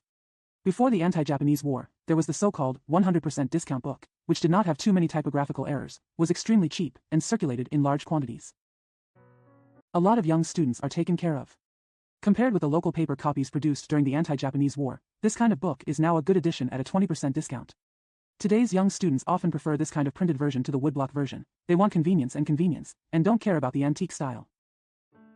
Since people who buy large volumes of books can buy photocopied or printed editions, people who buy individual books are more willing to buy typed or lithographed editions. Technological innovation has doomed the decline of old books. In the future, microscopic books will be developed. The current photocopying and typesetting will probably become obsolete, right? Sequence. In March 1922, Mr. Hu Shizhi wrote an article, Chinese Literature in the Past 50 Years. At the end of the article, he discussed the achievements of vernacular literature, and the third item said, Vernacular prose has improved greatly. The progress of long argumentative essays is obvious and can be ignored. In recent years, the most noteworthy development in prose is the essay prose advocated by Zhou Zuoren and others. This type of skit uses plain conversation to conceal profound meaning. Sometimes it seems clumsy. Actually, it's funny. The success of this type of works can completely break the superstition that beautiful writing cannot be written in vernacular. Mr. Hu cited 4 items in total. The first vernacular poem, he said, can be considered on the road to success. The second short story, a novel, he said. The fourth category, dramas and novels, has the worst results. He did not say that one has the best results, but in terms of tone, the essays are at least no better than the vernacular poems and short stories. Bad. Now 6 years later, the situation is different. Although vernacular poetry has made some progress, such as adopting the rhythm of Western poetry, it needs to be slowed down. The literary world is no longer as lively as before. Mr. Hu predicted at that time that, within 10 years, there will be a great and bright period for the Chinese poetry world. Look at it now. There seems to be no certainty at all. The situation of short stories is better than before, but the situation of novels is almost the same as before. It is gratifying that noteworthy achievements have been made in both the performance and performance aspects of the drama. The most developed ones are Zhaoping Prose.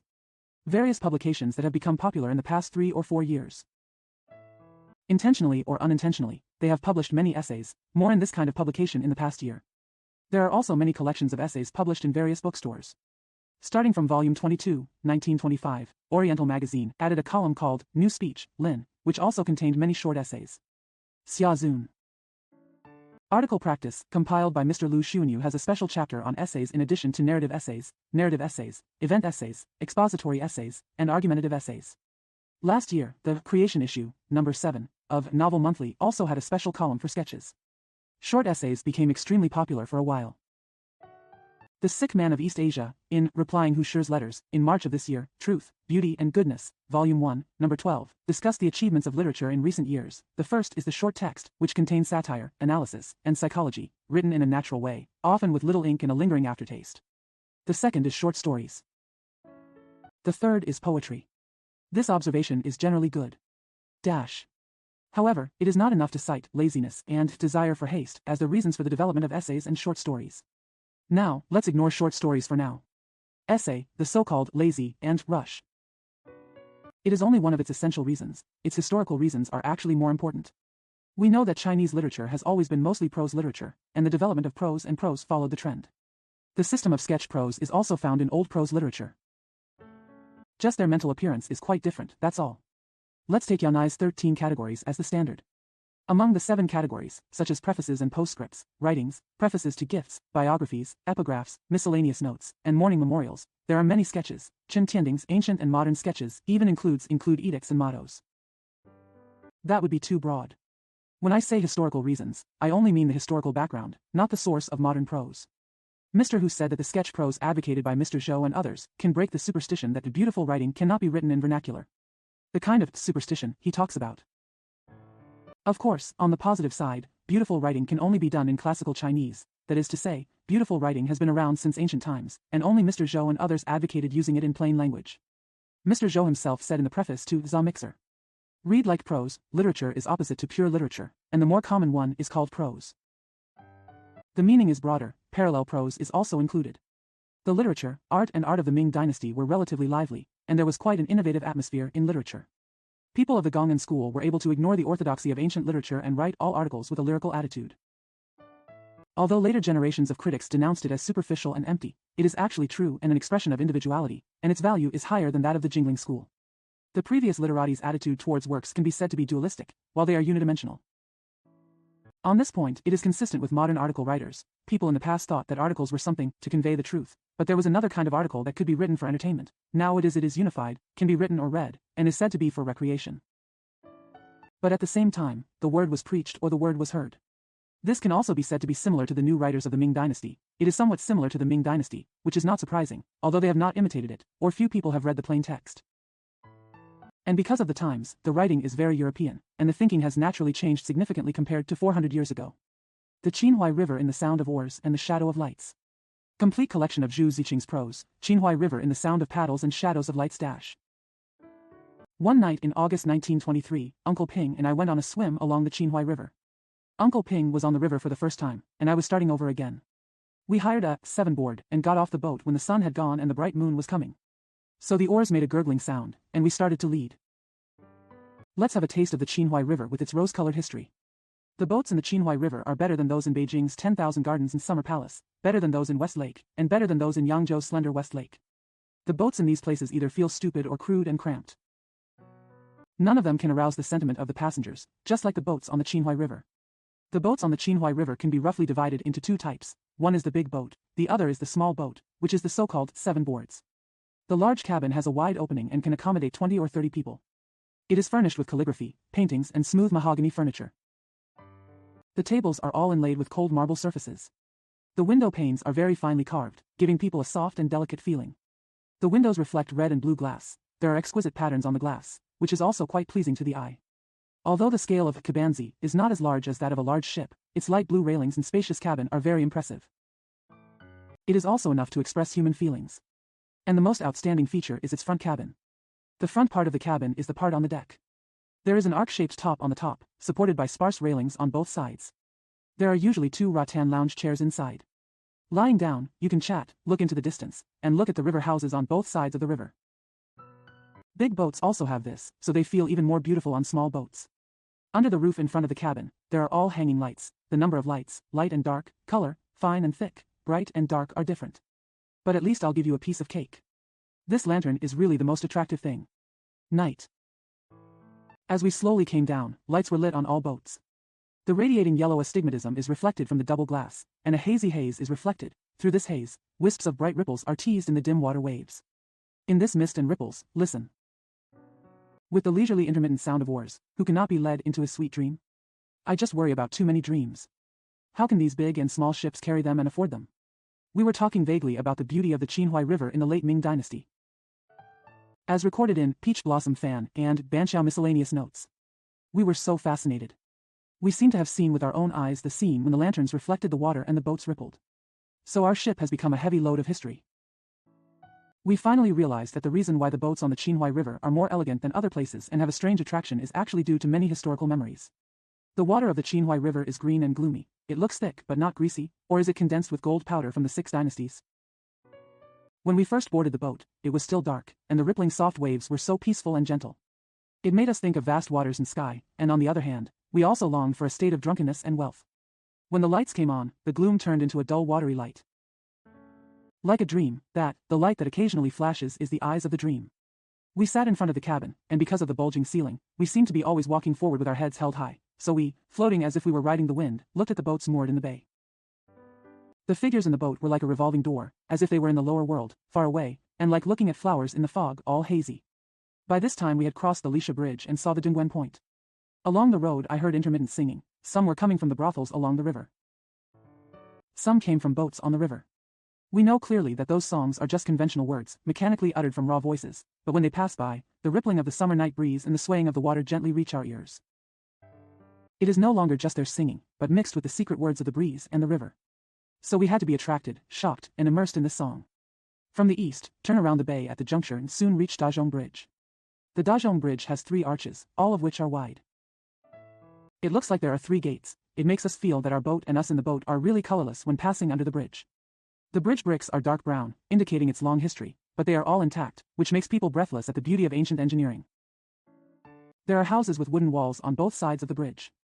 There should be a street in the middle. These houses are dilapidated, and the traces of smoke over the years have obscured their former beauty. I imagine that when the Qinhuai River was at its peak, houses were specially built on such a grand bridge. It must be painted gorgeously. It must be brightly lit at night. Now, there is only darkness left. But the houses built on the bridge allow us to somewhat imagine the prosperity of the past. This is also comforting, and love is better than nothing. Crossed the Dazhong Bridge. Then we arrived at the Qinhuai River where the lights and the moon were shining brightly and music was playing all night long. This is the true face of the Qinhuai River. Woman. Woman. Bai Shui is an honest person and an interesting person. He can speak at length while chatting. This, I heard Mianzi say. A Japanese magazine published, female. The article is a record of several literates' table conversations with the theme of women. He said, "This is interesting, why don't we do it too?" We said, "You come first." He scratched his hair and said, "Okay. I'll come first, you better not run away." We know that he cannot stop talking as usual. Sure enough, the conversation wasted for so long, so that others only had time to make up for it and had no time to talk to themselves. At that time, I was designated as the temporary secretary, and I wrote down what was said on the table. Sort it out now. This is the following article. Since 8 out of 10 of them were Bai Shui's opinions, he used the first-person pronoun as his way of describing himself. I think Bai Shui probably wouldn't deny it, right? To be honest, I am a person who likes women, from the days of national school until now. I have always been attracted to women. Although I have never suffered any female difficulties, I have often appreciated the power of women. Women are magnets, and I am just a piece of soft iron, thinking blankly for an hour or two about a fictional or real woman. I even thought about it for a week or two, and realized that it was true that I didn't know the taste of meat. This kind of thing happens all the time. While walking on the road, I saw a woman coming from a distance, and my eyes were like bees sniffing the fragrance of flowers, grabbing her. But I am very content, an ordinary woman. It's probably enough to look at it once or twice, at most, drop it and look back. Like one of my classmates, when he meets the opposite sex, he stands at attention, turns left or right, carefully uses his 2 close-up eyes to chase him out from under his glasses for half a day, then loses sight, and then starts walk. I don't need it. There is a local saying in our area, a good boy will look at you once, and a fool will look at you until late. I am probably always on the side of the good boy. No matter where I go, I always look for women with my eyes first. In the train, I have to go through several cars to find women. On the ship, I will go all over the ship to find women.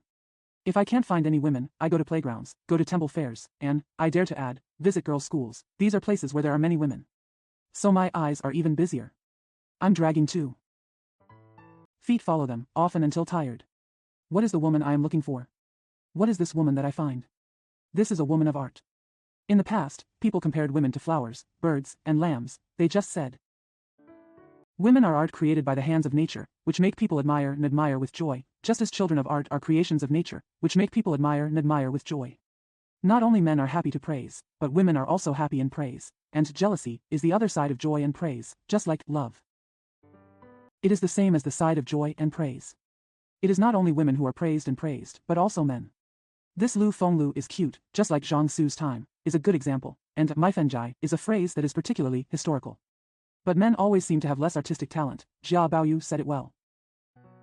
Men's bones are made of clay, and women's bones are made of water. Is this destiny? Or what about personnel? I don't know yet, I just feel that it is the case. You see, when learning the body painting of painting, who doesn't use a woman as his model? Isn't this because women's curves are cuter? We say that since the beginning of history, women have been more artistic than men. This sentence should not be wrong, right? So I say, artistic woman. The so-called artistic woman has three meanings. She is the most artistic among women. It is the artistic side of women. It is how we see women through the eyes of art. When I say that women are more artistic than men, it is a general statement. When I say that women are the most artistic, it is an individual statement. And the word art, I use it in a narrow sense, refers specifically to the art of the eyes. In the same category as painting, sculpture, and dancing. An artistic woman is a woman with beautiful colors, outlines, and movements. She is a woman whose appearance, figure, and posture make us feel complete when we look at her. There is a natural boundary monument here. What I am talking about is only virgins, young women, middle-aged women, and those old ladies who have been eroded by their years and have gone on the road of withering and withering. In this regard, they are already behind the times. A woman's perfect appearance is just one of her human aspects. She can have great talents, great wisdom, great kindness, great courage, great chastity, etc., but they all do not hinder this aspect. Various phases can help this phase to become more complete. This phase can also help other phases to complete them, and they can sometimes cover up their shortcomings. How we look at women. If you are attracted by her perfect appearance, you will ignore yourself and everything about her, and just be intoxicated in it. This intoxication is momentary, careless, and in silence. Ah hey. Ah hey. I am on winter vacation this time because I am recuperating from illness. Stayed in a relative's villa. The villa is in the countryside. To the left in front is a pale blue lake, surrounded by endless green mountains on the other side. The shadow of the mountain is reflected in the water, becoming clearer and clearer. The water surface is often like a mirror. When the wind blows, there are slight wrinkles, like girls frowning their brows. It will heal after a while. The remaining energy of the lake formed a small harbor, flowing slowly and silently past the door of the villa. There is a small stone bridge in front of the door, and there are acres of fields on the other side of the bridge. Along the coast here, peach trees and willow trees are planted alternately, and there will be a lively dream when spring comes. There is a short bamboo fence surrounding the villa, and there is a small road outside the fence. There is a building facing south, with a mountain behind it. To the west are 3 bungalows, and I live here. There are 2 lawns in the yard. There were 2 or 3 stones randomly placed on it. In other spaces, potted plants are arranged on the ground, or flowers and plants are planted. There are several large trees with winding branches beside the fence, one of which almost reaches into the water. My relative Wei Jun only has a couple and 1 daughter. She was studying outside and had just returned home. She invited 3 classmates to spend the winter vacation at her home. 2 were relatives and 1 was a friend. They lived in the 2 rooms upstairs. Wei Jun, the couple, also live upstairs. In the middle of the downstairs is the living room, which is often used for leisure. The west room is the dining room. The east room is Wei Jun's study, where we chat, drink tea, and read newspapers. After I have eaten, even if I am alone, I still want to come here and sit around for a while. The day after I came, Miss Wei told me her mother wanted to find a good servant for them. The long-term worker H said that she had a cousin, and her mother asked him to bring her over tomorrow to have sex. She seemed so happy that I just agreed casually. Between the bungalow and the building is a small kitchen. I live in a house on the east side, and from the window I can see people coming and going in the kitchen. Before lunch that day, I happened to look outside and saw a familiar female servant, carrying 2 iron kettles in both hands, walking towards the kitchen. Molly from the Wei family was leading her. I don't know what to say to her. Her hair was disheveled, like dead grass in winter. He was wearing a trimmed black cloth cotton-padded jacket and trousers, and the black was already tinged with yellow. The cotton-padded jacket was knee-length, and the trousers were also dragged up to the instep. The feet are double-footed. Wearing black cloth shoes with pointed toes and two, bare, pieces of the same color on the heels. I thought, this is the maid that Chi brought. After thinking about it, I sat down and read a book. After dinner, Miss Wei told me that the maid was here. Her name was He. I said, the name is great, but it's just a bit earthy. What else can be done? She said, even though she is crude, she is very smart. I said, oh. Then I went on to read the newspaper in my hand. From then on, I often saw He coming and going with a kettle in her hands every morning, afternoon, and evening. Her eyes always seemed to be looking forward. 2 weeks passed in a hurry. Miss Wei suddenly told me, don't look at Ahidu, she has a very good ambition, she is a pitiable person. I told my mother to give her the cotton-padded jacket and pants I wore at home the year before last. I thought those 2 clothes were too fancy, so I gave them to her, and they were just right. My mother refused at first, saying she had only been here for a few days. Later I agreed. I took it out for her to wear today. It fits her perfectly. We taught her how to tie her velvet rope shoes. She was so smart and could learn it as soon as she learned it. She said that after receiving her salary, she still had to wear a pair of clothes. I'll wait a few days and talk to my mother about it. This is the night before the Lantern Festival. I had a meal. After sitting in the room for a while, I felt a little bored, so I strolled to the study room. I picked up the newspaper and wanted to read it carefully again. Suddenly the door button rang and Ahi came in. She was holding 3 or 4 colored pencils and pens in her hand. She came closer to me unexpectedly.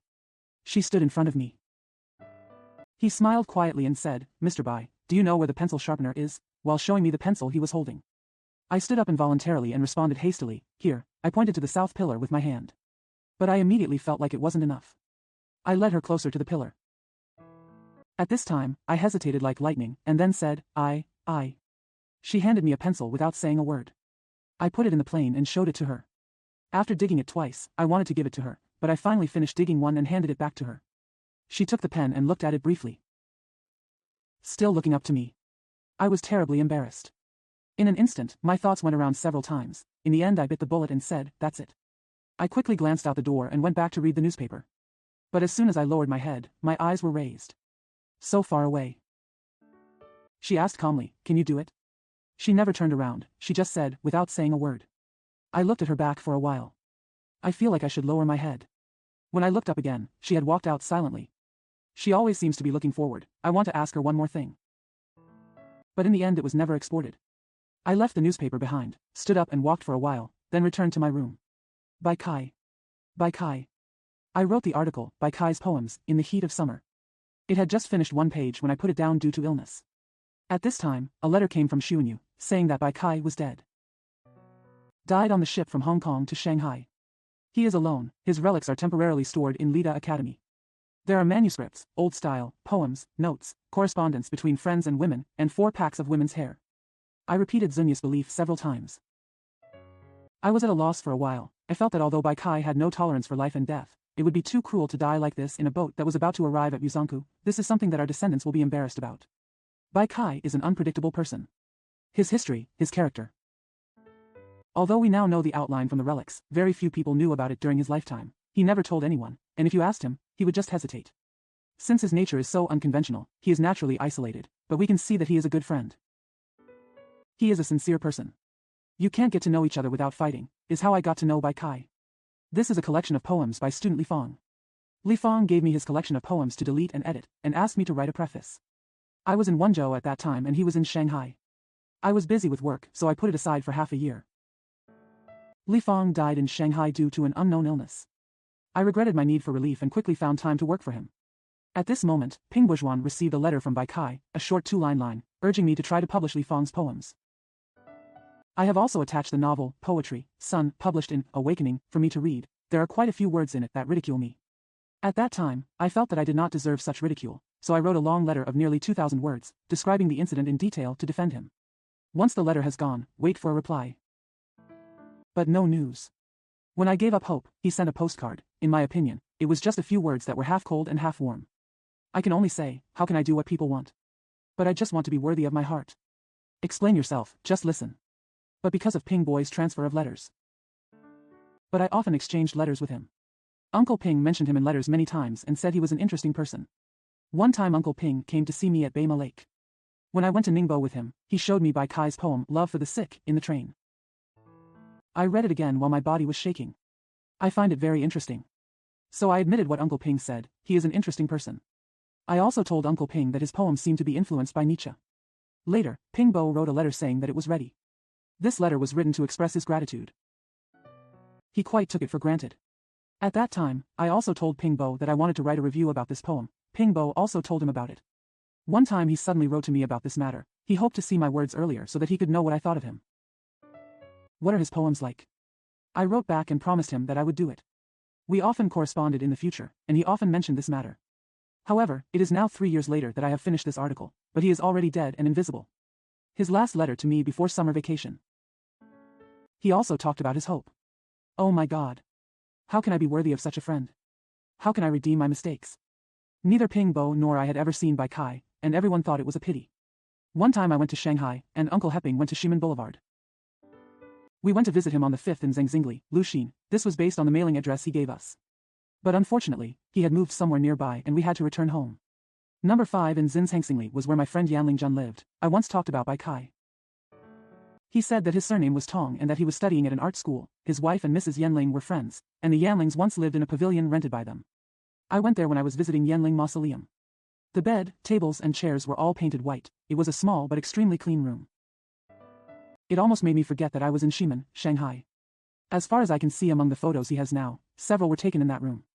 From his posthumous letters, it is inferred that he was not divorced at that time. He left number 5, Zhangzingli, perhaps because of the divorce. It's also unknown. This makes us feel somewhat tragic when we think about it afterwards. But Uncle Ping finally didn't see Bai Kai, and I actually got to meet him. That was 5 minutes before I was about to board the train to Shanghai at Lida Academy. On this day, my friends from school. A friend said that Bai Kai was moving here. I'd been waiting for a long time since morning, but there's still no news. Just as he was about to get to the station, Bai Kai came in from the door. He spoke Jiangxi dialect, seemed very mature, and looked like he had experienced the changes of the world. Since I still had an appointment in Shanghai, we only had a quick chat and then shook hands and said goodbye. He later wrote to Uncle Ping that I was short and sharp, but it was an interesting statement. This is our first face-to-face, but who knows, it will also be our last face-to-face. Postscript to Plum Blossoms. Postscript to Plum Blossoms. What bad luck this volume of poems has. I've hit the wall several times for it, almost to the point of despair. Now, thanks to the kindness of the owner of Kaming Bookstore, he has agreed to print it, allowing me to fulfill my responsibility to my deceased friend. I am really grateful. I happened to read the preface at the front of the volume and found February 1924 at the back. It was already 4 years ago. Wu Yu's death was reported the year before. After this preface was written, it was published in the literary 10-day issue of Zhushi Xinbao. Even if someone saw it at that time, they should have forgotten it now, right? It is said that Wu Yu's coffin is still parked somewhere in Shanghai, but the sun and the moon go by so fast, and the personnel changes in the past 5 years, even among Wu Yu's relatives and friends. His name is a bit blurry, right? Thinking of this, I felt quite inexplicably lonely. My last meeting with Wu. It's on the upper floor of Sanli, Ximen District, Shanghai. At that time, he was studying Western painting at the art college and lived in a pavilion in a small alley near Wanyan Bridge. I got there first and then went to Sandry with him. That summer vacation, I came to Shanghai from Wenzhou to play. Because the manuscript of the poem he gave me in the spring had not yet been revised, so I also sent him a letter while visiting him. When we met, his thin, dark, smiling face was still the same as in spring. His face has been like this since I got to know him. I never imagined that it would be so long ago. He will suddenly leave us. But I got the letter very late in Wenzhou. I remember it was as if it was a month or 2 after his death. At that time, I was still busy revising the poem and planning to send it to him. He seems to have few relatives or friends, at least in Shanghai. His condition and date of death. No one can explain it clearly, and I am still a little confused. I only know that the disease is severe and I have no money for proper treatment. It is said that several fellow students pooled their money to organize the funeral. They probably don't have any money, so they can only have a hasty burial. The coffin is sent somewhere. His family wanted to transport it back, but they didn't have the money, even though it was only a few dozen yuan. Both his father and his friend Lin Xingminjun hoped that the poem could be sold for a little money. Unfortunately, I hit 4 walls, but it still remains in my hands. 4 years have flown by. Naturally, I also have to bear a certain amount of responsibility during this period. Until now, whether it was sold or sold, I still remember what Y's thin coffin looked like in the humidity of the south and in the dust of several years. Actually, a pile of rotten bones is nothing to cherish, but humans are humans after all, and even though they know they are obsessed, it is not easy to break them. Wu Yu's father came to Wenzhou to look for me, probably in the spring of 1922. At first glance, it is clear that this is an honest mainlander. He said sadly. The family has spent a lot of money on Wu Yu's studies. Who knew this would happen? He said that now, Wu Yu still has a family to support, and the cost of transporting the coffin is really hard to figure out. I heard that he has some manuscripts, please take pity on me and give him some ideas. I agreed then. Who knew the delay would be all these years? Later, he also asked someone who was not acquainted with me to write to me and ask. I had already left Wenzhou at that time. Because I still had no clue about the matter, I forgot to reply for a while, and there has been no news or letter since then. Now that I think about it, I feel really uneasy. There are also two gentlemen, Bai Kai and Zhou Liaoying, who are concerned about this poem manuscript. Mr. Bai has a novel called The Son Who Composed Poems, which commemorates Wu Yu, and this poem is mentioned in it. I was still in Wenzhou at that time. He forwarded this novel to me from Uncle Ping, with a letter attached. Urged me to try to get it printed. Neither he nor Uncle Ping knew each other. Since then, he and Uncle Ping often corresponded, and later I also corresponded frequently. This is also quite a coincidence. I told Xingmin again, and Xingmin also wrote to him several times. According to Xingmin, it is said. He once planned to finance the printing of this poem. Later, he was too late to print his own poem, so he had no choice but to do so. It is a pity that the manuscript of this poem is about to be printed, but he has been dead for 3 years and can no longer be seen. Mr. Zhou Liaoying, according to Xingmin, is also a good friend of Wu Yu. Xingmin said that he would write a preface to the manuscript of the poem and a biography without any details. But he also said that he was always wondering about, no, that's right, as long as there is a chance to print this poem, there is no need to wait for his article. I know he is also somewhere in Nanyang now, Fang. The road is so long, I have no choice but to wait for him. His relationship with Wu Yu has been as good as one day in the past 5 years, which is really unimaginable. Travel notes. Travel notes. This time the China Education Improvement Society held its 3rd annual meeting in Nanjing. I also wanted to see the light, therefore. After traveling 1,000 miles from Zhejiang to Shanghai, we decided to ride on the back of the car that was going to meet the public on July 2nd. A kind hospitality. July 2nd was the day when the members of Zhejiang and Shanghai on the day of traveling to a meeting in a big station like Shanghai, there are dozens of changes. When you become a member of a society, you may not necessarily see any difference, but I feel that it is indeed different. The light and scenery of the momentary prosperity are clearly visible in a corner of the station. This is to the left of the refreshment room. There is a group of people there, approaching 2 people. Contact the special receptionist. There was a piece of yellow pound paper taped to the wall, with the characters of flying dragons and snakes written on it. 2nd class, for Yuan, A, 3rd class, 2, Yuan A. The 2 receptionists began to perform their duties. It was already 6:10 minutes. There are still 20 minutes left before we leave the car. Entertain. The first important thing a member of the public should do is, of course, buy a ticket. Everyone knows how to buy a train ticket, but if you buy a half ticket, you have to give them preferential treatment. Preferential treatment is not an easy thing. When they implement preferential treatment, they have to give everyone a name, a ticket, a fare, and change. They went back and forth between the refreshment room and the ticket office, at least 20 times. They hold a stack of business cards and foreign currency in their hands. Their eyes are always looking ahead, as if they have lost something and are looking for it urgently. Their faces and muscles are flat and tense. The movements of the hands and feet seemed not to be their own. After much effort, I actually bought a few tickets and distributed them with business cards. Every time it was distributed, all the candidates rushed forward. When I can't get the money, I can't help but complain in 2s and 3s. It was a big deal for the 2 ushers to buy tickets, but they didn't care. But the clock went so fast, and before I knew it, it was still 5 minutes behind 7 o'clock. At this time, there were still many people who had not bought the tickets, and everyone was anxious, but the usher did not come out. Some people were anxious and hurriedly looked for them and were willing to get their money back. They bought all the tickets themselves. Some of them stamped their feet, danced and scolded them. But they were just busy taking photos and returning business cards without saying a word. What a nice person. So everyone took 3 steps at a time and bought the tickets themselves. This squeeze was extraordinary, but a small deal. In addition to paying the fare, I was also sweating profusely. I just got a 3rd-class ticket. At this time, the complaints about the 2 waiters started to get louder. Such a loser. What a loser. What did you do earlier? You came at 6 o'clock, so you should buy your own tickets. No injustice. I guess the 2 receptionists' ears were getting a little hot at this time. In fact, I can forgive them, no matter how good their reception performance is. Their eyes and legs are finally busy enough, and this is finally attentive. They can also be worthy of the Improvement Club, and the Improvement Club can also be worthy of their members. After getting in the car started driving. Someone asked, 2, are you here? No. The car started to drive. 2, being grateful for its prosperity. On the night of July 2nd, it took about 1 hour to buy a spectator sign from the conference registration team. The logo is not pretty, but it is quite practical. I had to attend the opening ceremony of the annual meeting on the morning of July 3rd, all because of it. On the morning of July 3rd, heavy rain poured down. The ceremony was held in the Zhongjing Street Public Lecture Hall. This hall is 6 or 7 miles away from where I live. But I finally braved the storm and took a rickshaw to the meeting. On this point, my enthusiasm is by no means lower than that of the members. The empty podium was now filled with people. There are 3 chairs in the middle and a row of chairs on each side. The 3 people in the middle are Chi Shiyuan. South Korea June, there is another young man in a suit. Later when he gave a speech, I found out that he was the representative of High Supervisory Office, which is abbreviated as N-Hong. These 3 people were sitting in the middle of the stage, which reminded me of the 3 Buddha statues in the Mahavira Hall. Although they were sitting calmly, I felt, for them, for no reason, afraid. So the meeting was held, and it was carried out according to the order sheet. The detailed situation can be read in various newspapers, so there is no need to talk about it again. Now I only mention Chi Shiyuan, South Korea June and Southeast University President Guo Bingwen, Dr. Gao discuss. Chi Shiyuan was actually the military governor and patrol envoy. His voice was twice as loud, the audience was particularly quiet at that time. Chi Shiyuan was different after all. He enunciates his words very clearly, his words are word-based, and he spits out each word one by one. I cannot specify the time interval between words. I just felt that my speech took longer than ordinary people. What surprised me most and made me anxious and restless was after I finished a few sentences.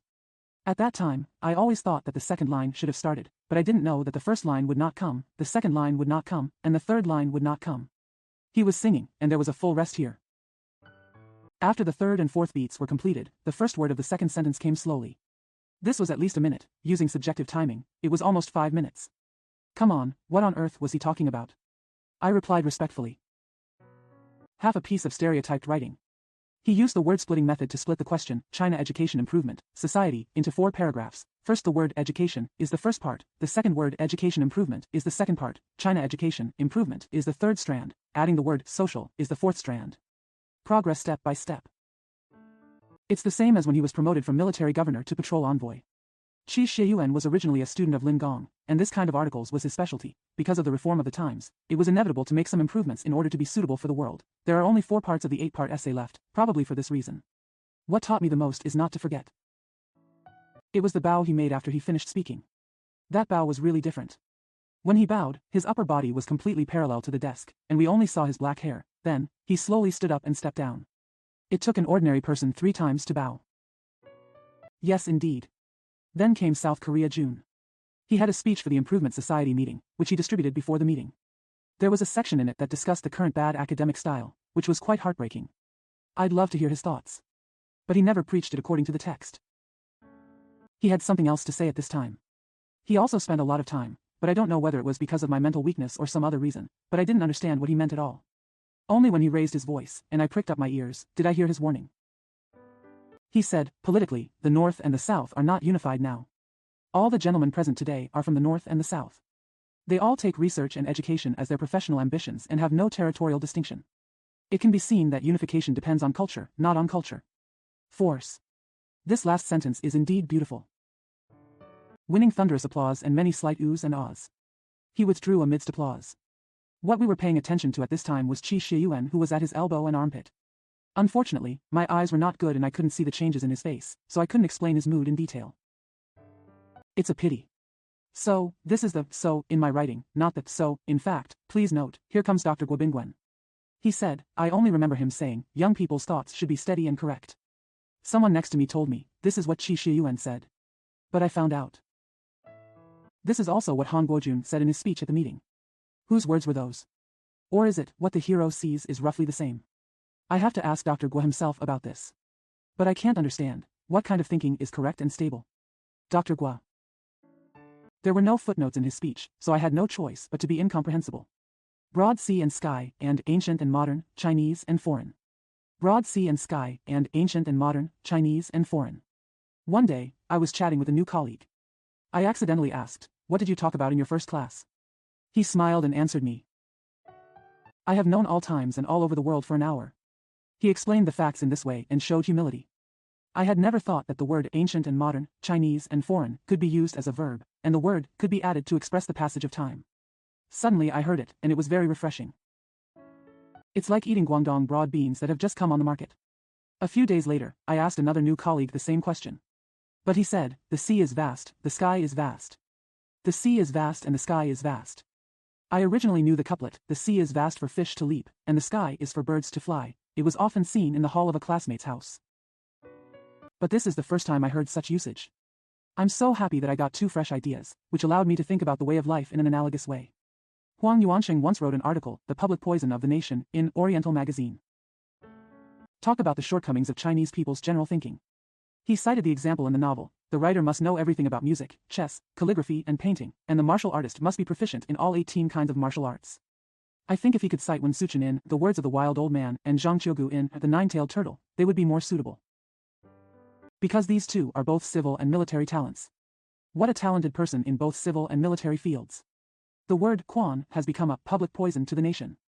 Since ancient times, we have had the great sage master who learned nothing but became famous, and we have the traditional teaching that it is the shame of a Confucian to know nothing, and there is also the talking about the sky, the eagle, the dragon. Zhou Yan and his like, so the lingering influence has spread to this day. Everyone intensified their efforts, thinking that all good people must know heaven, literature, and geography, and Chinese learning is the body, Western learning is the application, is the other side of this good person.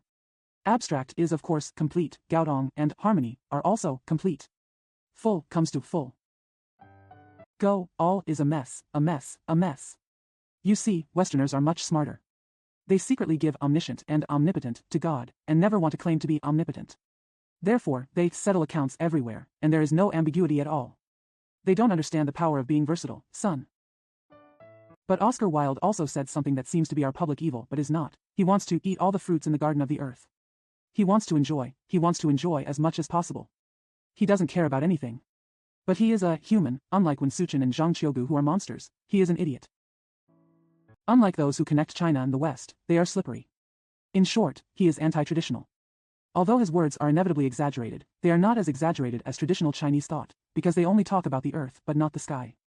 Moreover, he only want rather than can, which is different from Wen Suchen and others. Want is in human relationships, and can. It's beyond human kindness. Omniscient, omnipotent, or really there is only one God, but everyone has the right to the requirement of omniscience. Only with this requirement, it becomes life. There is also the all of E and booze, all or nothing, but it is a sharp steel knife, because it is on the other side, it is irrelevant. But Wilde's request is exclusive to the world of feeling, and I always thought it was too monotonous. Life is like a kaleidoscope, which is constantly changing due to the differences in time and place. Only when we can understand, feel and participate in many aspects can we have real interest. In ancient times, people called brain, mind. Mindfulness and broadness are slightly close to this. But many aspects are just general requirements. There are several aspects of ability, but they vary according to people's talents. We just hope that the more the better. This is different from the traditional, many aspects seeking perfection, is different. Even if you are groping in secret, you can still know. This kind of mind. The broadest possible use of these two words, if we want to specify the topography and content, I think it is best to use what my two new colleagues said, broad sea and sky, and ancient and modern, Chinese and foreign. I use these two words in a positive sense, or to be more worthy of them. Ancient and modern, Chinese and foreign. It was originally a curse word and was first seen in New Youth. It was made by Mr. Qian Xiantong. Later, Mr. Zhou Zhuoren wrote a miscellany, but he used its positive meaning, probably on intellectual tolerance, but this was 2 or 3 years ago. The content of my article has been blurred. Franz said in his The Adventure of the Soul. The Yi Xingtao I saw. The Yi Xingtao I saw. The first time I met Xingtao was in the autumn of the 10th year of the Republic of China. At that time, Brother Liu Yanling introduced me to Wusong Pao Taiwan China Public School to teach. When he got there, he told me, Yi Xingtao is here too. We have all read Xingtao's novels, so he sued me. I asked curiously, what kind of person? It was beyond my surprise. He answered me, an old gentleman. However, when Yanling and I went to visit Xingtao, I felt that he was not old. Only his simple clothes and silent demeanor were different from what we usually think of him. The imaginary Suzhou young scholar Yi Xingtao doesn't quite fit the mold. I remember it was a cloudy day when we met. As usual, I am speechless when meeting strangers. Xingtao seems to be the same way. We just talked, made a few general comments about the work, and then took our leave. Yanling told me that Mr. Xingtao goes back to Luji every Saturday. He loves him very much.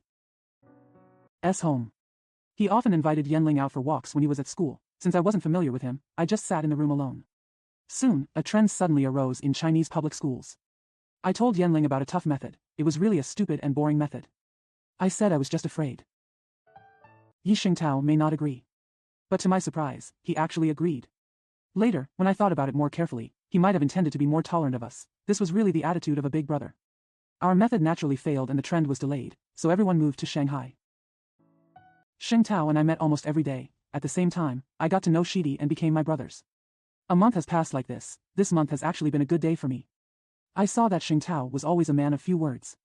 When everyone gets together to talk, he always sat there and listened. But he didn't like being alone. He always seemed to listen with interest. As for when you are alone with others, you will naturally say something, but debate is out of the question. When he feels that the debate is about to begin, he often smiles and says, "This is not clear. That's it." He is also a very amiable person, and it's easy to see his anger. The copy of the morning news that he saved so hard has his own words on it, and he specially brought it from home. Come and show me. Let me just put it on a bookshelf and get lost. When he and I discovered this at the same time, he only showed a hint of regret, and then said, "It's up to him, it's up to him." I am still ashamed, because I know that there is no manuscript for the composition. His ease comes from nature, not from experience or pretense. He hates the spirit of compromise in the world. In this month, I saw him get angry once. I only saw him get angry once. That is the compromise or contempt for the trend. The trend ended and I went to Hangzhou to teach. The school authorities there asked me to make an appointment with Xing Tao. Xing Tao wrote a letter saying, "We are going to swim in the West Lake quickly, no matter it is winter." He came and taught me to go to the station to pick him up. I know he will feel lonely when he goes to a place like a station. His home is really nice, and his clothes are always under the control of his family. I often think that he is like a child's innocence, but also like a child who cannot live without his family. When he has to leave his family, he also has to find some familiar friends to keep him company. Loneliness is simply terrible for him. So when he arrived at school, he originally lived in a room alone, but he was willing to use that room as a bedroom for the two of us and use mine as a study room. In this way, we can always be with each other. Of course, I am also happy. We go to the West Lake from time to time. Sometimes we go to the lake, and sometimes we just drink. When we were at school, each had his own desk. I only prepared homework, but he always wrote novels and fairy tales. When he first arrived, the school authorities came to see him. The next day, I asked him, "Do you want to go see them?" He frowned and said, "Do we have to go?" "Just wait a day." I never went. He was the most opposed to formalism. At that time, the materials for his novels were accumulated in the past. The materials for fairy tales were sometimes inspired by a moment of interest. For example, in Scarecrow. This is the article, Big Throat. That morning, we all woke up in bed and heard the factory whistle. He said, "There is another one today." I have already thought about it. It came so fast. The art of that article was very clever. Who would have thought of him? It's just a moment's idea. When he writes words, I often pick up the pen and paper and write without stopping. There is very little hesitation at the beginning or in the middle. His manuscript is extremely clear, with at most 3 or 5 altered words on each page. He said he had always been like this. After each article is written, I will naturally preview it first. He often commented on the appropriateness of the ending, saying that he was somewhat sure of the ending. After reading it, he immediately sealed it and sent it to Novel Monthly. The photo was sent by regular mail. I always advised him to register, but he said, "I'm always like this." He had only been in Hangzhou for 2 months, and he wrote a lot. It makes people envious. The 7 chapters in Fire, From Food to Frenzy, as well as part of Scarecrow, were all written by me at that time when I saw him writing them. You and I. Nowadays, people who have received the new education can make friends whether they are strangers or familiar ones. I tend to like you and me. This is not an old habit but the influence of foreign languages and translations. This trend is not very popular. The general society is not yet willing to adopt this method. The so-called rough people are always yours and mine, but they are treated as a separate matter. A middle school principal once told people that when an old student came to see him, the one on the left said, "You," and the one on the right said, "You," as if he was tapping his nose with his finger, which was really unbearable. In his mind, only his elders should call him "you," and only his wife and old friends deserve to call him "you." It's not enough. He also said, "You," and "you," but it was like talking to an old lady on duty. Isn't that annoying? But no, in the old novels, brothers call each other, "You and I are worthy of each other," and we have to have enough to have that kind of friendship. The common sayings, "You and I are good," and "You and I are still like this and that," are also familiar and refer to. Show mutual dependence and trust. We are of the same generation as you and I. In other words, there are only 2 of you and me, and we act as if there is no one else around us. Even though we are looking at them with our 10 eyes and pointing at them with our 10 hands, we have nothing to do with them. When Yang Zhen faces each other, he will think of the knowledge of heaven and earth, besides you and me. What a mysterious and distant excuse. It's a shame he could come up with it. Ordinary people talk about you and me, but it's just that you say it to me and I say it to you. Whether others hear it or not, the person who speaks is not thinking about their irrelevant things at all. Naturally, there are also times when we sing songs from the harp, too. Sometimes we point out the mulberry trees and criticize the Holand trees, but these are words outside the words or words inside the words, and the tone is only directed at that you. In this way, when I say, look, you and I are separated from the group of people and face each other alone. Being alone is terrible and pitiful. Just think about being alone in the wild. You can understand it by being alone in the dark. Since you and I are willing to separate from each other, we are inseparable from each other. Otherwise, why don't we do it and suffer a loss? Inseparability is intimacy, flesh and blood is intimacy, and friendship is also intimacy. Therefore, only elders should be called you, but there are wives and old friends who deserve to be called you. If you and I are compatible, we are just in love with each other. However, we also call the errand woman, you, at home, and we also call the rickshaw driver, you, on the street, but they are not the same. In ancient times, eru was used as a contemptuous term. It refers to this category. But contempt and intimacy are sometimes hard to distinguish. For example, calling a child dog and calling a lover sweetheart are obviously comparing people to things, but they are the result of intimacy. When the elders call the younger ones you, there is also a mixture of these two flavors. Those who are close to each other and call you from a distance sometimes have no meaning of intimacy at all and only appear to be senior. Perhaps contempt and intimacy have something in common, that is, both can be done casually, even to the point of touching. Don't call strangers you when meeting each other. The general name is Mr., and there are distinctions between people with and without surname. Without surname, it seems that the person coming is one's old teacher, especially polite, so it is used less often. Peking people call it master, such as Master Fong, Master Wu, are also general terms, which are more intimate than Mr. Sir was originally an old teacher, but Master was father. It is good to respect a person as a teacher, but it would be too much of a disadvantage to respect a person as a father. I heard that some eunuchs in the former Qing dynasty called everyone master. At that time, they were people who had been sentenced to death and were only exceptions. As for master, if there is an additional word, it will not be confused with father, so the servant is used to refer to his master alone, and the old-style wife is used to refer to her husband. Women are generally called little sister, ma'am, teacher's wife, but they all have surnames, ma'am, teacher's wife. Even more so. Because when called Tai alone, she seems to be the master, and when called master's wife alone, she seems to be a disciple, so she has to take her surname. Mrs. is a common name in the north, but southerners find it bureaucratic. Master's wife is a common name in the south, but northerners find it annoying to wear a headscarf. Women have a lot of trouble. There is really nothing I can do. Closer than Mr. are Mr. So-and-so and Brother So-and-so. So-and-so is a nickname or a given name. Brother is chosen to be like a family member. If you go one step further, you can address each other by your nickname, and you can also call them you. In formal gatherings, sometimes people have titles such as Minister Zhang and Manager Wang. You can also use it without a surname, just like Mr. Occasionally, you have to add the word Gui, such as Your Honorable Minister. Subordinates must also be qualified to their superiors. However, small roles such as clerks are inconvenient and have no title, so they have to be relegated to the teacher generation. The story of choosing a mate. The story of choosing a mate. He is the eldest son and grandson. So I started talking about my daughter-in-law when I was less than 11 years old. At that time, I was completely confused about the matter of my daughter-in-law. No, I didn't know how it was already discussed. My great-grandmother's family lives in the countryside of a small county in northern Jiangsu. My family has lived there for a long time. He probably took me with him. He was just too stupid to leave any trace in his memory. Grandma often lay on the cigarette couch and talked about things there, mentioning the names of this and that country person. At first everything seemed to be just in the white smoke. It's been a long time. Unknowingly, we became familiar and intimate. Apart from the place where I lived, which I thought was called Garden Villa at the time, the countryside was really the most interesting place. Therefore, when I heard that my daughter-in-law was staying there, it seemed like a matter of course and I had no objection. Someone came to the field over there in Nian, dressed in a blue shorts, holding a tobacco pipe, and bringing a lot of barley flour, dried sweet potatoes and the like. Occasionally, they mentioned to their families that the young lady was about 4 years older than me, tall and had small feet, but at that time, those were the ones I was actually enthusiastic about. Barley flour and dried sweet potatoes. I remember when I was about 12 years old, a message came from there saying that the young lady had died of tuberculosis. No one in the family felt sorry for her, probably they saw her when she was still young, and as she got older, they couldn't figure out what kind of person she was. My father was an official in another province at that time. My mother was very worried about my marriage, so she asked a tailor who often made clothes to act as a matchmaker. The reason is that the tailors go to many houses and can see the ladies. My lord, there is nothing wrong with my intention. The tailor told me that the family was rich and had 2 young ladies, one of whom was born to his concubine. He was talking about the wife, the eldest daughter. He said he was going on a blind date over there.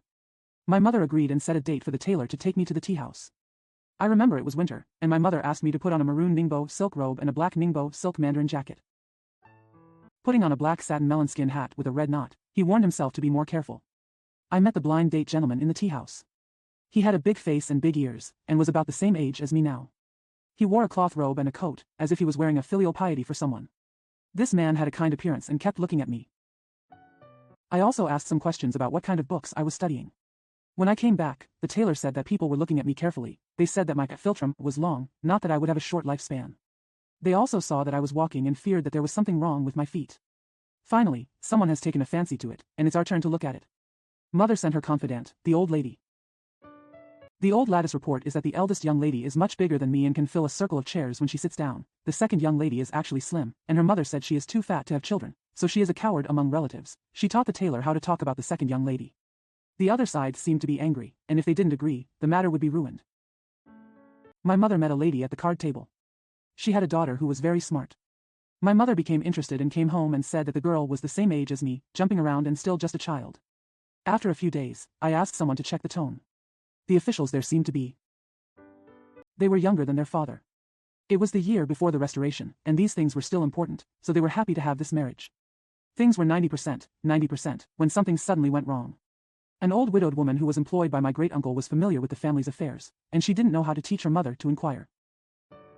On fire. I asked her to ask, but her words were cryptic.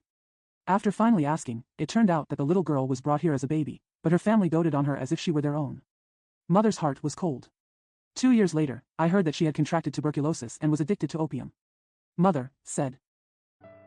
Fortunately, it was not settled at that time. I already understand some things, and I don't think so. In the year of the Restoration, my father fell ill with typhoid fever and asked many doctors to see him. Finally, I invited Mr. Wu, who later became my father-in-law. One day, the footman who often went to see the doctor came back and said, "There is a lady in the doctor's family.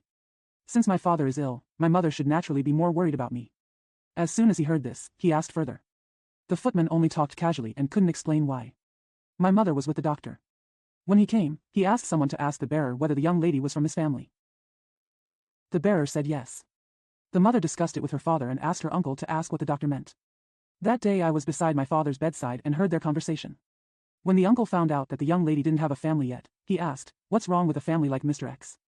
The doctor said, "It's very good." The words end here.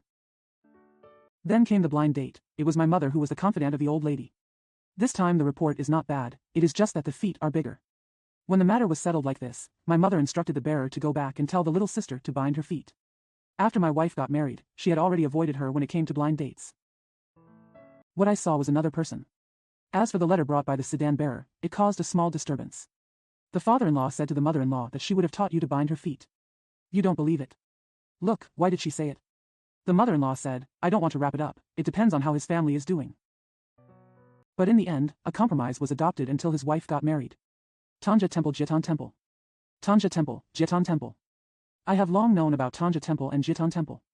In the Guide to Peking, published by the Commercial Press, I saw a small bronze picture of Tanja. I looked at it vaguely and had no intention of wanting to go. Later, I kept hearing people talk about these two temples. Sometimes they said the road was not peaceful, and sometimes they said the red leaves on the road were beautiful. They said the red leaves are good and advised me to go in autumn, but others advised me to go in summer. I rode once. When the donkey went to Badachu, the driver asked me if I had been to Tanja. I said no. He said that Tanja has beautiful scenery and is full of experienced Taoists. He went there and passed it, which is 70 or 80 miles away from Badachu, and he could ride a sedan or a donkey. I don't really like the sophisticated attire, especially the long hair. He looks arrogant and dirty. I don't even want to ride a donkey for 70 or 80 miles, because I know that neither the donkey nor I can bear it. What really moved me was the name, Tanja Temple. Don't you understand? I just don't understand how wonderful it is. Lazy people pronounce it Tanja Temple. That's even more baffling. I'm afraid this is a trick of Chinese grammar. If we were to Europeanize it and say, Tanheja's Temple, then there would be no need to chew or chant. There is also a poem about Qi Gu, in which recent people chanted Tai Song. The poem is full of vigor, and it is the same with Lai Song. So go. But in the spring before summer and autumn, and it is early spring, there are no flowers in early spring in Peking. Only then did he seriously inquire about people who had been there. Some say it is better to live in Tanja, and some say it is better to live in the precept altar. Some people say that the road is too difficult to walk, and when they reach it, they are exhausted and no longer interested in playing. Some people say walking is fun. Another person said that they were riding in a sedan when they were going there. On the way, two sedan bearers quarreled and put the sedan down, saying that they would not carry it anymore. So I secretly decided not to sit in a sedan chair or walk. I took the middle path and rode a donkey. According to common saying, Tanja Temple is always in front. Jitan Temple was behind, thinking that Jitan Temple must be far away, so he decided to stay in Tanja, because if he couldn't come back in one day, he would have to stay there.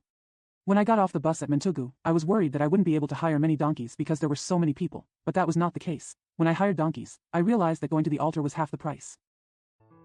That means nearly half. At this time, I suddenly showed off my ability and wanted to walk. Let's go. This section of the road is quite interesting. It's like a riverbed. You can't find a place without stones. You're always stumbling under your feet. It's annoying. There are no trees. Not even a blade of grass. This area was originally a coal kiln, and carts pulling coal were constantly coming and going. The dust was saturated with coal dust and turned into a dull dark gray, which made people breathless. Walk for an hour. I feel like I can't do anything anymore. I was afraid that I would be exhausted before I got there. Fortunately, a donkey came down from the mountain. I hired it as if I had found a treasure, mounted it, and went. The east wind was particularly strong on this day. Normally, riding a donkey is unstable, but when the wind blows, misfortune never comes singly. There are roads on the east and west sides of the mountain. They are very narrow and have slopes below. Originally, we walked from the west. Seeing that the wind was too strong, the donkey driver pulled the donkey onto the east road. Just like that, one time the wind almost blew the donkey down. If we go west, there is no chance that the donkey and I will go home together. I recall that people in the past painted pictures of riding donkeys in the wind and snow, which were very elegant things. I guess they were not for going to Tanja Temple. As usual, there should be some poetry on the back of a donkey, but I have a donkey underneath and a hat and glasses on top, both of which I need to take care of.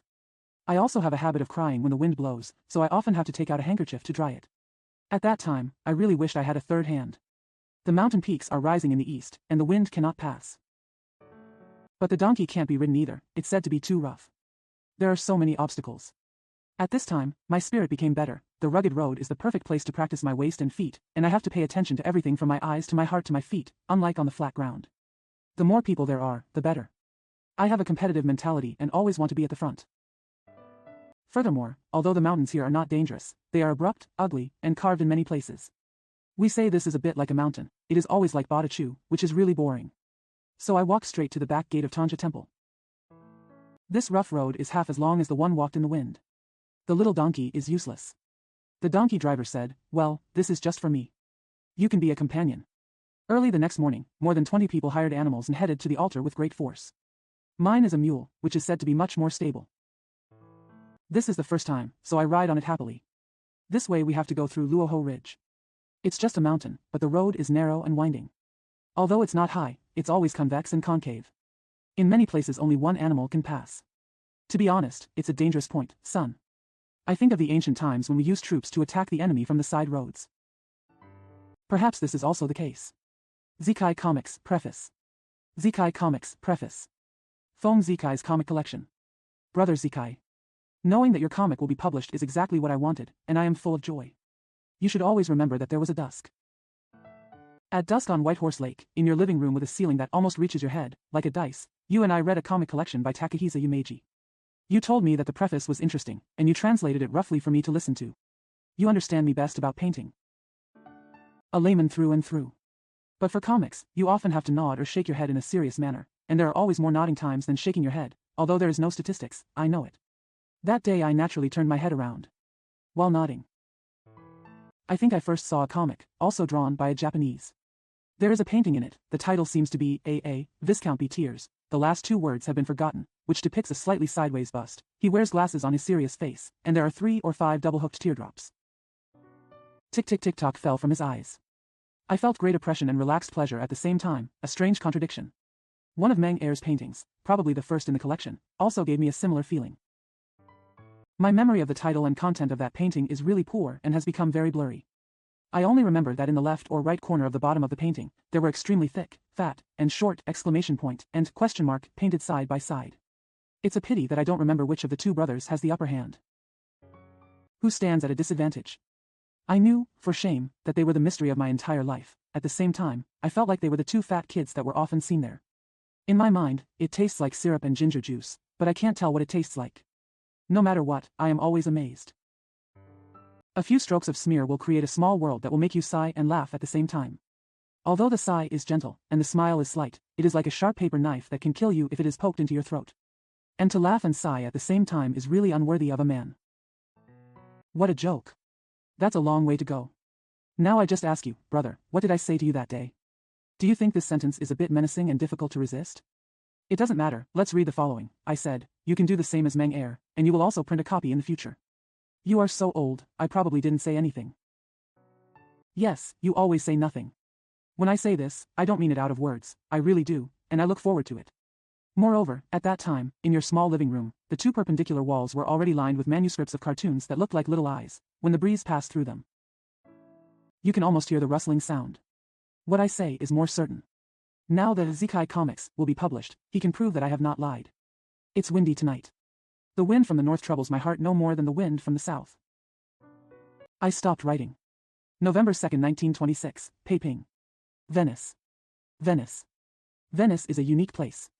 When you get out of the train station, you will immediately feel that there are no buses here, and the way to get there is not to take a small steamer. Just hire a gondola. The Grand Canal runs through Venice, like an S written backwards. This is the main street. There are also 418 small rivers. These are small alleys. The ship is like a bus, walking on the street. The gondola is a small boat with a rowing oar. Unique to Venice, it goes everywhere. Venice is not without bridges. There are 378 of them. As long as you're not afraid of beating around the bush, you can get there without going down the river. However, there are still many people on board the ship, and the business of gondola does not seem to be bad. Venice is the city in the sea. It is a group of small islands on the northeastern corner of the Italian peninsula. A sandbank separates the Adriatic Sea from the outside.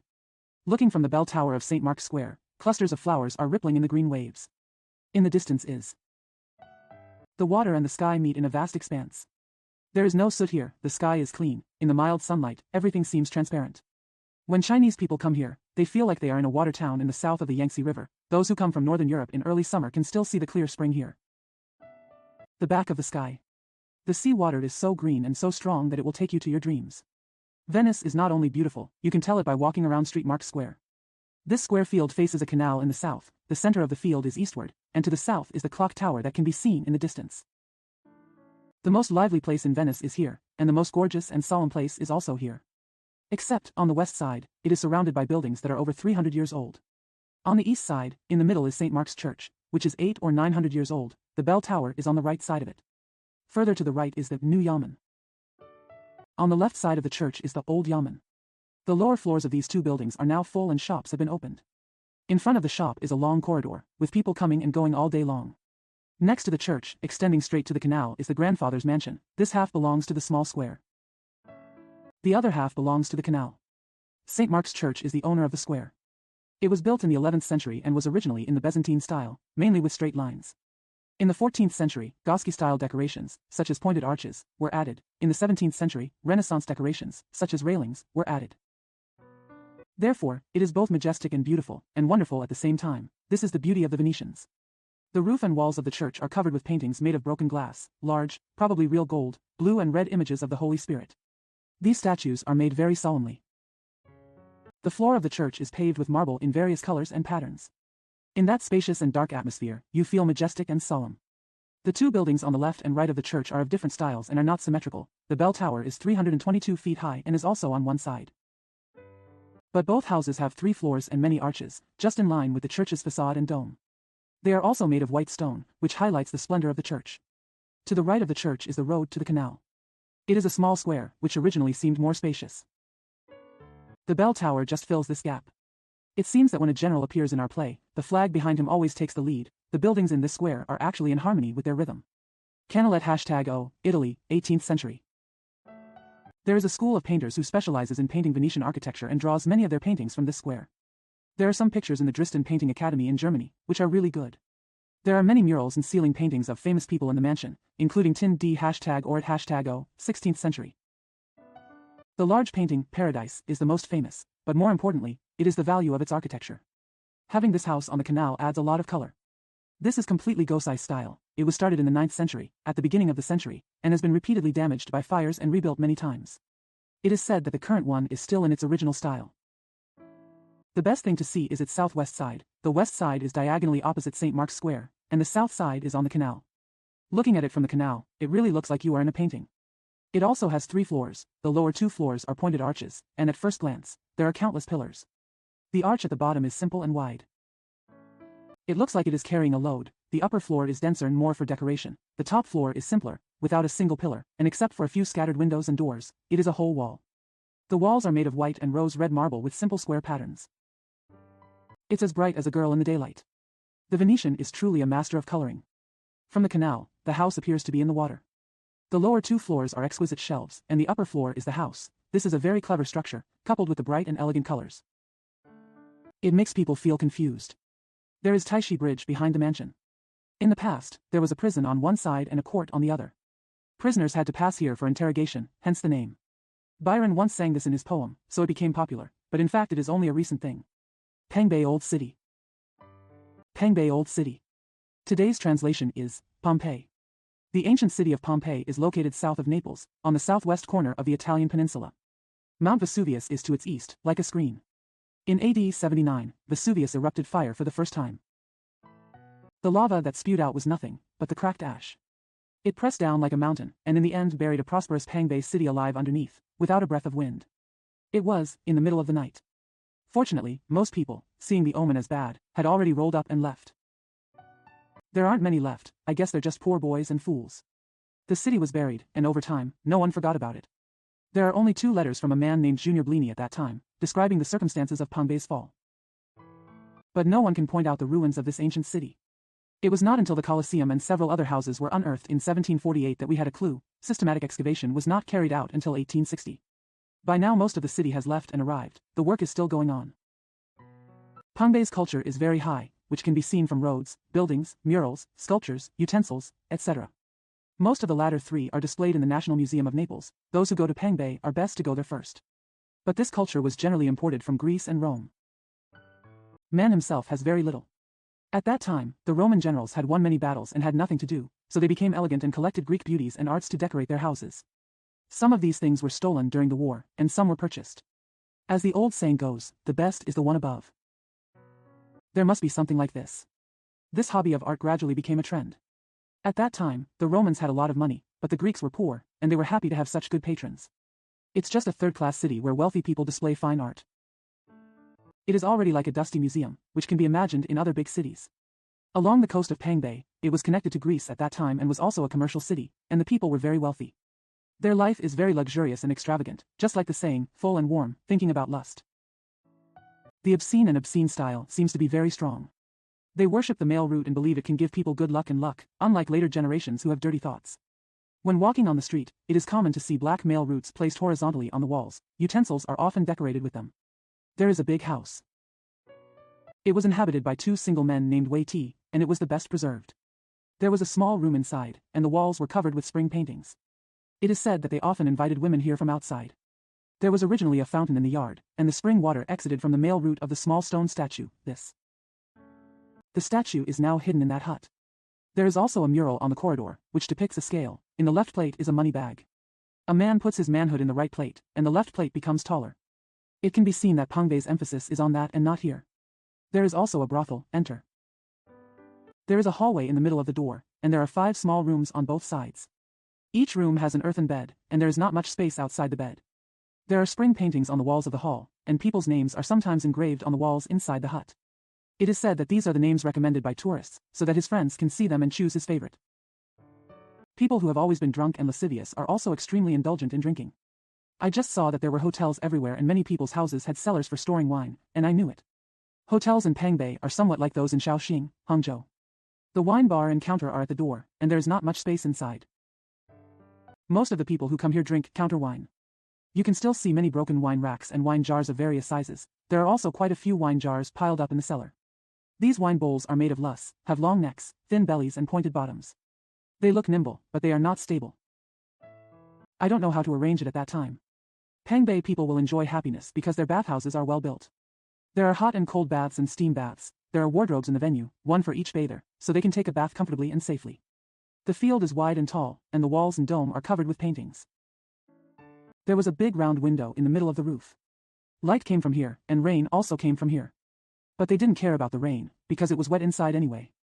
One day, there is a restaurant opposite the bathing place. After taking a bath, you can go here to eat and drink. It's so beautiful. Pengbei City is not that big, but there are 3 theaters. The large theater is the largest, with a capacity of 20,000 people. It is probably not commonly used, but it is still in good condition. The 2 commonly used ones are smaller and dilapidated. One is said to have a roof and is used at night, and the other is without a roof and is used during the day. There are several markets in the city. It is a place for public business and entertainment. Courts and temples are among them. Berlin. Berlin.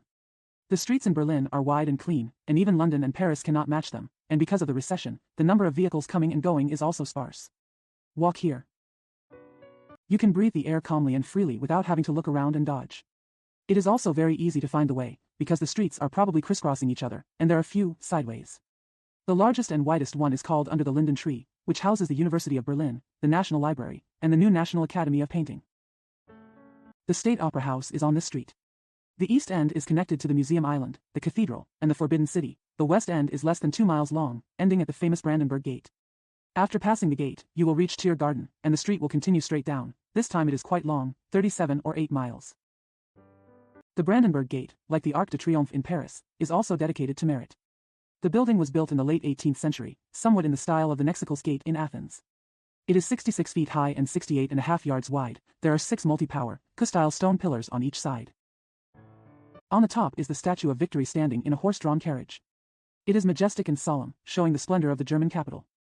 The god was taken away as a victory gift by Napoleon in 1807, but was brought back by German troops 7 years later. Go west from under the Bodhi tree. As soon as you step out of this door, you immediately feel refreshed, and there is a world before your eyes. The vastness, the endless green trees, our Tiergarten. This is Berlin's largest park, 6 miles from east to west and about 2 miles from south to south. The terrain is naturally good, and the trees are planted very skillfully, with small lakes and streams. Whether it is hidden or obvious, it also arranges the place. The road is like the spokes of a wheel, moving towards the axis. Lush tall trees line up along the road. Sometimes there are some white stone statues lined up under the trees, which look even whiter against the dark green background. Small, like the veins on leaves, I don't know how many there are. Follow the road, there will always be a good place, and it will live up to you. There are also many flower beds in the garden. Rosen flower bed is a famous one, with the best roses. A natural wall is surrounded by a circle, with small green round leaves growing densely and thickly on it. The top of the wall is uneven. There are 2 small square pools in the altar, filled with snow-white water lotus flowers, delicately held on the leaves, like the eyes of sleepy stars. Between the 2 pools is a statue of a queen. The flowers and colors around it seem to be her offerings. For Tiergarten people, workmanship is better than nature. Real nature is a state of mind. I once walked through a forest in the New West District, outside the city. The sparse trees, tall and thin trunks, and the randomly winding road under the trees remind people of N.I. Yunlin's painting books. It doesn't look that big, but it's 2 o'clock in the morning. But I haven't left yet. I often see sportsmen-like men and women in and out of Berlin. The women were probably walking boldly with their bare feet and arms exposed, but they were not the same as the men. They are not as slender as Parisian women, nor as restrained as London women, but it's natural. Some people say they are too thick, but they have a lot of strength. The Spree River runs through the city of Berlin, and there are many boaters and people on the river. Often a man and a woman sit opposite each other. The man is only wearing a swimming suit, maybe shirtless, and only wearing shorts. It's not surprising to anyone watching. And some cheered.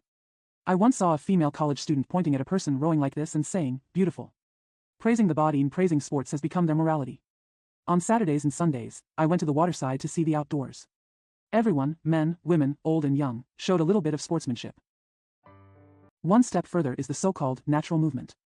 We all just don't have to worry about clothes, that's how we live naturally.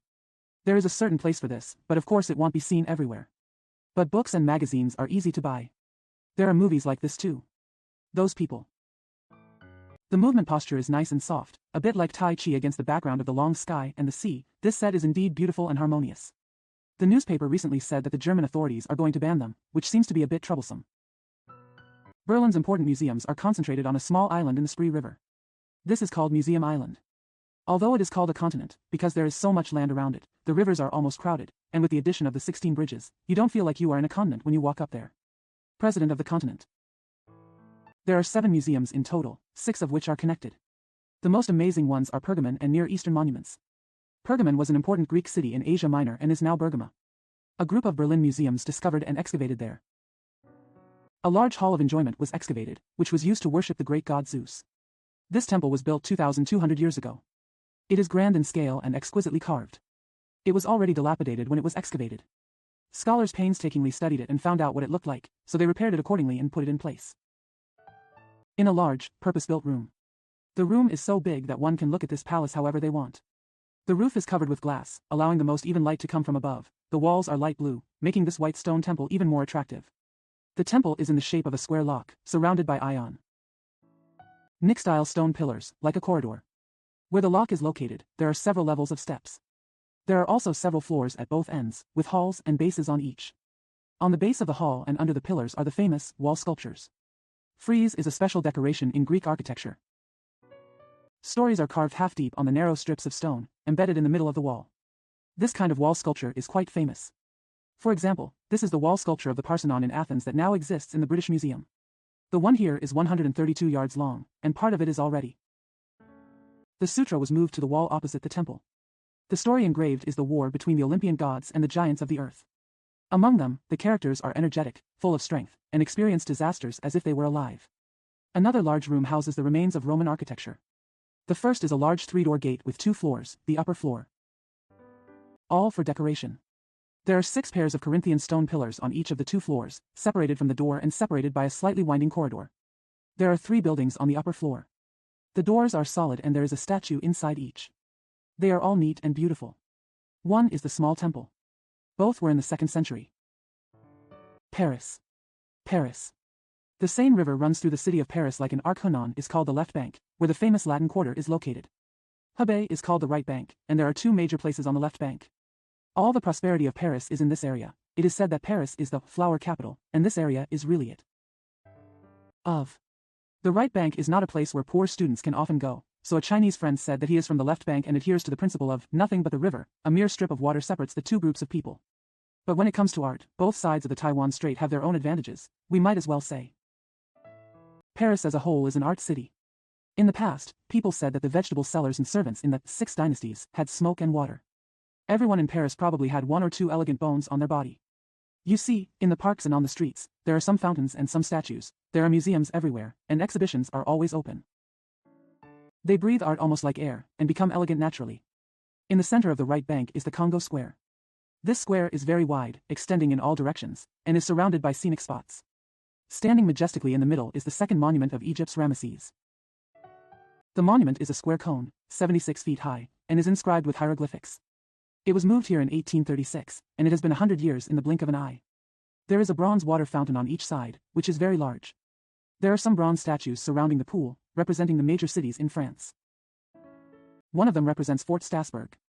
Since that place was ceded to Germany in 1870, the French have always placed some wreaths and large blades of grass on the statue every July 14th, the national day, and left it there all year round to wake people up. It was not until October 1918 that the peace treaty was concluded. Fort Stays returned to France and then stopped. The monument and water fountain are illuminated with arc lamps every Saturday night. Then, the monument stood out from the darkness. The water was like snow falling from the mountain. This site was originally the site of the guillotine during the French Revolution. In the Age of Terror, Louis XVI, the Queen, and people from various parties took turns to bow their heads and be killed here. But now, there is no trace left. To the east of the field is the Brickyard Garden. There is also a fountain. There are rows of white stone statues, hidden by clumps of green trees. Wander here, wander. You can keep wandering around, and the cars and horses all around are just as if they are not there. The garden is in the so-called French style, with flowers and plants divided into borders, each arranged in an exquisite pattern, symmetrical to each other. It's neat and exquisite, making it pleasing to the eye, but it doesn't have any wild feelings. There is no vitality, like the Pug in Peiping. There are the most tourists here in spring and it is very crowded. Sometimes, there are concerts in the shade of green trees. The music was melodious and carried by the wind to the ears of everyone present. Further east is Garrosset Square, separated only by a narrow road. In the time of Louis XIV, this was a school grounds.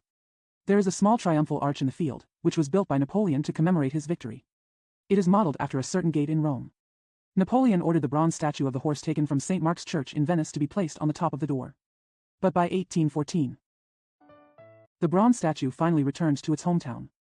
France had to replace it with a new one, and the luster was naturally much worse. To the west of Congo Square is the famous Ferry Street, which leads directly to the Arc de Triomphe. It is 4.5 miles long. The Arc de Triomphe is located on a high ground, and from the Congo Square, it doesn't seem to be very far away. You'll know as soon as you leave. The eastern half of the street is simply a garden on both sides, covered with dense green leaves in spring. The western half is the real street. The streets are very wide. There are 2 rows of trees on the road, running straight towards the Arc de Triomphe. Kai. The revolving door stands majestically at the end of the street, as if halfway up the sky. I'm afraid the streets in famous European cities will never be as good as here. Calling them fairy streets is not an exaggeration. There are theaters, dance halls, and restaurants on the street, which are enough for tourists to have fun. The construction of the Arc de Triomphe began in 1806. It was also built by Napoleon to commemorate his merits. But he did not see it completed. The door is 160 feet high, 164 feet wide, and 72 feet deep. It is the largest triumphal arch in the world. The dates 1792 to 1815 are carved on the door. The scenes of the war in France during the 1960s were all produced by famous artists. Among them, the departure scene by Roth, Burgundian Rude, 10th and 19th centuries, is so impassioned that it can still inspire us today. This door has a special feature. On the day of Napoleon's death, looking up from Ferry Street, the setting sun happened to be on the doorstep. Under the door's circle is the tomb of an unknown soldier. He is buried here to represent the 1.5 million French soldiers who died in the war. The tomb is flat, with words embedded in the ground. There is a memorial fire in the center. The flames are thick and red, swaying in the wind. This fire is lit every day by regiments of soldiers participating in the war. You can go up to the top of the door by taking an elevator or climbing a stone staircase. The stone staircase has 273 steps. Looking from above, there are no less than 10 or 2 tree-lined roads around. They all converge to the door, like the wheels of a big cart. Literary house. Literary house. Du Fu's, the most practical, said, if the Taoist priests had no talents, how could there be Chu Yuan's house on the mountain? Shui Jingzhu states that, in the north of Zigui County, there is Chu Yuan's former house 160 miles away, with piles of stones as the foundation. It seemed like it was just a pile of rotten stones, and Du Fu was just talking loudly. However, as time goes by, it is natural that it will be uncertain. Speaking more closely, the Ali Chuanka in Nya Hai Hua is Li Siming. He is remembered in the book. The first sentence of his self-written couplet says, there are 10,000 volumes of books in Baoan Temple Street. But for those who are walking through Baosi Street in Beiping now, who knows that there is a house where he lived? Not to mention what was going on inside the house, what it was like when he lived there. I wanted to pay my respects and stay, so I had to stand in the street for a while, lost in thought. Westerners take hero worship seriously, and the former homes of celebrities are often well preserved.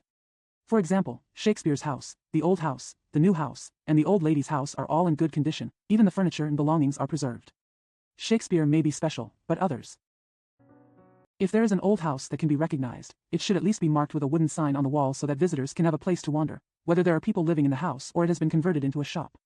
The 4 literati houses I saw in London this time were of recent times, and the conditions inside the houses were better than those of Shakespeare, the 4 houses.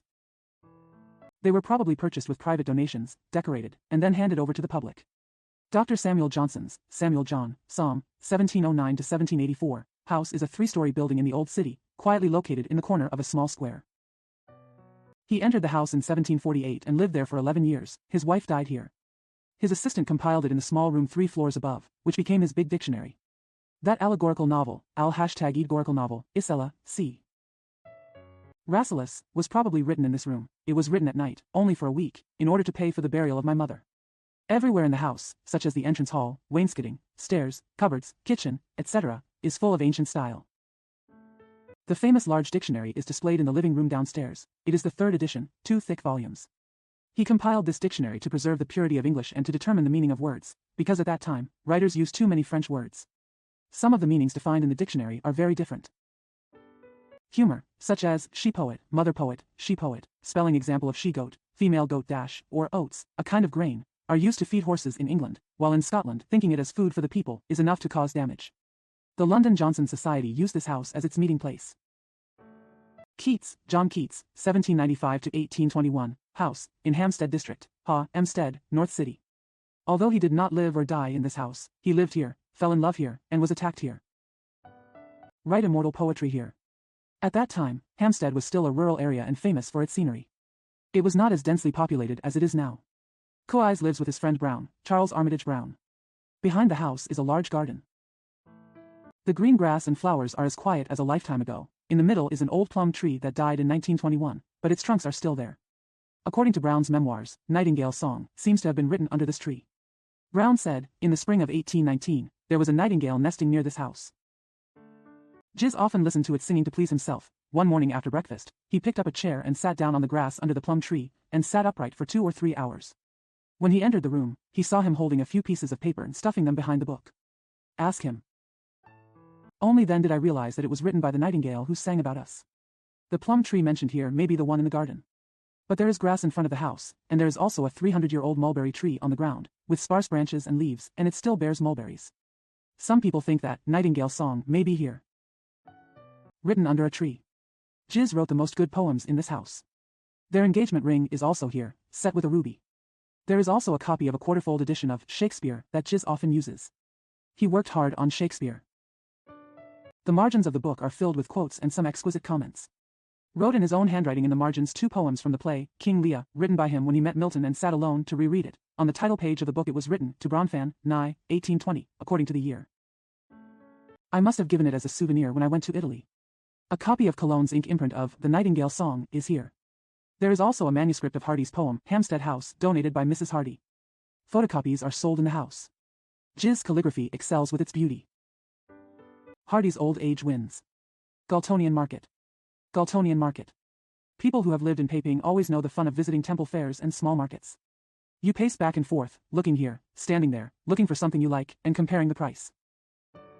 Buy some and let people take a look and tell them how good they are. Then mention the price and tell them how clever it is. Your hard work is not in vain. It doesn't matter if you don't buy anything, just 1, 2, 3, or 4 items that you like are enough for you to talk about. Besides, after staying in the market for a while, I have passed my mushroom addiction, so what's there to complain about? Londoners are going to the Caledonian Market one after another, and it is this energy that drives them. The landlady placed a grenade shell on the stove in the living room to hold soot. A little smaller than a melon, the surface is polished and shiny, and the small square pieces are bordered by thick and deep black channels. They are good at being pretty and good at being silly. The landlady said it was still her home. I bought it from the Galtonian Market when my husband was still alive. She said that this market sells second-hand goods, and you can bargain. There are many kinds of goods, some of which are stolen, but there are also good things. There are so many people going there. The market is only open on Tuesdays and Fridays from 10 a.m. to 4 p.m. It's a bit like a temple fair. There are several second-hand book and junk shops outside the market, but they seem to be doing business frequently, and it's a bit like a small market. First, we went to a used bookstore outside. No windows or doors. The land on my back was gray and fluffy. It had just rained, and there was still a small puddle at the door. Going in from the middle of the messy pile of books, you can see that they are sorted into different categories. Literature is in the room, and the air has changed, and it smells bad. It has been 3 years now, and I haven't forgotten it, but I can't tell what the smell is. There are the most Bibles, a whole box. No, there are a bunch of related novels left and right. But I also picked out a complete collection of Shakespeare and a few serious anthologies of poetry. The complete works of Shakespeare were, of course, an ordinary book, but they only cost 9 pence, which was only 50 or 60 cents. The shop also sells old chatterbox films, which are constantly turned on for people to listen to. 3 or 5 male and female waiters were moving around like a shuttle. I didn't go inside the other shops, but when I looked outside, they were all gray and rustic. There is a small sign at the entrance of the market that says the opening date, and another one that says, "Beware of pickpockets," something I haven't seen anywhere else in London. The size of the ground is similar to that of Dongan Market in Peking, with half of it covered and half open air. It is clean and tidy, but far inferior to Dongan Market. There are many stalls. There are no stalls in the house, but in the open air. The people setting up the stalls include men, women, old and young, with all kinds of colors. There are also Indians with their hair tied around their heads. What is sold is daily necessities, cloth, knickknacks, and furnishings. The variety is not that great, and most of them are too old-fashioned. There were a few pieces of Japanese porcelain, but no Chinese items. There are also people selling food and entertainment. After walking around for a long time, I saw a copper lion paperweight. It was heavy enough and the lion was quite majestic. The asking price was 3 shillings, a surplus of 2 yuan, and I paid 1 shilling, but the purchase was not successful. When they were about to leave, they caught a glimpse of a large and thick book on the ground. They picked it up and flipped through it. It turned out to be a sample of a private New Year's greeting card from a book and paper shop. Although these old New Year's cards are trash, they are beautifully printed and different from each other. Same, when I asked the price, it was only 4 pence, which was more than 2 cents, so I bought it immediately. When I went out, I bought another velvet roller for shoe polishing. It was cheap, and I still use it to this day. At this time, I was worried about the inconvenience of holding a large booklet, but when I looked up, I saw a seller selling cardboard bags in various sizes. Everyone who buys something must buy one of these. Outside the door and along the road to the street, people are walking around. Almost all of them are carrying paper bags. The sample New Year's card in my pocket, when I returned home, I showed it to Miss Ty's children, and they all couldn't put it down. Let them guess the price, at least 4 yuan. I can't help but think that a trip to Galtoni is worth it. Written on April 11, 1935. Originally published in issue 147 of Ta Kung Pao Literary Supplement, on April 14, 1935. Christmas. Christmas. Christmas Day, December 25th. The British celebrate Christmas just like we do in the old calendar year. In terms of customs and religion, this day is simply New Year's Day. It is said that this was already the case in the 7th century, from the 14th century to the mid-18th century. Although the New Year's Day was changed to March 25th, the situation will remain the same from now on. As for January 1st, which is only the nominal beginning of the year, they have never paid much attention to it. These days, people have more and more opportunities to have fun, and they don't care to wait until the holidays. Therefore, the scenes of New Year's Eve fade away again and again, and things that are as enthusiastically anticipated and enthusiastically used as before may only exist in the memories of the elderly and the imagination of children. This is especially true in big cities. You can see it in Shanghai. Not to mention the more prosperous London. Besides, in these bad days, who has the heart to have fun seriously? So even though it's Christmas, everyone only decorates it to celebrate the occasion. But the postmen were very busy, with thousands of greeting cards passing through their hands. In addition to the greeting cards, there are also calendar cards. This kind of calendar card is a little larger, mounted on a card, and has pictures and auspicious words. There are a lot of tricks, but they are far inferior to the greeting cards. There are 2 types of greeting cards, one with the name filled in and the other with the name printed. Those who are well-traveled use the latter option, which is naturally more expensive. It is said that in previous years, people had to engage in intrigues and tricks, but this year they mostly kept things simple in order to save some money. The former type is different. Each bookstore has to compete for buyers, so there are more colors than before. But it is said that it is not very fresh and surprising. After all, this is just a thing for the occasion, son. But in the eyes of a foreigner, the colorful scenery is just enough to look at. I once went to a big book and paper shop in the old city and saw 4 thick volumes with as many as 3,000 kinds of samples. The sample begins with a royal greeting card. The king's painting is a painting of St. Paul's Hall, the queen's 2 paintings inside and outside, one of which is a garden painting. The Prince of Wales's painting is a painting of an audience, and the Duke and Duchess of York's painting is a painting of the ice play in St. James's Park in 1660. Princess Marley's hunting, picture. St. Paul's Church is majestic and majestic. Looking down at the city of London, the flowers in the garden reveal the smile of God. Waiting for others is a metaphor for good luck and joy, waiting for you on the road of life. St. James's Park, south of St. James's Palace, represents the palace, and ice skating and hunting represents the British people's hobby of sports. The picture of ice skating is antique and full of dignity. These greeting cards are large as they are, and there are also small ones. Anyone can buy them, fill in their name, and send them to others. In addition, there are all gold ones, sparkling and shining, ones with butterfly wings, sparkling sapphire blue, and ones with hollow intarsia yarn. Exquisite and clear, like chewing ice and snow. There are also parchment imitation quarterfold editions, small windmills inlaid with copper sheets, images of the Virgin inlaid with stained glass sheets, inlaid with paper-cut birds, and ones with wool glued on the heads of owls. All of them are designed to give people a sense of reality. The ladies are also very busy. Arranging gifts for relatives, friends, husbands and children, decorating the house, Christmas trees, fires, chickens, etc. A week before the festival, I would go to the Oxford Street area every day when the lights first came on, and the people hurriedly walking past each other on the sidewalk were all selling New Year's goods. Needless to say, there are many ladies. There are 2 things that are indispensable for decorating a house, namely holly and mistletoe branches. The former is also used in churches, the latter is only used in people's homes. Most of them are installed in high places. Choose the green holly. Sometimes they also carry small red fruits. They have been used to decorate Christmas for a long time. Some people suspect that Christians picked them up from Roman and horse customs. Apple parasite has small white berries, but it is a British folk custom. It was used as late as the beginning of the 17th century. Once upon a time beneath it. A young man can kiss any woman, but after kissing he must take off a piece of the fruit.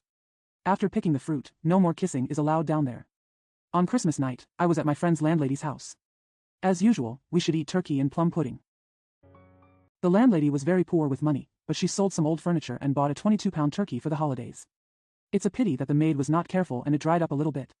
The old lady nagged a few words to herself, but for the time being, she let it go. But the taste of turkey is not particularly similar.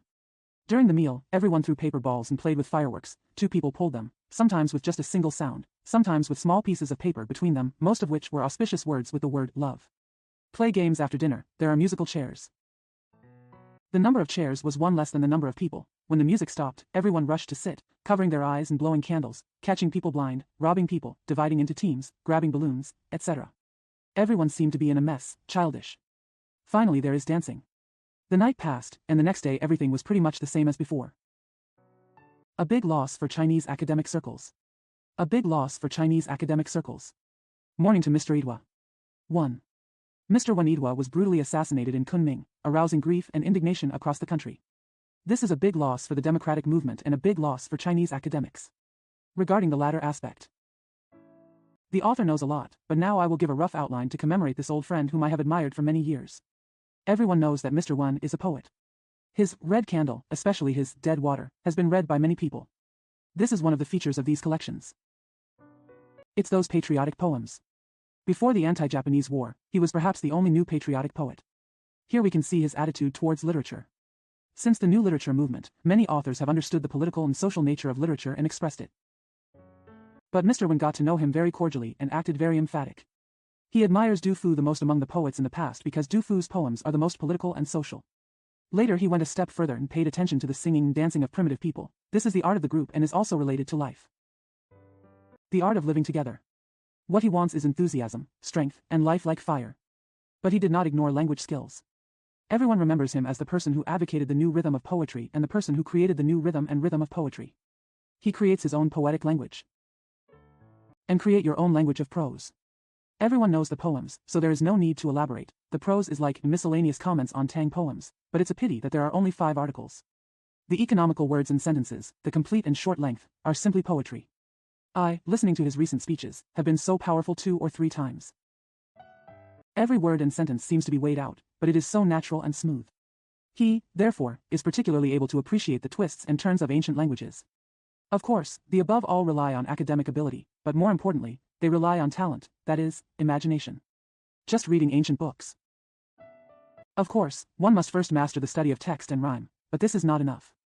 Without a vivid imagination and power, one can only do bits and pieces of work, and will never be able to master it.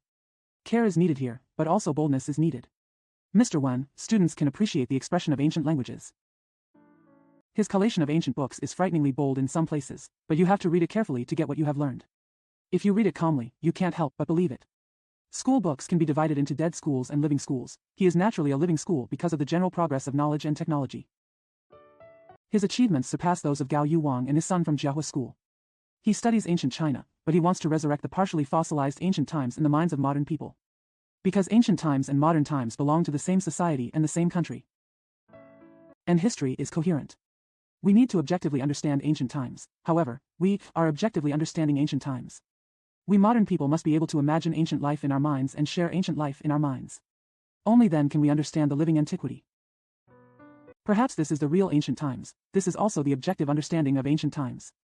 Mr. Wen's study of Fushi's story or myth is to integrate this myth with people's lives. Myths are not fantasy, no, they are entertainment, but the expression of people's desire for life and vitality. This is news of life and death and a record of the struggle between man and nature. It is no small matter. He also had the same attitude when studying the myths of Chu Ci. When he looked at Chu Yuan, he also placed him in the context of the entire era and society. He acknowledged that Chu Yuan was a great genius. But genius is a living person, not an idol. Only by looking at it this way can Chu Yuan's true face be reappeared in our hearts. When he studied the stories in The Book of Changes, he first had the image of the entire society in his mind. The same goes for studying the Book of Songs. He noticed that there were many sentences praising sexual life in those love poems. He often told jokes that he was becoming more and more physical when studying the Book of Songs. In fact, this showed the power of life. He is a man with a sense of humor. His knowledge is ancient. Sometimes I rely on this sense of humor. If you look at the article Wolf, Postscript, in Kangjai Ruled Letters, you will know that he can appreciate the sense of humor of the ancients that others have never experienced. The so-called Kuangjai originated from Kuang, and Heng's sentence about poetry interpreting Ren-yi has exactly the meaning of humor. Mr. Wen Idwa's desk, in his Dead Water, is also a rare humorous poem. He had a strong vitality and often told us that he would live to be 80 years old. But now he is not yet 48, and he died tragically under that despicable and vicious gun. A student once visited his body and saw that he was covered with blood, holding his head in his hands, and his whole body was in convulsions. Well, he is not willing to give in, and neither are we. On moral integrity. On moral integrity. Integrity is the inherent moral standard of our country. This standard is still used in modern times to measure people's behavior. The main thing is the way of life of so-called readers, scholars or scholars. But this seems to be the case only among the middle-aged generation. The young generation seems not to pay much attention to this traditional standard. They are using the new standards that are being established, which can also be called new standards. The middle age generally accepts this tradition, but the young generation ignores it. This disconnection is common in such changing or turbulent times. Therefore, it cannot cause any discussion. It was not until recent years that Mr. Feng Xiefeng raised this standard and tradition as a problem, analyzed and criticized it. This was in his collection of essays, Country Style and City Style. Mr. Feng pointed out that there are two typical types of shijia, one is loyal ministers, and the other is noble scholars. He said that the latter often become nihilists who take restraints for the sake of restraint because they are divorced from reality, and as a result, they often change their restraints. But he also said that shijia is a firm attitude toward life and a manifestation of independent personal will. Therefore, it is also possible to create a rebel or revolutionary who is close to the people, but the creation or completion of such a character can only be achieved in a later era, such as ours. The author generally agrees with Mr. Feng's analysis. I have often thought about this issue recently. Now I write down some of my own opinions. Maybe I can add something that Mr. Feng didn't mention. Qi and festival seem to be two independent ideas. There is a saying in Zhuizhuan about fighting in one go, which refers to fighting. Later the so-called morale was this spirit, that is, fighting spirit. This shi refers to warriors. The Haran Qi advocated by Mencius seems to be the transformation and expansion of this Qi. He said the most powerful and strong and nurturing courage are both bringing it has the nature of fighting. Haran Qi is born of justice, and righteousness is what is later called righteousness. The meaning is narrower, but it can also be regarded as a branch of Haran Qi. The sense of justice we often talk about now, although it is special and does not emphasize reality, seems to be related to the awesome spirit. As for the righteousness that Wen Tianxiang sang, it is more obviously related to the awesome spirit. In the same vein. However, in the author's opinion, the two are not exactly the same. One seems to be emphasizing the negative aspect. The idea of festivals also existed in the pre-Qin period. There is a saying in Zhuizhuan that the first time a festival is achieved, the second time it will be kept, and the next time it will be lost. In ancient times, etiquette and music were emphasized, and the spirit of music was harmony. The spirit of etiquette is section. Ritual and music are the means of noble life, which can also be said to be the purpose. They want to set levels, distinguish themselves, and have a stable social order, so they must section, but they want to rule, to be superior and to unify the subordinates, so they also want to be harmony.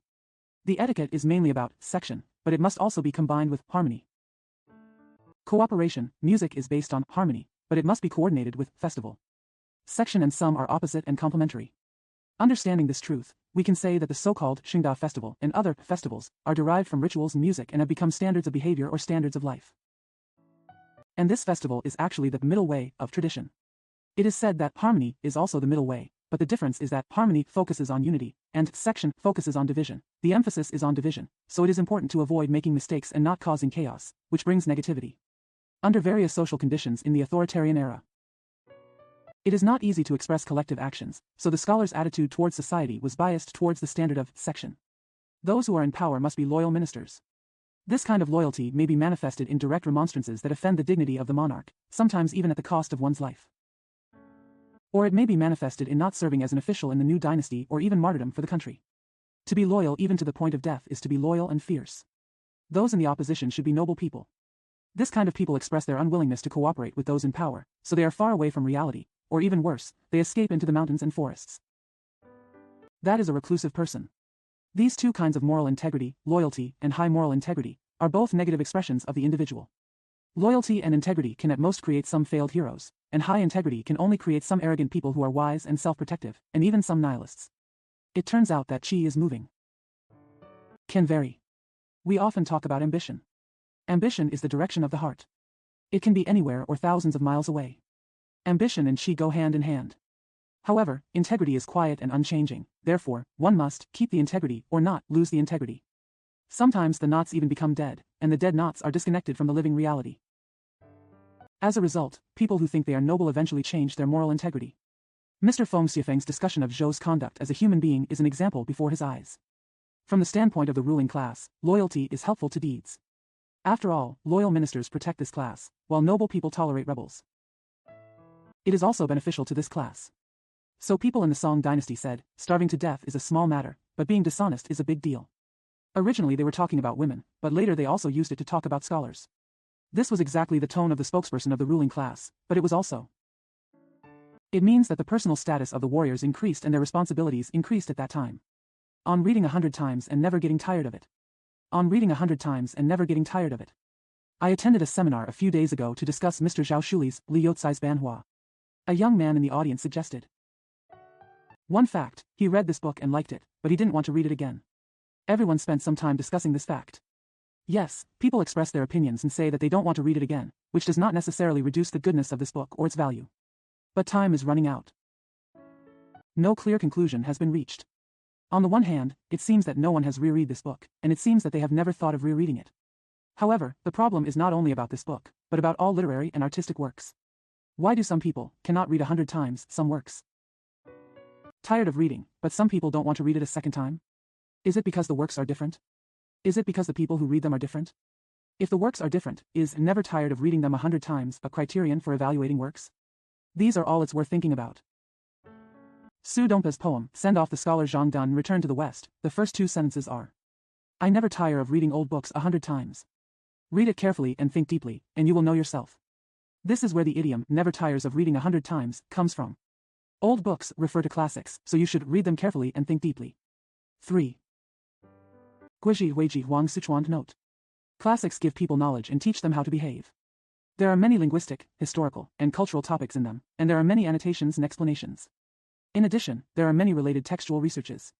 Even if you read them hundreds of times, you may not be able to understand everything. Teaching people to read more makes sense.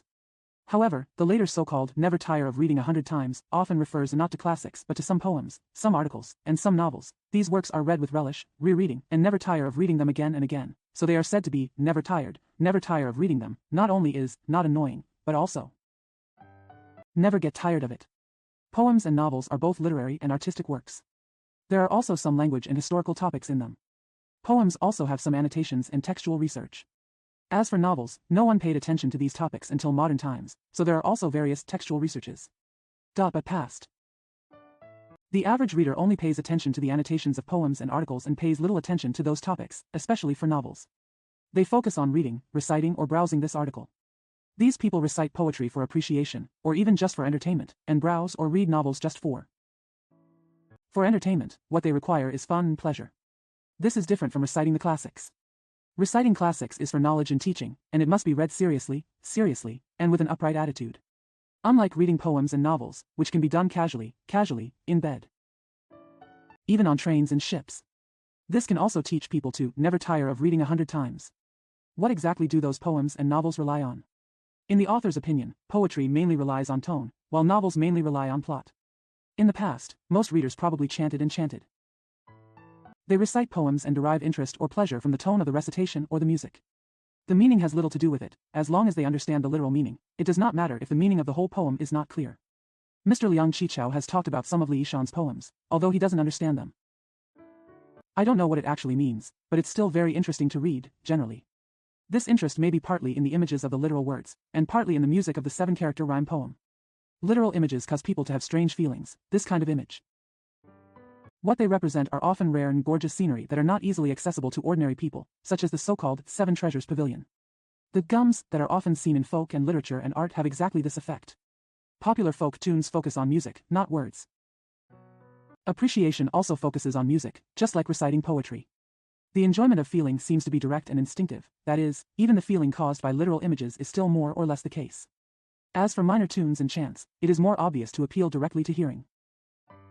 No wonder it easily evokes a general sense of fun and pleasure. As for the appreciation of meaning, it depends on the imagination that combines all the senses.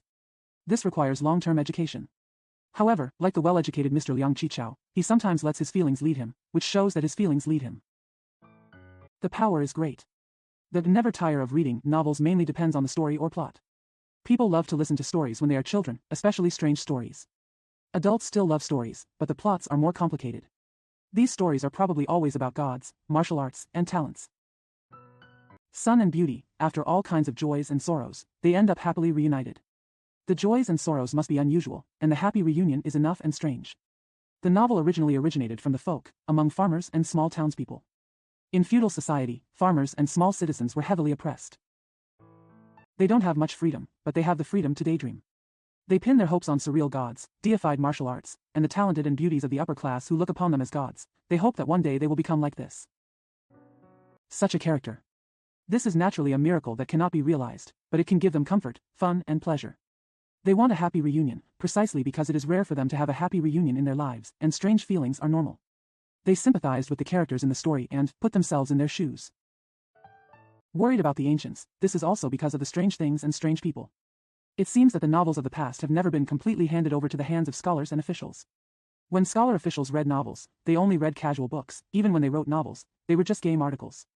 In short, they were just for entertainment. That's all. They have to pretend to be ordinary citizens to enjoy and write. In their view, novels are more interesting than facts and are just a kind of entertainment, so they cannot be serious or serious, and are just for entertainment. Say. Who can remain silent except the mute? Someone said at this time. Don't say it at that time. Some people talk about this place but not that place. Some people tell these people, but not those people. Some people talk more and some talk less. Some people like to talk, some don't. Although Hua Zi doesn't speak, there are still sounds of yaying and pointing gestures. Speaking is not an easy thing. If you talk every day, you may not be able to speak well. Many people have been talking all their lives, but they have not said it well for more than a few sentences. The so-called praises such as the sharp tongue of a debater and an impeccable tongue are evidence that things are rare and valuable. Literati pay attention to voicing attributes. The same is true. We don't want to be debaters, lobbyists, or literati, but life is nothing more than words and actions. Apart from actions, there are only words. Half of the so-called worldliness is in words. It is said in the ancient text, Shanshu, only speaking can lead to good things and lead the army. Sometimes the impact of a sentence is unexpected. There are many examples in history and novels. Even if speaking is not more difficult than writing, it is certainly not easier than writing. Some people can speak but not compose, but there are also people who can compose but cannot speak. Speak like flowing clouds and flowing water. You can't go over each word by word, so there will inevitably be some omissions and sloppiness. It's better to be careful in your composition. But those natural things that flow like clouds and flowing water are by no means covered by ordinary articles. If an article can reach such a state, it should be judged by words, and it is no longer an article. But what a hard-to-reach state this is. Although our article, philosophy, has a standard of using a pen like a tongue, how many people in ancient and modern times can really use a pen like a tongue? However, the writing is not very natural, and it can be regarded as a skillful one, but speaking is not enough. If you have a skillful way of speaking, you think, it would be really impressive. How many kinds of speech there are, I can't say. Roughly speaking, explaining, and even storytelling to everyone are one kind, meetings and discussions are one kind, public and private negotiations are one kind, and court trials are one kind. Talking to a journalist is a form of speaking, these may be called formal. Chatting among friends is also a type of conversation that can be called informal. Formal expressions do not necessarily require elongated faces, but elongated ones often do. These words are all in fragments. Sometimes it is actually prepared in advance. There is only chatting, which can be about ancient and modern times. If it is called mixed talk, it will naturally be fragmented, with the exception of fragments. Small talk cannot be said to be prepared, but is full of casual conversation, chatting, and adapting to circumstances. Say you are ready and then go have a casual chat. Wouldn't that be a big joke? There are probably some formulas for all kinds of talk, even for small talk. Weather is often the starting point of small talk, as an example. But the formula is dead and not enough. God and God still care about people. He can talk and make you happy. What I want say will make you confused, even if it is the same meaning, thought, or even the same sentence. Chinese people have the highest attitude toward speaking, forgetting to speak. However, if Zen Buddhism teaches people to hang their mouths on the wall, they still cannot avoid speaking. The second is to be cautious, reticent, and slow to speak. There are differences between these three things. Being cautious means speaking carefully, and then speaking less. Speaking less means making fewer mistakes. Taciturn means speaking little and is a deep or quiet character or quality. To be speechless is to be speechless, which is a kind of honest character or moral character. Most of these two are generated. The third is rhetoric or rhetoric. A sincere gentleman, the power of personality shines through all the darkness. There is no need to talk much, and there is no need to modify what you say. A person who only cares about grooming, has a colorful mouth and a sharp sword in his belly is the so-called villain. He is so good at grooming that it's hard to believe. His tricks are always exposed one day. We are ordinary people between the two. We don't have that great courage, but we won't forget ourselves. It's just that we can't ignore the common sense of the world. We look at the time and the place. Look at people and modify our speech under the two conditions of politeness and interest. There is no strength here, only wit. Real strength cannot be obtained by embellishment. All we can hope for is, speak less and speak well. The Chinese have long been particular about speaking. Zhuozhuan, national policy, and Shishua are our three classics. One is diplomatic rhetoric, the other is family talk, and the other is plain talk. Look at how tactful and wishful their words are. Every word of their words touches people's hearts. There is also a dream of red mansions. The dialogue inside is also very relaxed and beautiful. In addition, the title of Jia Jun's house in the Han Dynasty was Yu Miao Tian Xia, but unfortunately all that is left to us is this praise. Lu Jingting storytellers in the Ming Dynasty were very famous, but it is a pity that we have no way to understand them. The new literature in recent years has Europeanized vernacular literature. It borrows many lively and sophisticated expressions from foreign literature, and at the same time implies that we will reevaluate some of the old expressions. This gives our language a new flavor and new power. Coupled with the difficulty of speaking in recent years, newspapers in general have become more obedient. They know how to express things from the side, from the back, and between the cracks.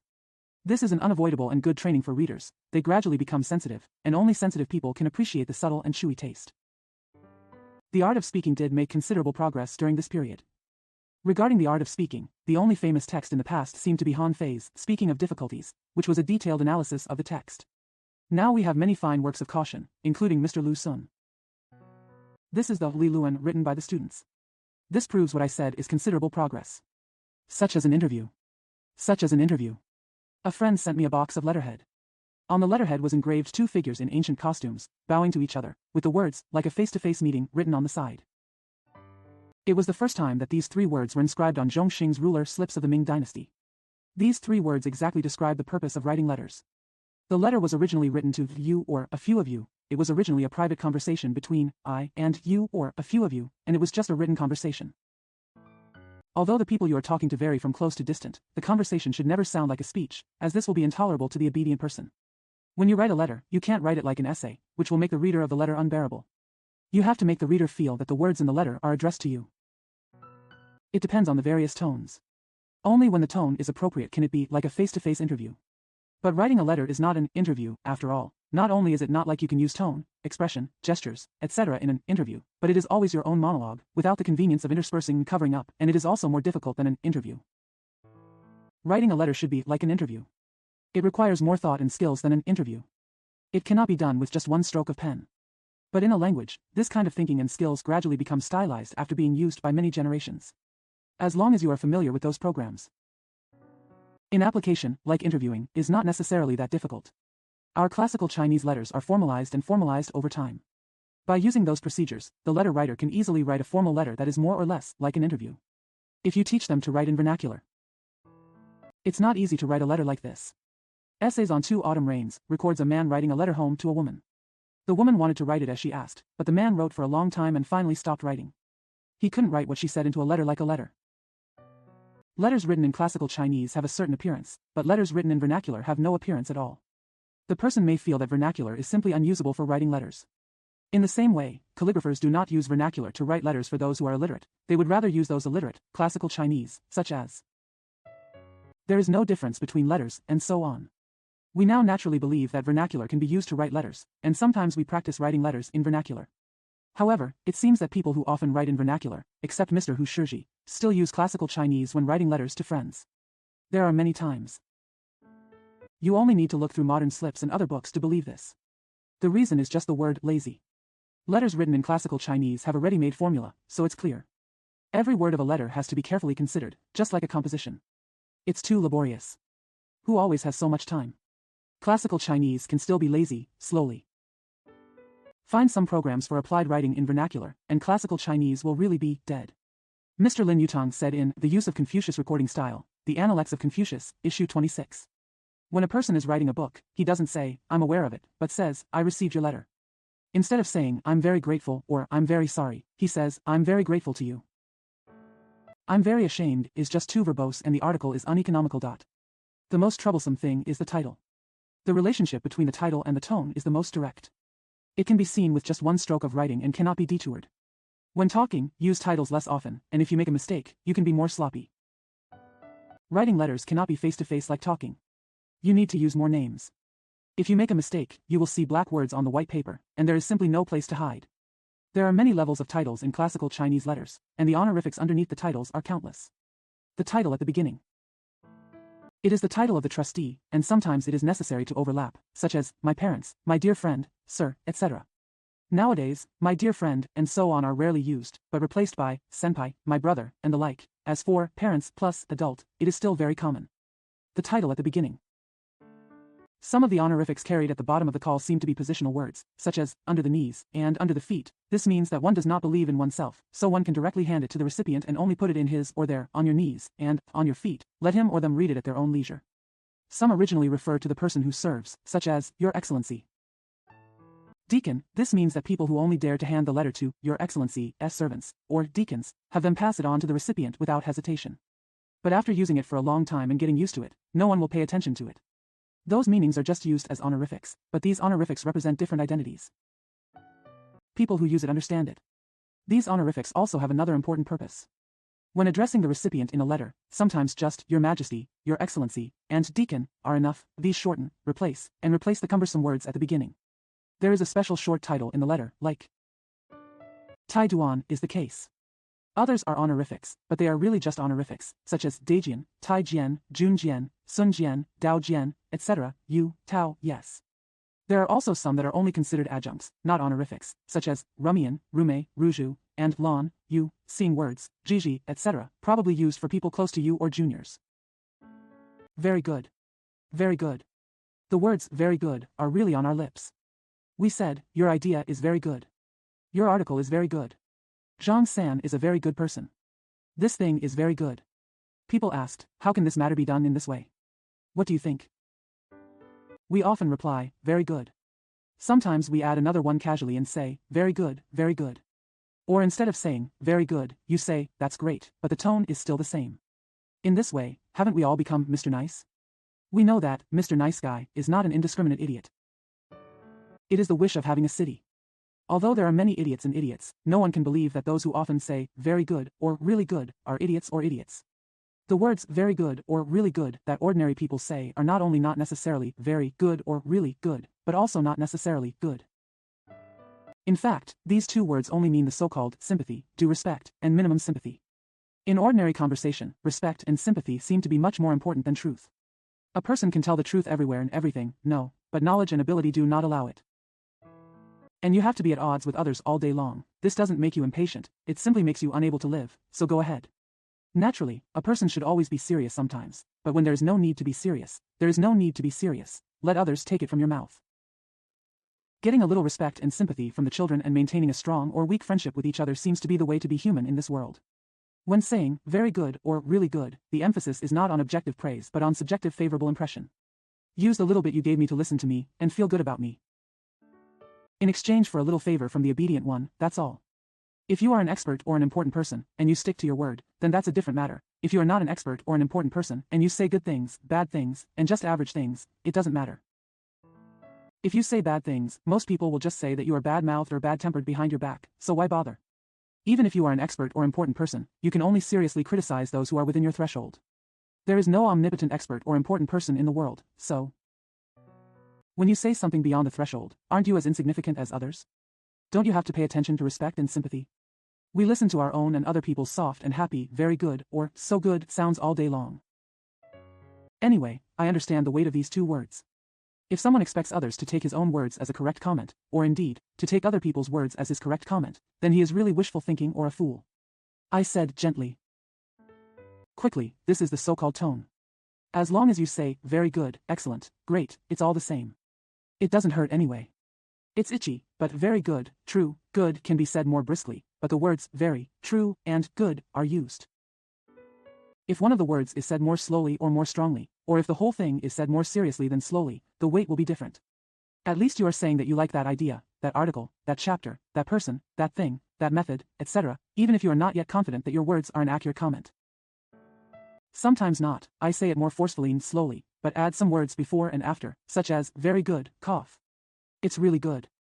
I believe Zhang San is very good. Look, the stuff is really good. It was also a likable tone. Great and other words can be used in the same way. Having said that, since it is not necessarily very good or really good, or even not necessarily good at all, why not just be silent? Isn't it boring and perfunctory to say something without being silent? But silence is not easy. You have to have the patience to do it. Silence can be no opinion. It can be, it doesn't matter, or it can be no good, but obedient people can easily interpret your silence as no good. At least they will think that you are too cold and even say a little respect on your lips. They are stingy and withhold sympathy from others. Under this situation, If you are not a cold person by birth or training, it would be weird if you can't help but say something. To say it, it's nothing more than very good or really good. In life, when you encounter things that you don't need to take seriously, you should be happy to love more and hate less. It doesn't seem to be boring. It's just perfunctory and has ulterior motives. It seems that you can't say a few words casually, but it doesn't mean anything nice. There is a ghost in the words. There is a ghost in the words. Whether we believe in ghosts or not, there are inevitably ghosts in our words. There is not only ghost in our words. Moreover, the character of the ghost was cast, the shape of the ghost was depicted, and the intelligence of the ghost was given. According to our words, ghosts exist and are alive. This has a long history and is very ancient. We have many ghost legends, ghost art and ghost literature. But in a word, we do it on our own terms. Created demons, just as the god of religionists created man in his own likeness. Ghosts are the incarnation of humans, their shadows. We hate this shadow, but sometimes we also like this shadow. It is precisely because it is your own incarnation that you can speak vividly and grow old. Keep it on your lips. Ghost is usually not a good word. Saying, this ghost, is a curse, and so is saying, dead ghost. There are also smokers, ghosts, drunkards, greedy ghosts, etc., which are not good words. However, there is anger and laughter in cursing. Anger is hate, laughter is love, as the saying goes, hitting hurts, scolding is love. That's clear evidence. Even if the person scolding pretends to be itchy, the person receiving the scolding will feel itchy in his heart. Women like to call people ghost and dead ghost. This is probably the reason. As for mean ghosts, stingy ghosts, etc., although they are not very lovable. But scolding with a smile can also give people a kind of heat, but there is no light. How can a ghost have light? How can there be ghosts in broad daylight? Of course, there is also the phrase, during the day, seeing ghosts, which is the same as seeing ghosts and living seeing ghosts. It just means that you are neighboring ghosts and that you are a ghost. Ghost. There is no yang energy, so there is no light. So there are only old ghosts and little ghosts. There are no young ghosts and strong ghosts. The elderly, whose yang energy is almost the same as that of children, can be ghosts based on their age. Young people and middle-aged people have yang energy. Zheng Sheng cannot be a ghost. Young, middle-aged and middle-aged people can also be ghosts. But there is no such thing as a ghost, regardless of age. It's easy to meet the king of hell, but it's hard to be a little ghost. Well, the little one is the status, so it is scary and hateful. Depending on age, the old ghost and the little ghost can both hate and love. If you say little Gui too, it's so cute and warm. Some people also like to say ghosts, that's just ghosts. Ghosts are things, and things are ghosts. In short, ghosts are greedy and ghosts are petty, so, if you have money, ghosts will grind, ghosts are the same. Yin energy is a dark thing. People are also greedy and small, and there are dark places. Ghosts are actually the shadows of others. So we only talk about good people and bad people, but we only talk about bad ghosts. Whether we hate them or love them, we never say good ghosts. Good ghost is not a problem, nor is beautiful ghost, but ugly ghost is often heard. Saying ghost-like or looking like a ghost also refers to ghosts. But being ugly doesn't necessarily mean being cute. Especially when a woman says, look at me like a ghost, or look at me like a ghost. Does she really want to make people hate her? Making faces is also a ghost, but it is often endearing and makes people laugh. These are all interestingly ugly. Ghostly is not only ugly, but also ugly and stingy. Ghostly. It is also small, and the ghost's mind is also small. Ghost fetus, needless to say, is a freak, and pregnant with a ghost fetus is needless to say scary. Also, the book says, it's as cold as ghost hands. Ghost hands are cold, and corpses are cold. Ghost screaming and ghosts crying are harsh and unpleasant. Ghostly courage and ghostly mind. But there are people who love you just for the sake of being pitiful. The ghost bodies we see from our words are probably these. Besides, although sneaky is similar to sneaky, it only depicts the stingy and unclear attitude, without pointing out the body parts. This is followed by, there is a ghost. There is a ghost in it. Of course, ghost and crafty have the same pronunciation, but whether it is crafty because of ghost or ghost because of crafty seems to be a question. Endless circles. We also say, out of the tricks, there are tricks in it. The tricks are exactly cunning and trickster. Ghosts can't be trickier, so there are many tricks. We say that a person is very ghostly. The words cunning tricks in books and many tricks in words refer to this type of person. This kind of people only make people hate and hate them. Whoever falls in love with them will be surprised. Naturally, the words of such people are often nonsense. However, nonsense is not necessarily the words of such people. Some of them are so melodious that they are simply like loving children's words or strange stories from overseas. That's nonsense. Even if you don't believe it, you still like to hear it. There are many. Ordinary lies are also called ghost lies. Oscar Wilde made sense. Lies can be beautiful, as long as they are spread well. The ghost is not always so shrewd, and there are also times when he is careless. When he says such non-concerned nonsense, that is when he is careless. Failure to write well is called ghost painting, and poor work is also called ghost painting, both of which are careless and perfunctory. Ruoyan's irrelevant nonsense. If you don't like to talk, you don't even use talisman. If you like to draw, you are even more lazy. A lazy guy can still hope that he is not lazy. What he fears most is fooling around. Just fooling around means there is no future. About others. About others. Only when you have yourself can you have others, and only when others have you can you have yourself. Everyone knows this. But many people cannot practice this way. Originally, there are all others besides myself, but some are relevant and some are irrelevant. It can be said that those that are my, such as mine, parents, wife, my friends, etc., are relevant others, and the rest are irrelevant others. Relevant others form a family, clan, relatives and friends with oneself. Unrelated others form a society, country, and oneself. He may be willing to only care about himself, but he and others are related to each other. He doesn't care about himself without others, so he has to take care of his family, relatives and friends. And the social state requires him to take care of those irrelevant others. Therefore, self-centered man is not a good man, self-care is not a good word, selfish, disregarding others, life and death, only knowing oneself and not knowing others, are not good people. Therefore, the way of Confucius is only loyalty and forgiveness. Loyalty belongs to oneself. Do to others what you want, but don't do to others what you don't want others to do to you. These are two sides of the same thing, so we say, consistency, consistency. The way of Confucius only teaches people to consider others. But if Confucianism has a killing of relatives, there is also a level of consideration for others. Family comes first, relatives come second. Friends first, third, irrelevant others next to you. For thousands of years, caring for the family has been a duty, and caring for others is more or less just loyalty. Duty is a duty, and loyalty is an extra point. But the obligations seem to be too heavy, and others are suppressing them. This was the May 4th era. This is a self. In the era of liberation, individuals broke away from the oppression of their families and began to become independent in society. As a result, I am the first and above everything else, and it seems that I have almost no obligations to others. But we have to transform society, the country, and even the world. It is your responsibility to say this.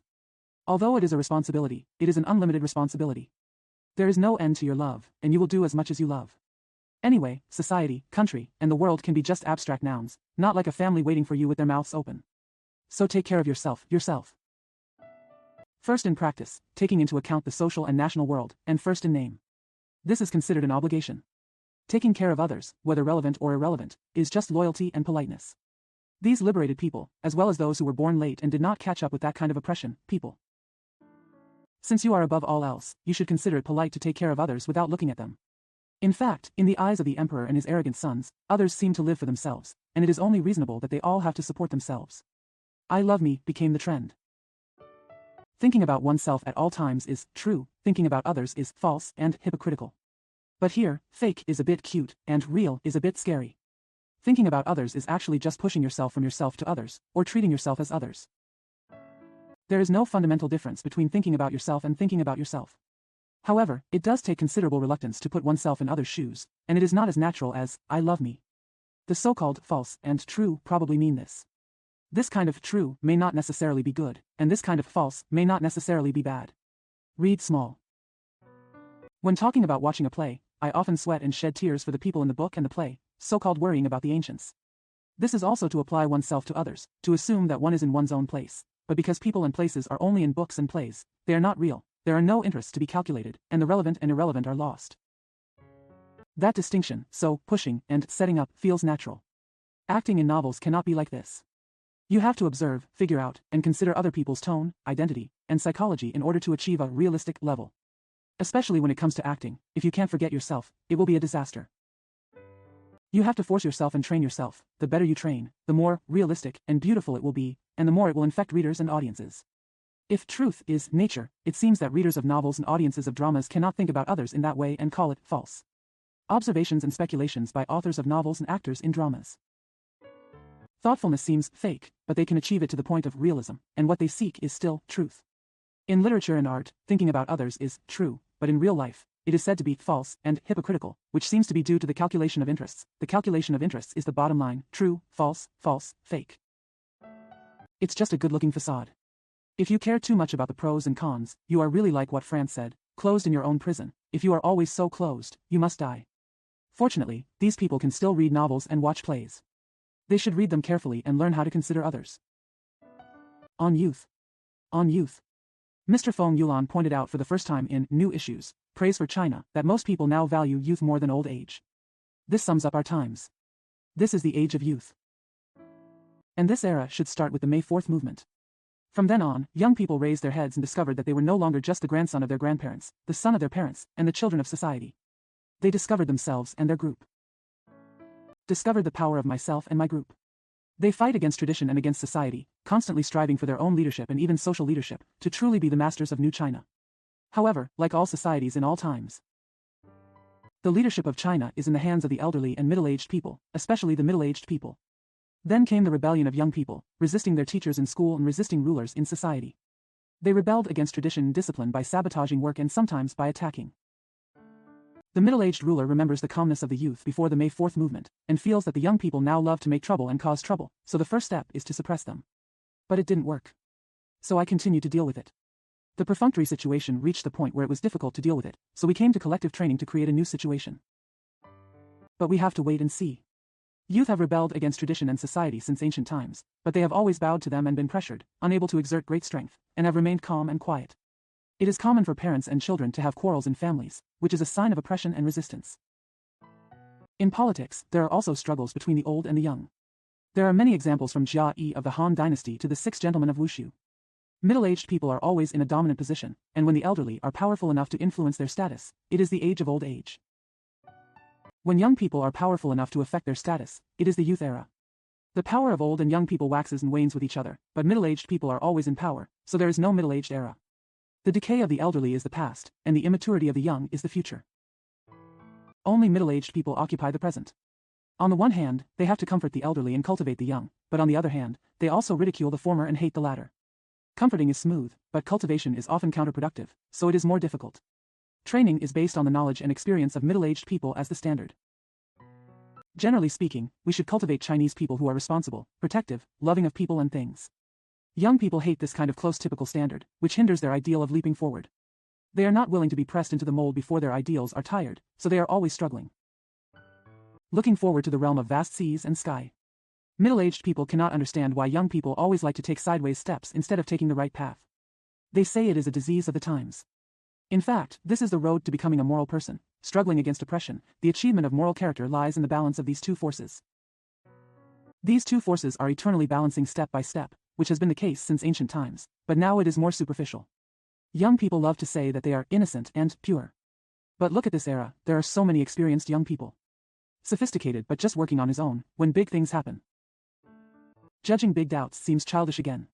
It is natural for young people to demand progress and reform. They have the strength to fight. However, it is difficult to focus on the big picture, but it is easy to start on the small side.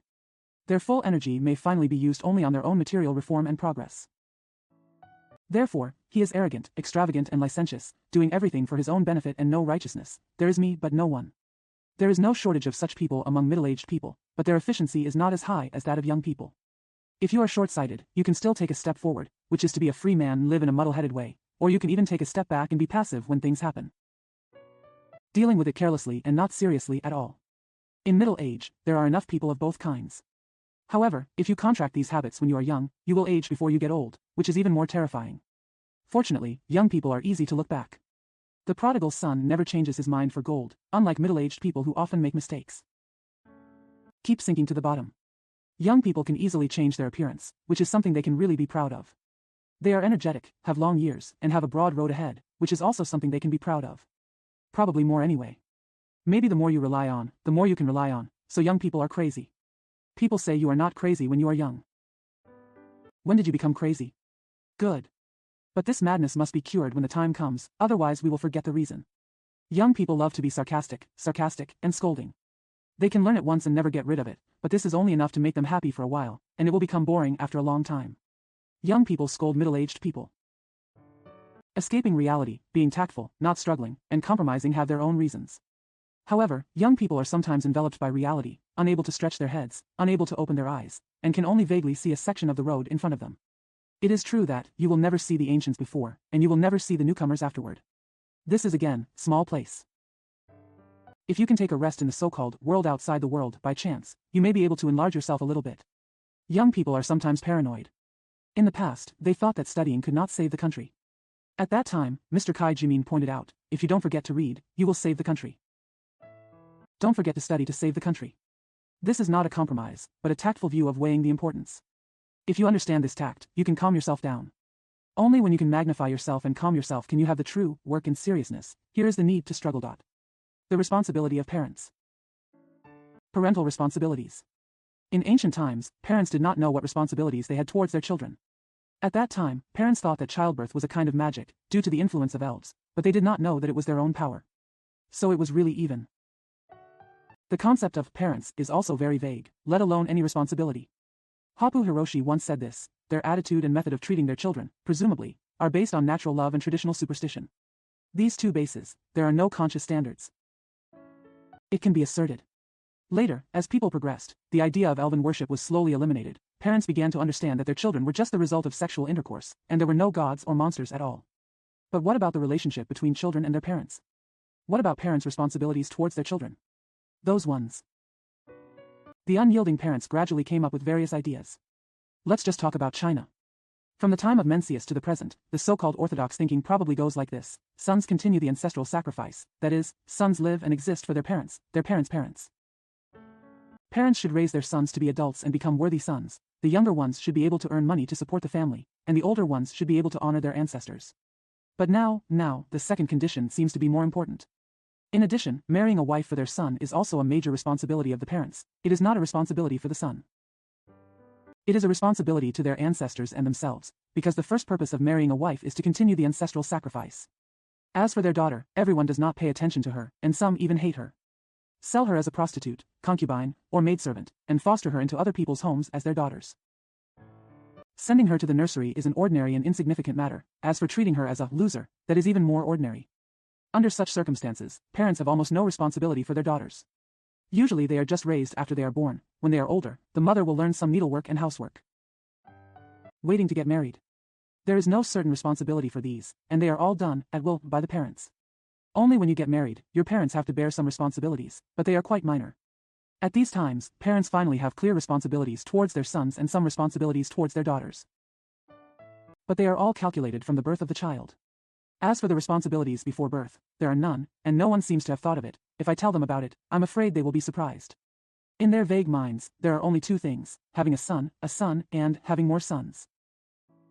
It is a wish before the child is born, but it is not a responsibility. Although those who have passed the age of 30 and have not given birth to a son take concubines, take tonics, and do everything possible to have a son, this cannot be regarded as their responsibility after all. So, these parents produce children. I just gave them a life in a daze. Therefore, everyone has the right to have children at will. The development of modern biological sciences and life sciences has made human research increasingly sophisticated. The concept of human responsibility has changed a lot because of this. The view of parents' responsibilities has been significantly revised. From biological sciences, we know that children do not live for their parents. On the contrary, most parents live for their children. Rather than continuing religious rituals, it is better to say, continue life and continue life. Related to the natural requirements of life, there is also the requirement of expanding or developing life. This was previously buried by customs or ethics, but now it has reared its head. Therefore, today's parents should no longer force their children to conform to their own mold and call them xiaozi. They should be given sufficient strength to develop freely and successfully surpass themselves. As for the equal treatment of sons and daughters, it is even more obvious as explained by the life science of sex research and revealed by real life. At this time, parents have assumed the responsibilities assigned by the new science and cannot be as casual as before. They learned that childbearing is not only a personal right, but more importantly, it is a service to society. Therefore, they are concerned about childbirth and the accompanying upbringing. Bento bears social responsibility. We should not educate our children as just our own heirs, we should educate them as the next generation of society. In this way, the daughter can be treated in any way she likes, and it is in the interests of the family and herself. The matter of educating his son should be protested. After this view becomes a trend, it will form a new morality. Being a parent is the noblest and most sacred obligation and right of a human being, and it is also the most important opportunity to serve the society. Therefore, being a parent. It is not a frivolous or easy thing. People have to think about their abilities before becoming parents. Those who have no parental ability and become parents hastily, thus giving birth to or raising children who are physically or mentally unhealthy. You will be punished by society and conscience. In such a society, children are all blessed. However, I am ashamed to say that this new morality is still only an ideal state. Mourning for Mr. He. Mourning for Mr. He. He Gong, namely He Honglai, is a student of Tsinghua University. He was the editor-in-chief of Tsinghua Weekly at the time. He was a native of Wenzhou, Zhejiang. He will not participate in any love or national movement. He was injured in the March 18th massacre in 1926. The old injury recurred in early December of the same year. He died on December 30th. Editor. One day a week after Yi Gong first became ill. His fellow countryman Xia Jun hurriedly told me, Yi Gong is ill. He asked you to help the weekly. I was about to go to class at that time, and I didn't ask about my illness in detail. I thought it was just an ordinary illness. On the evening of that Saturday, Mr. Li Jianwu came to see me about something. From his manuscript, I learned that Yi Gong's illness was very serious, but he got better in those 2 days. Kengo and I made an appointment to see him after dinner. When I went to the hospital after dinner, the footman told me that he had moved to Union Medical College Hospital. This surprised me. I went to Xiehe because I was always very sick. So I wanted to go to the city the next Saturday to see him. I found out that he had broken up with us on Thursday. On Sunday morning, I went to attend his funeral. It was like a dream. The news of Yi Gong's death was told to me by Mr. Li Weigua upstairs in the library on Thursday night. At that time, I had just returned from a banquet and was checking books in the library. Li Jun suddenly came to me and said, Sir, do you know that Stanley Ho is dead? I was stunned. I feel that the joys and sorrows in this world are truly unpredictable and depressing. Li Jun said that they were very unfortunate at this level. After Lord Zhou Mingxuan, there was another weak one, and both of them were very good. He said that they discussed the commemorative album in front of their peers, and everyone agreed that this commemorative album should be dedicated to Lord Zhou Mingxuan. And said that this should be the last person who can be dedicated. Who knows who else is Yi Jun? Li Jun also said that when Yi Gong first fell ill, he went to see him and joked with him, Mr. Yi Gong is ill. When will he die? We can prepare elegiac couplets and memorial texts. Yi Gong also smiled and said, okay. Get ready quickly. These have all become prophecies, which is really beyond dreams. No one could have dreamed of Yi Gong's death. Even when he was ill, he couldn't have thought of it. On the day of the funeral, his fellow countryman, Yi Yu, told me that he never had a last word. They tried it several times, but he never seemed to feel it. How could he, a lively young man, have thought that he would meet the god of death? He is really a lively person and a very kind person. His death was mourned by all who knew him. I think he will be remembered often. Yi Gong is the best at talking. After the summer vacation the year before last, when I first arrived at Tsinghua University, he was the first among my classmates to talk to me. He was also the first classmate I met. This is because he is from Wenzhou and I taught in Wenzhou. So he came to see me as soon as I arrived. It was an evening, we talked for 2 hours. I can no longer remember the topic discussed, and it probably involved something very far away. All I remember is that his words and the way he talked were very interesting. He also had a long conversation with me once or twice later. Once, Mr. Sun Chuntai came to Qing Dynasty to paint chrysanthemums and stayed for a week. He and Yi Gong are also friends. Yi Gong often came to talk to him at night. I only remember one time when he went back to the dormitory at 2 o'clock. The next day Chuntai told me that what he was talking about was drama and politics, and that these were the 2 subjects he would specialize in the future. I knew he was interested in drama, but I only found out this time that he was interested in politics. But in his usual conversations, he actually talks a lot about drama.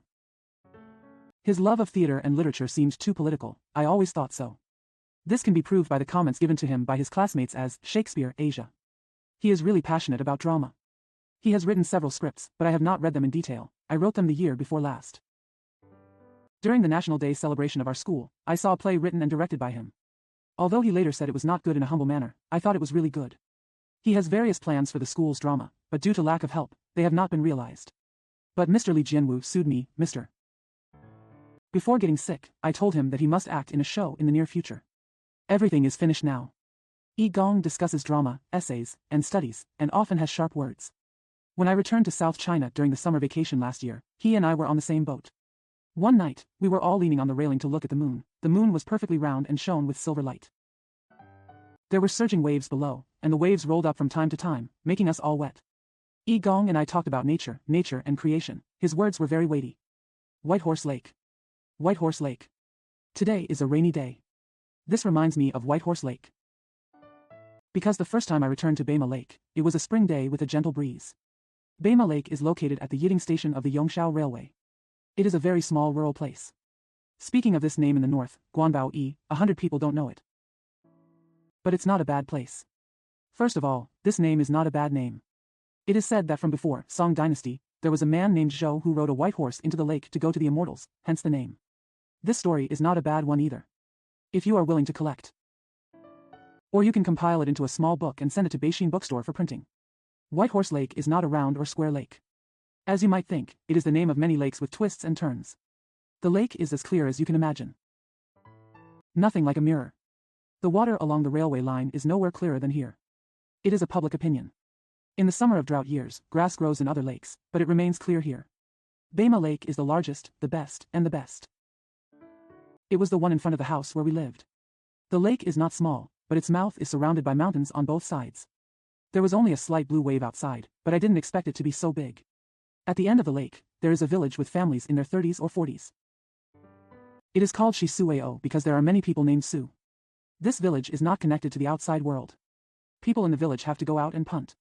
Later, Junhui Middle School built a house by the lake, and then built 2 small wooden bridges and built a cinder road leading directly to Yiding Station. It is a narrow pedestrian road, winding and winding. Although there are often no people on the road, you don't feel lonely when you walk on it.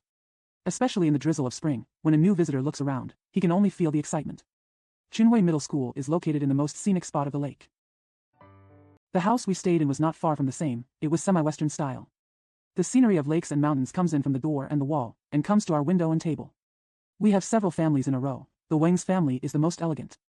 There are famous calligraphy and paintings in the house, ancient porcelain, a bronze Buddha, and the yard is full of flowers. The furnishings in the room change frequently, giving people fresh enjoyment. He had such a nice house and wife, and he was very hospitable, so we would go to his house from time to time to drink wine. Mrs. Wang's cooking is also very good. Every time she is always full, she takes out the dishes and takes them back empty. The best time to visit Beima Lake is at dusk. The mountains on the lake are covered with a layer of blue mist, reflecting jagged and blurry shadows in the water. The water light was slightly dim, like a bronze mirror. There were a few ripples and ripples when the breeze blew, but then they calmed down. Occasionally we saw a few returning birds in the sky, and we watched them fly further and further away until they disappeared. This time is when we drink. We talked very little, we talked more when the lights were on, but everyone was already slightly drunk. It's time to go home, time. If there is moonlight, you may have to linger for a while. If it is dark, you will have to grope in the dark and go back drunk. Spring in Beima Lake is naturally the best. The mountains are green enough to drip, and the water is full and soft. On both sides of the small road, peaches and willows are planted one after another. Each peach is dotted with a few double-petaled red flowers, like sparse stars in the night sky. Willows are swaying in the warm wind. Walking along this road, it is unique to hear the sharp and long whistle of the train from time to time. In spring, it doesn't matter whether it's sunny or rainy, moonlit night or dark night. White Horse Lake is good. The colors of cauliflower are the earliest and brightest in the fields in the rain. Although nothing can be seen in the dark night, you can quietly enjoy the power of spring. Summer nights are also good. When there is a moon, you can row a boat in the lake, surrounded by green and mist. Looking at other villages from the boat, it's like a mirage. Floating on the water, confused and wandering, sometimes hearing human voices or barking dogs, it feels very out of this world. If there is no moon, just watch the fireflies in the fields. The fireflies are not just a speck of fireflies, as you can see in the city, they are thousands and hundreds of fireflies. A piece flew out. It's like a network of golden threads, and it's like playing with many match ropes. There is only one level of envoy, and I feel resentful. There are many paddy fields and too many mosquitoes, and almost all of them are malarial mosquitoes. Our whole family has been infected with malaria for 3 or 4 years now, and there are still some cases that have not been eradicated. There are too many mosquitoes to reduce the interest in sitting out and talking at night or boating at night, which is a fly in ointment. It was a winter day 3 years ago when we left Beima Lake. At the farewell banquet the night before, there were Wang and Yunjun. I can't forget that Wang was a sincere and generous friend. But I can't forget Yunjun, should say this, that is a cute child. Sadness comes from each other. Sadness comes from each other. In March, Mr. Lu Xiunyu wrote to me saying that he was ill, and that it was a hopeless disease. The doctor said he had to wait for a while. April. At the end of the day, I saw the announcement of the Reader Society in the Jiji Xindao. I didn't expect that Hu Sheng would die so soon. Later I heard that his illness was really miserable, so I thought it wouldn't be a bad idea to go there early and suffer less. But leaving behind this school, this classmate of Lita. He will definitely not be resigned to this class of students and will not rest in peace. What we remember most about Hu Sheng is his attitude as a person. He was originally made of steel and iron, and his dark skin lined with the big cloth clothes made him look like a countryman. He can endure all kinds of hardships and never knows how to enjoy them. Also like country people. The fire in his heart also resembled that of a countryman. That ball of fire is heat, power, and light. He doesn't like to talk much, but he often smiles. That smile is natural and warm. In his view, people can love each other, except for some deep-seated prejudices. Not willing to open the window and speak frankly. He felt a little disgusted with these people and refused to show off any color. In the world, only those who can hate can love. Love and hate have no definite opinions, but only play a role that does nothing. Hushing feels that young people have few prejudices and have the most hope. Therefore, I am willing to give every drop of my life to them, let the religion of love flourish among them, and let them all go to the new world. It is the true spirit of Confucianism not to talk about each other, but to bury one's head and serve one's father. I haven't had an in-depth conversation with him. But judging from his actions, I believe I know him. Few people can match Hu Xing's concentration in doing things. When he was doing lunch, eating, sitting and lying down, he only thought about Lida and nothing else. Lida was like his lover and his only son. His temperament is a bit gentle, but for Lida. I also often go to see a group of adults, and even more often, I go to see bosses who have money to borrow. He scraped here and there to raise money for Reader, and even traveled to Beijing and Nanjing. Once, he could have studied abroad. But I couldn't leave Lida behind, so I didn't go. He dedicated his life to Reader. Reader is his life. He has been running Lida for so many years, but not many people know his personal name. He has long forgotten himself. Now that he was so strong, his body was finally sacrificed for Lida. It is meaningful for him to sacrifice his own ideals. But this ideal is just budding. We all should think about it. How can Reader avoid death? If Lida is immortal, Hu Xing will also be immortal.